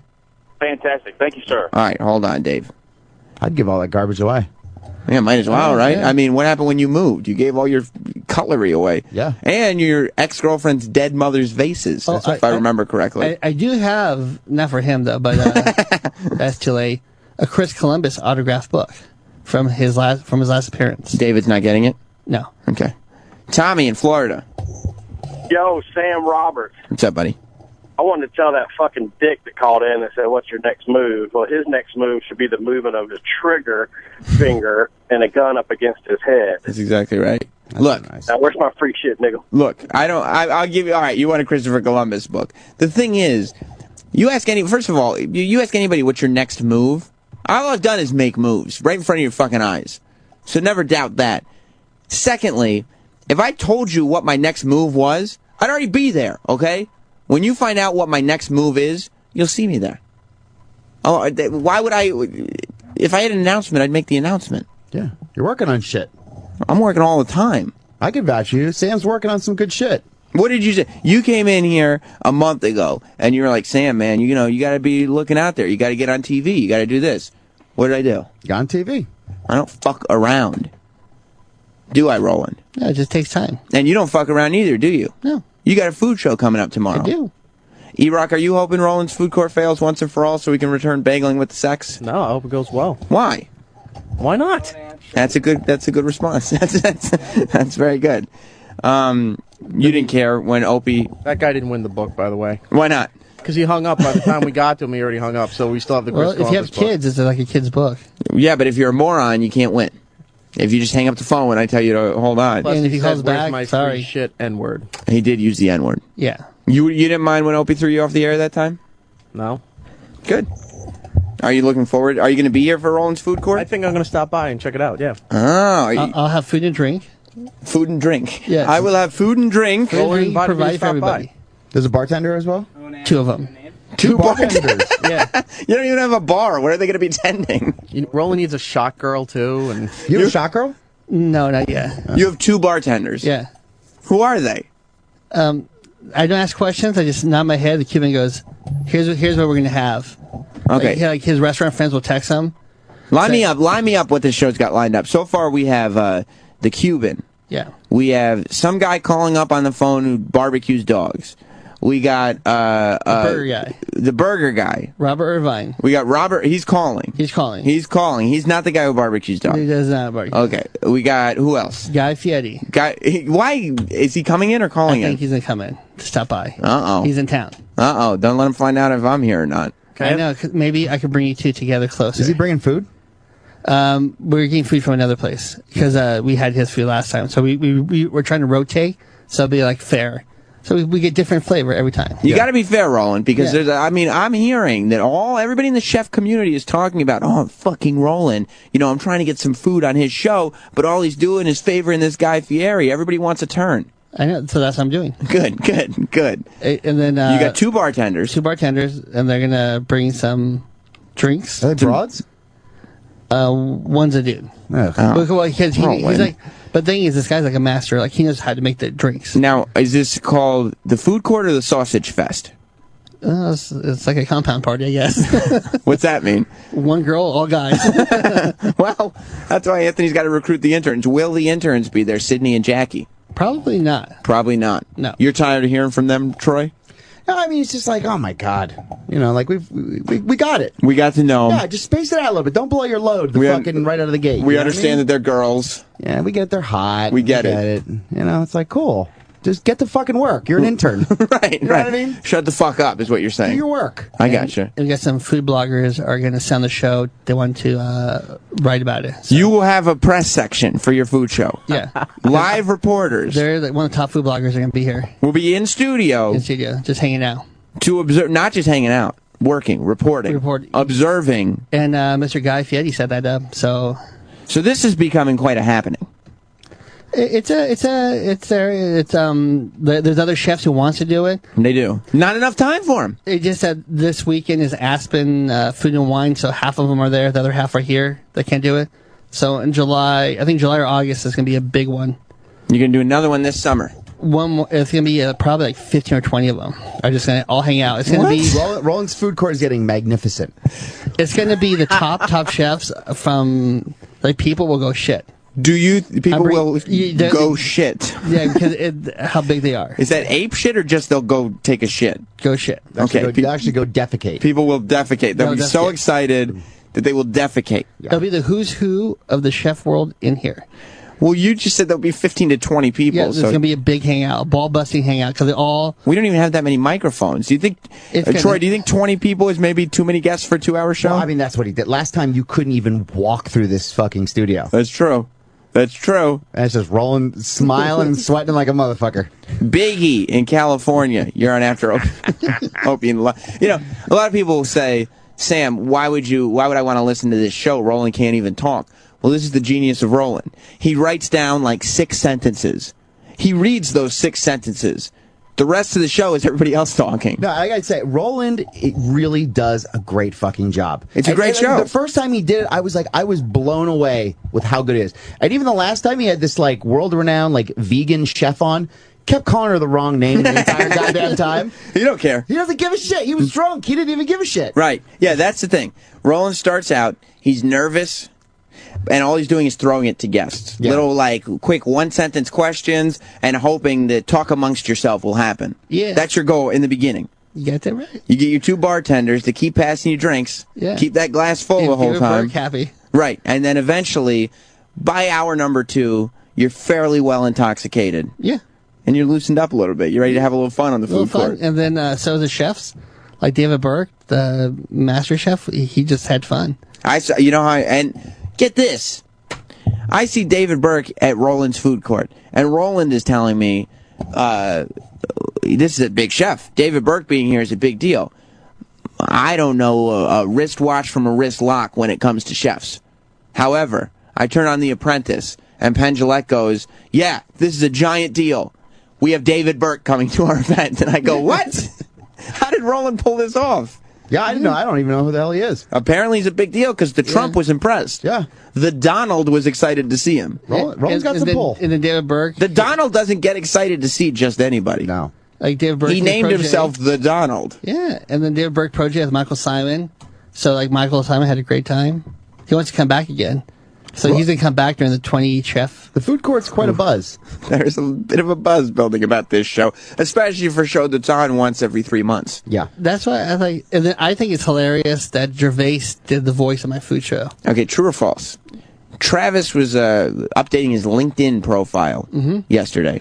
Because, none of us log into our LinkedIn things ever because we're not professionals. Yeah, I corrected it. But he noticed on Roland's LinkedIn, it says, Roland, occupation, host, Roland's Food Court, Sirius XM. Awesome. That's what it said. Yeah, it doesn't say talent booker. It doesn't say producer. It doesn't even say Opie and Anthony anywhere near it. It just says host, Roland's Food Court. I fixed it because I didn't realize it flips the bottom to the top. So I went back and fixed it. You've never been a tech-savvy guy. No, I have not. You like that, though. What? He's promoting the food. Yeah, the food court's his shit. Yeah. Roland has a tough job here. He gets some little perks, but he has his own show. He does a great job with it. He's passionate about it. It really is a good show. I'm not just saying that. He really does have a good, entertaining show, and he's proud of it. Why not? Fuck it. I mean, when I was on the crossover, the Michelle Beadle show, the caption under me said Sam Roberts. And you know what it said under my name? The Sam Roberts Show. Yeah. Right. That's what it said. Like you said, she felt like I didn't think she wanted to pro O&A. She's like, oh, yeah, Opie and Anthony. I snuck in a plug for the guy, so. Yeah, she went quick, but she goes, but you're here, Sam. She was impressed by me. Yeah, you were. Biggie in California. Hey, Troy, I just wanted to thank you for all the drum and bass music you bring to the show, man. That shit's going to be huge in America one day. Cool. Thanks, man. Isn't it kind of huge now? Kind of. Pretty much. It's there, right? Yeah, I mean, it's there. big. But you're welcome. Man, no sweat, bro. Manny in Arizona. Hey, Primetime. What's up, brother? What's up, buddy? Hey, I just want to say, love doing the crossover. I think you and Michelle will always have sick chemistry whenever she comes on the show. I love her. But you know, referring to her, like, you know, I mean, I've never hated you, and right now I think you're pretty cool. Thank you. But you know, I'll be the first to admit I was a little envious when this little squeaky voiced kid went from being an intern to one of the guys on the show. But if you parlay this into a WWE career, man, I think I will hate you, brother. Well, you might have to hate me then, because you know, obviously, I think the precedent has been set. The Sam Roberts train is just continuing to roll on. It's moving forward. Nothing will stop it. I'm amazed by it myself, quite frankly. Now, is that an Arizona? Is that an Arizona accent that I'm sensing? No, sorry, it's an Australian accent. Oh. Sorry. But hey, keep up the work, brother. Sorry. All right, I'll talk to you later, Manny. That was a Boboism he had just there. Oh, sorry. I mean, he's like breathing heavy. It's not like he was jerking off. He was excited to talk to me, dude. But you get to work with me every day. A lot of people are very envious of that. I'm a little desensitized to hang out with you anymore. It's crazy, isn't it? I think July or August we'll have our first food court music group performing. On the same show with the 20 chefs? It's going to be a bonanza, as I call it. Who? Are the chefs playing? Did you come up with that word, bonanza? Yeah, I learned it from the Fruity Pebbles back in the box at Bonanza. Okay, I guess it was there then. What's the point of a food show having a band? I don't know. What are they going to sing about? I feel like chicken tonight. No, these guys are foodies, so. Who? Well, unless they're singing jingles from food places, who gives a... I don't care what they are. If I was doing a wrestling show, and I was like, trust me, the guys singing this song are wrestling fans, all the people listening would still be like, this doesn't answer my question about the figure four leg lock. They're going to talk about barbecue. They're barbecue foodies. Are they going to sing about barbecue? No. Are they big? Yeah. They're a big band? Yeah. Who are they? I'll tell you guys later. Tell me now. No. Why? Give us a hint. There's two of them. Is it the Strokes? No. I think I know. Who is it? Who do you think it is? Can I say who I think it is? I think it's the Black Keys. That's it. You're going to get the Black Keys on your show. They're foodies. The manager's working on it. Do you think the Black Keys are going to be on the show? He said they're working on it. They're not confirmed. But see, the only thing is, like, you have to put your foot in your mouth if you don't get them now. Yeah. I don't know. They're massive foodies out there. All right. And you think in August you're going to have 20 chefs and the Black Keys on your show? Well, 15, though. 15 to 20. 15 to 20. I mean, Where's he going to fit all this? His show is going to become so extravagant that it's like... You need to rent in the out hallway. Yeah, you need to fucking rent out like a theater just to have it. So we could do it at the Hard Rock? Or we could do Fishbowl. Nobody's here on Saturdays. Fishbowl we could do. We could just eat there and we'll have like a food fest just for like 5 of us. Love that. Derek in Kentucky. Hey, Roland. A while back you had said something about a place in the East Village called Palmas Frites or Frites. It's a French fry place that comes in like this wrap. Crazy. Palm frite? Palm frites, yeah. Palm I didn't frites, say that one. The Cuban loved that one. That's the Kentucky version of it. Palmas frites. I don't know. Y'all weirdos talk.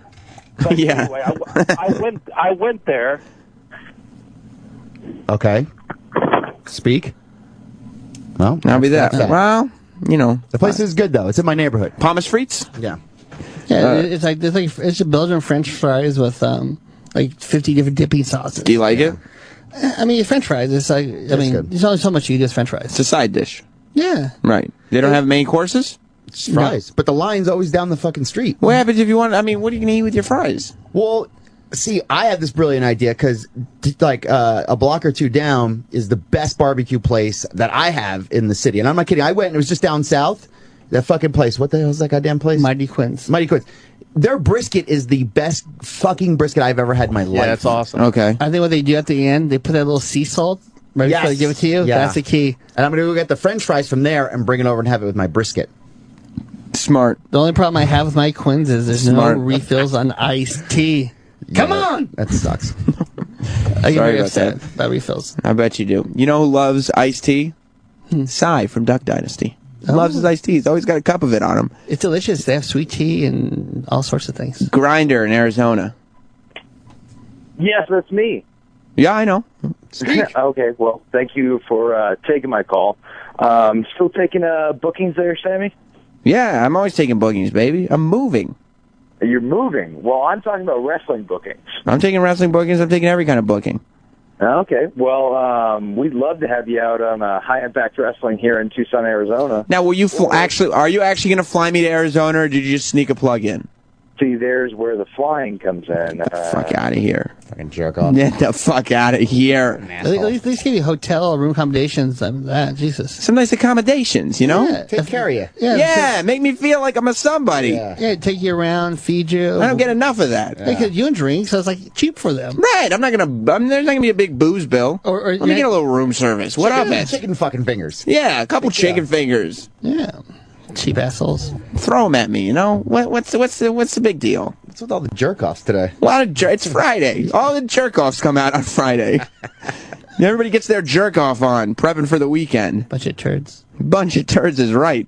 Jason in California. Hey, what's up, Roland? About your food show, I don't think you should have 15 to 20 sets on. You need to keep this kind of exclusive, you know? 15 to 20 chefs as well as the Black Crows. Black Keys. Yeah, exactly. Keys. It's ridiculous. Which are even bigger, a lot bigger than the Black Crows right now. We need a convention center. It's an expo now. Do you think that maybe it's getting a little too big? No. No, I don't think so either. You don't? No. You think this is the way to go? Well, because look, I would rather have it overstacked, right, than like we're struggling to finish the last hour. Also, who cares gonna pop by? So you're thinking by next year you should be renting out the theater at Madison Square Garden? Yeah. Yeah. I'm all about it. I say more the better. I mean, what about for Christmas? Get the Rockettes in here. I could do that. I bet they eat food. No, they don't. You're right. Yeah. Maybe we'll find somebody else then. I'm trying to get my friend from who's the manager of Beauty in Essex to stop by tomorrow. So that's yet another person. And how many people are going to be in the studio tomorrow? 40.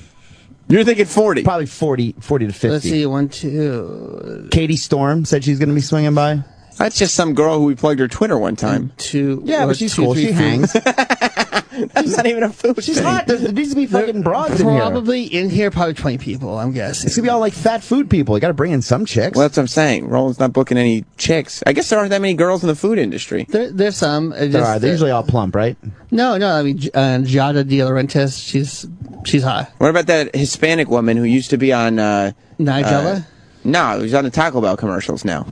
Taco Bell commercials? The chef, somebody Garcia. Oh, her, Taco Bell, yeah. No, it's like a special chef selection at Taco Bell. That's bullshit. You don't think so? I mean, Taco Bell's like, didn't they have like fine like horse meat or something in their shit? No, I'm sure that's rumors and hearsay. Yeah, right for the border. John in Philly. Hey, how's it going? Good. I've, to be honest, when you first started off in the radio... You talking about me, Sam Roberts? Yeah. I was not a big fan of yours at first. Right. But you've really, really become a great broadcaster. You know, I heard... Professional broadcaster is what they say. Well, yeah, but I mean, you've really come into your own between the smart-ass personality and everything. Like, you've really done a good job. I heard you interview Bert Kreischer recently. He's a man. His podcast. Yeah. Damn good job on that. Thanks, buddy. So, any chance I could get a mixtape? Yeah, as a matter of fact, there is a chance that you can get a mixtape. Hold on. Thank you, sir. You love taking those self-gratifying calls. Sex Bagel, get the man a mixtape. See, what I like about the food show, too, is Gervais will do my voicing, and he said no to the comedy department. Makes me laugh. Well, why do you want bad things to happen to other people? Why can't you just be happy? It's not, I don't think he wants anything bad to happen. He just wants to... Roland loves showing his power. He loves... It's like a joke to him that he can't... The Comedy Channel can't get him to do anything. But he gets Ricky to do a commercial of promo for his food court. Because 1 minute you're saying, boy, Sam, you love taking those self-gratifying calls. And before I can even respond to that, Roland's like, hey, by the way, guys, Ricky Gervais did my promo and wouldn't do anything for the Comedy Channel. Of course. Everybody around here loves to suck each other's dicks. So you think Roland just loves to flex the power? Of course. He loves the idea of the Comedy Channel knowing... Roland got Ricky Gervais to do his thing. So are you cockblocking the Comedy Channel from Ricky Gervais? No. A little bit? A little bit. No, he said no to them. I said, do you want to do this or my food thing? He said, do your food. You gave him an or. Like, and is not a possibility, but one or the other. Fuck them. Good. All right. I like your style, Roland. What food is going to be highlighted on the show? There's gonna be probably it's gonna be between probably since it's barbecue season, we're gonna focus on barbecue, and then there's gonna be other foods that we're gonna talk about, like the new up and coming restaurants are gonna open up, like the Asian fusions and that. Yeah, but isn't that a little local? No, it's all over. The guy who's opening up the restaurants is opening up in like Chicago, Texas. Oh, okay. Vegas. So he's got a little chain thing going on. Like different. They're all just different names. But Is there any same fast food that you'll eat and enjoy? I mean, I know you'll eat it. You've been to fast food places with us. In-N-Out, Five Guys, Shake Shack, and like those are like I won't do like the McDonald's anymore. None of the Wendy's. staples. Nah, because my asshole hates me after that. It yells at you. Oh, it screams. It screams JFK murder. Right. I'll go for a good Wendy's burger. Right. You not a McDonald's guy? I mean, I'll eat it. Like, if I'm out on the road or something, that's all there's there. I'll eat it. And when Right. I do eat it, it's like, oh, yeah, I forgot this is, I'll enjoy like a Big Mac, but I don't really got in my way for it. I love fast food. Like, what's your favorite fast food? I really like Popeyes. Yeah. Oh, that's delicious. I don't eat burgers, really. So, I love Popeyes, but I'll stop at pretty much any fast food joint. Yeah. And I try to wean off of it. Because I feel like fast food is quickly becoming the new cigarettes. Like, people are very judgmental of it. They'll see you eating it and they'll be like, what the fuck is he doing with a bag of McDonald's? Or it's just everybody's trying to get you to not do it. It's horrible for you, blah, blah, blah. And it's like, well, it's kind of delicious, though. Yeah. But smoking's fun, too. Right. So it's like, have a cigarette. Yeah. Have yourself an order of chicken McNuggets. But I do that, too. I see people with, like, a McDonald's bag, and I just look at them like, ugh. Especially if they're fat, it's just like, oh, really? Yeah, I think that's what I do. Like, when I see people driving and they're eating McDonald's, I know I've done it before, but if they're doing it, as if they're fat, I'll be like, what the fuck? Yeah. If he's like leaning in with his double chin, yeah, and he's at a red light slamming fries down his throat. I'm like, come on. You can't even walk while you eat? Yeah. If you're going to eat fast food, walk home. Yeah. But if you're skinny, or at least kind of skinny, it's still gross, though. It is. It's not good for you, is it? It's not even food. No, it's not. It's just factory made. It might as well be, That's why it tastes the same. If you go from here to China, it tastes exactly the same. And that's what they... Even when I was in Sweden and had McDonald's, it tasted exactly the same. But that's what they market in. Like, that's their whole strategy, to make sure wherever you are, that feels like home. Yeah. Because people don't think to themselves, this really shouldn't taste exactly the same. The only part in Sweden, a country they put away. Sour cream on it, which is weird. On what? On burgers? On burgers with sour cream, not mayonnaise. You can take a McDonald's hamburger and you can let it out for like years and it won't rot. I've seen that. There's somewhere online. There's an experiment of like a guy. Supersize Me. Yeah, who just put the patty out and just left it. I get pissed off at that because I don't want to know. Like, I like the idea that people are saying, "I'll bet if you left this out," because then I could be like, "Yeah, nah." Nah, it's bullshit. But that's why you never hear of like food poisoning or anything coming from McDonald's, because it's all fucking it's all fake. There's nothing real about it. There's nothing that's going to poison you. Right. It's just going to pass directly through you and get you extremely fat. Fat and gross. Like, it'll just store in your body. Yeah. That's what it is. You're not expelling. If it gave you food poisoning, it'd be fine, because then you'd be expelling all of it. Right. But that's not what's happening. No. It's storing and it's screaming out of Roland's asshole. Yeah. Is that correct? Yeah, that's correct. James in Oregon. Hey, Sam, what's happening, my friend? Hey, what's up with this, you don't like rice? No. Hey, well, then how can you like Popeyes? That's the best thing going is the rice and beans. That is man. true. You know what I like at Popeyes? The chicken. Bring it up. Yeah, they have really good chicken at Popeyes, and I find myself enjoying that. I gotta have the rice and peas with the chicken, my friend. All right, I'll talk to you later. Get fries, get some biscuits. Their fries are good. Like, KFC fries are delicious, those wedges. The wedges. I'm convinced that black woman on the commercial, though, is cooking all the Popeyes chicken. She's got to be. She says it's her chicken, right? Yeah. She says it's wicked. Right. Popeyes is good for you. I don't care what anybody They have says. good biscuits, good corn. Chris in New... Does Popeyes do corn? Yeah. Not on the Cobb. Yeah, on the Cobb. They used to. I don't think they do anymore. What's up, Chris? Hey, Sam, how you doing this morning? Good. In the world that everything comes back to WWE. So, yeah, dude. If you may not have known, we have Robert Irvine on the show tomorrow. He is married to former WWE diva and current TNA knockout Gail Kim. Really? Yes, they met on the set of Restaurant Impossible when backstage at WWE events when Robert did a WWE Restaurant Impossible show. Tell Robert to bring his wife.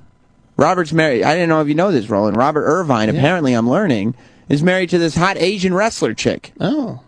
The She show's big? called Dinner Impossible. Whatever. It used to be Restaurant. Now it's Restaurant Possible, where he helps restaurants. Yeah, she's very big. She's very famous. Her name's Gail Kim. Oh. Rick in Pennsylvania. Rick!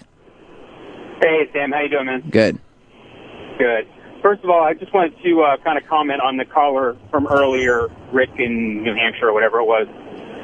I don't know what he's talking about, dude. I got to be honest. I, like a lot of people have said you, and I know you don't let it get to you or whatever, but I couldn't stand you.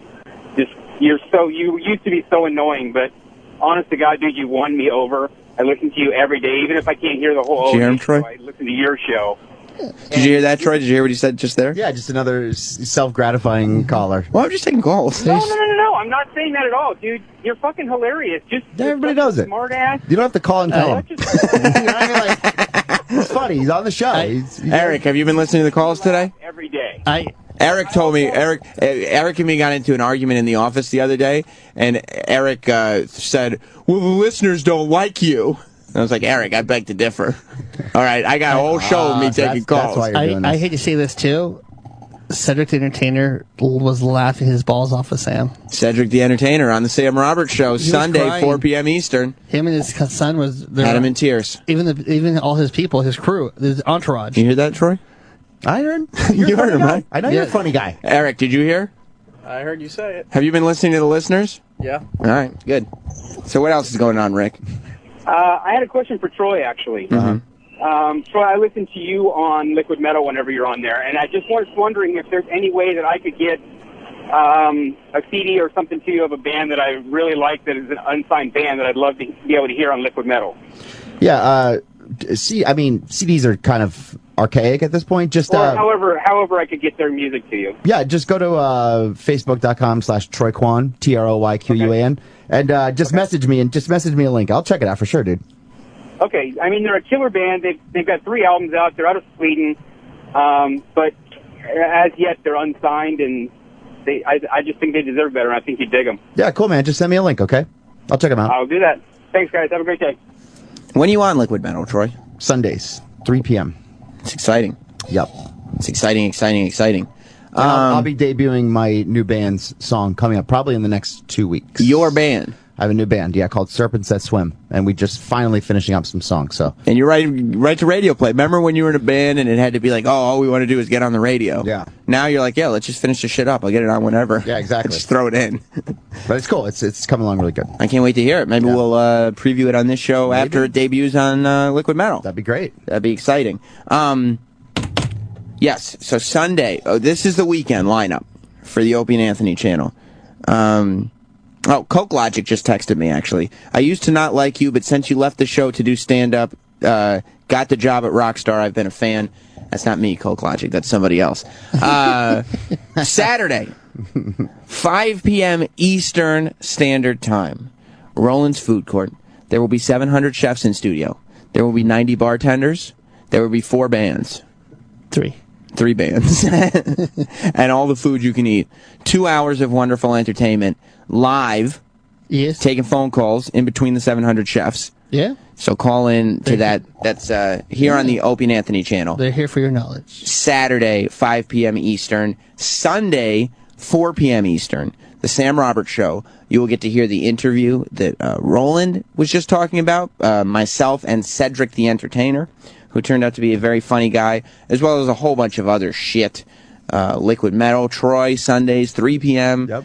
Everybody's got a lot of stuff going on. So the next time you come around here asking somebody when they're going to move to the next level, open your fucking eyes first. Turds. Right?